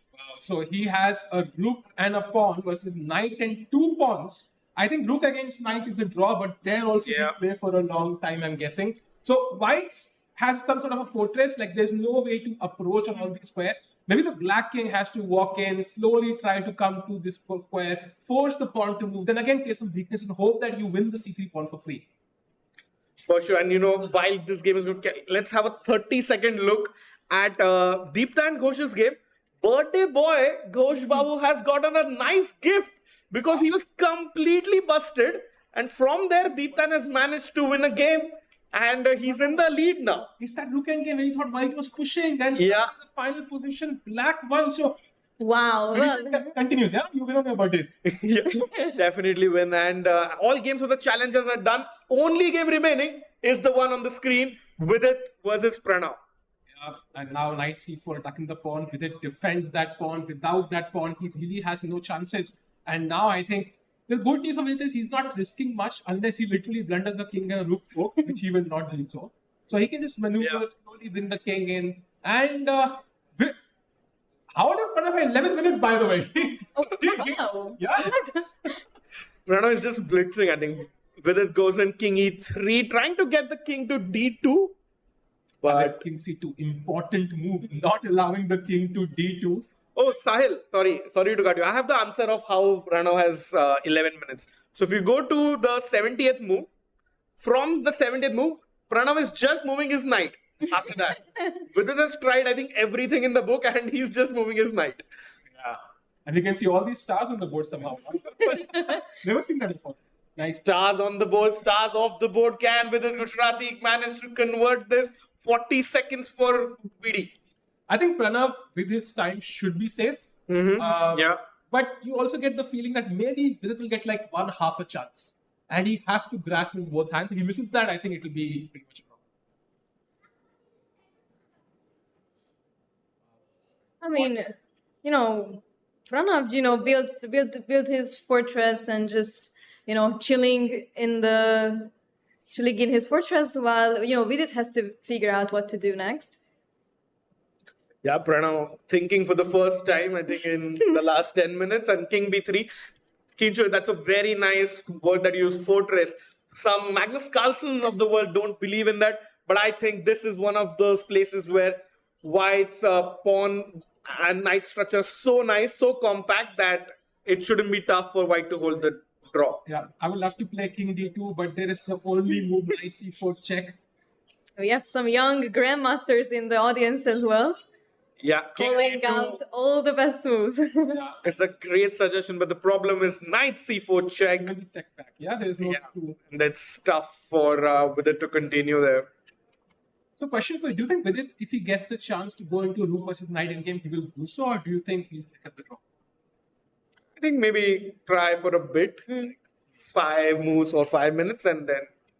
I mean, we've seen, this happen, I believe, in one of the events that you covered. I remember that was... Magnus against Vidit. Yes. Yeah, Magnus won that game on like the 48th Yes. So, you can always, give it a try, and depending on how you feel about the game, you can either continue... It was just immediately after Vidit's wedding. It was Freestyle Paris, if I'm not mistaken. Yeah, that one. So, but the 68th move was the last pawn capture. So no pawn moves or no captures for 50 moves, 5-0. Then the game is declared as a draw. So Pranav will have his eye out for the 118th move, I believe. Wow, what an amazing day so far. And actually, they have agreed on a draw. Oh, wow. I think a fair result. Yeah. There was no clear way to break through. White's king was kind of cutting off the black king. And Vidit, I think, is happy with the draw with the black pieces. And yeah, both players with a smile on their faces. Yeah, Vidit was the only one who was pushing for the win. He was in the driver's seat throughout the game. He'll be happy with his game. And, last 2 games have been really good for him, 1.5 on 2. And I think he is taking on Vincent Keymer. What a game that's going to be. Vidit will have the white pieces tomorrow against Vincent. What a way to stop the challenger by doing it yourself, Sahil. Yeah, I would love to see the standings and the pairings of tomorrow if we have it. But you are right. It is Vidit with the white pieces tomorrow. And I mean, it's been such an eventful event here in Chennai. And I mean, the action doesn't stop. Because tomorrow we will have also a lot of interesting and fun games. Yeah, we could have the pairings for tomorrow. And to wrap it up, Vincent Keymer in a 1-point lead. Arjun Erigaisi, who lost sadly today, is trailing him. And I think it's Abhimanyu Puranik who leads in the challenges section. And Leon also got a nice win today against Harika. So Abhimanyu Puranik with 3.5 points out of 4 in the challenges is our leader. And Vincent Keymer with an identical score of 3.5 out of 4 is the leader. Yeah, there you see it, the Masters summary. Karthikeyan Murli defeats Jordan Van Forest. Yeah, such an important result for him. Robson draws against Liang. Nihal Sarin in that epic win against... Wow, what a game. Pranav draws against Vidit and Vincent draws against Anish. So a spectacular day. I think the game of the day is clearly Nihal against Arjun. What do you think is going on in Arjun's mind right now? I mean, it's must be like super difficult to live through this loss because he was making the best moves like repeatedly, and suddenly it just slipped out of his hands. And he was also trying to catch up to Vincent, and now it's not gonna be so easy. So what do you think how is he going to manage to bounce back? I think Arjun's a thorough professional. He's been there, done that so many times. He'll have a word with his team, his coaches. His mom is here as well in Chennai. So he'll have a word. And meanwhile, I'm excited for tomorrow's pairings. If you're going to have showed that to our audience as well. Because Sahil, I think tomorrow's game of the day is going to be Vidit versus Vincent. And also, I think Arjun Erigaisi plays Pranav. So he would love to get that win under his belt. True. And, kind of catch up with Vincent. If Vidit defeats Vincent, Arjun defeats Pranav, then suddenly we have 2 leaders. So it's going to be super, super exciting. We are almost halfway through Chennai Grand Masters. Who do you think will win the event? I think it's going to be Vincent's event to lose because after the start he has had. But stranger things have happened in the chess world. Kinshuk, your predictions for the eventual winner? I feel like Vincent came in with such a strong start, and no one can seems to stop him. So I really, really think that tomorrow is gonna be a very important day in the course of the tournament. And I kind of feel like Vincent is gonna do great things, but I would not jinx it just yet. Wow, so this is going to be amazing. And meanwhile, I think Jordan, of course, will love to come back tomorrow as well. And who knows, you might have some more guests coming in the future days. I mean, how amazing was it to have Vishy sir on the broadcast, kind of commentating and sharing his knowledge? I mean, it's all happening because of him at the end. He's the one who kind of inspired these youngsters to reach where they are now. Absolutely, Vishy sir giving us 2 hours of amazing insights and commentary. We have the round 5 pairings on the board. Vidit versus Vincent, amazing work by production team, putting them in the center, telling us that's gonna be our featured matchup. Whereas Arjun versus Pranav, and I wonder what Liang versus Nihal Sarin. Your thoughts on Kinch on the other 2 matches as well? I mean, Anish versus Karthikeyan is also gonna be tough. I mean, Murali has showed how good of a player he is, that he definitely deserves to be here. Yeah. And it's gonna be tough for Anish to get above Murali here. And we also have Jordan Fanforest against Ray Robson, which I think is gonna be again a very tough matchup. I mean, Jordan has to bounce back after today and yesterday's game. So I'm sure that we will not be bored tomorrow. Which game are you actually looking forward to the most, Sahil? I'm excited for Vidit against Vincent because I think that game could be a tournament, defining game. If Vincent wins, then it's just a single through. He wins the event. If Vidit crushes him, then of course the entire tournament goes open. So it's gonna be a lot of fun. And we're gonna be back tomorrow with day number 5 of the Chennai Grand Masters. No rest day tomorrow, of course. We'll have to keep fighting. And thank you, Kinshuk. Thank you, Rakesh. And we're going to be back tomorrow with day number 5. Thank you for watching.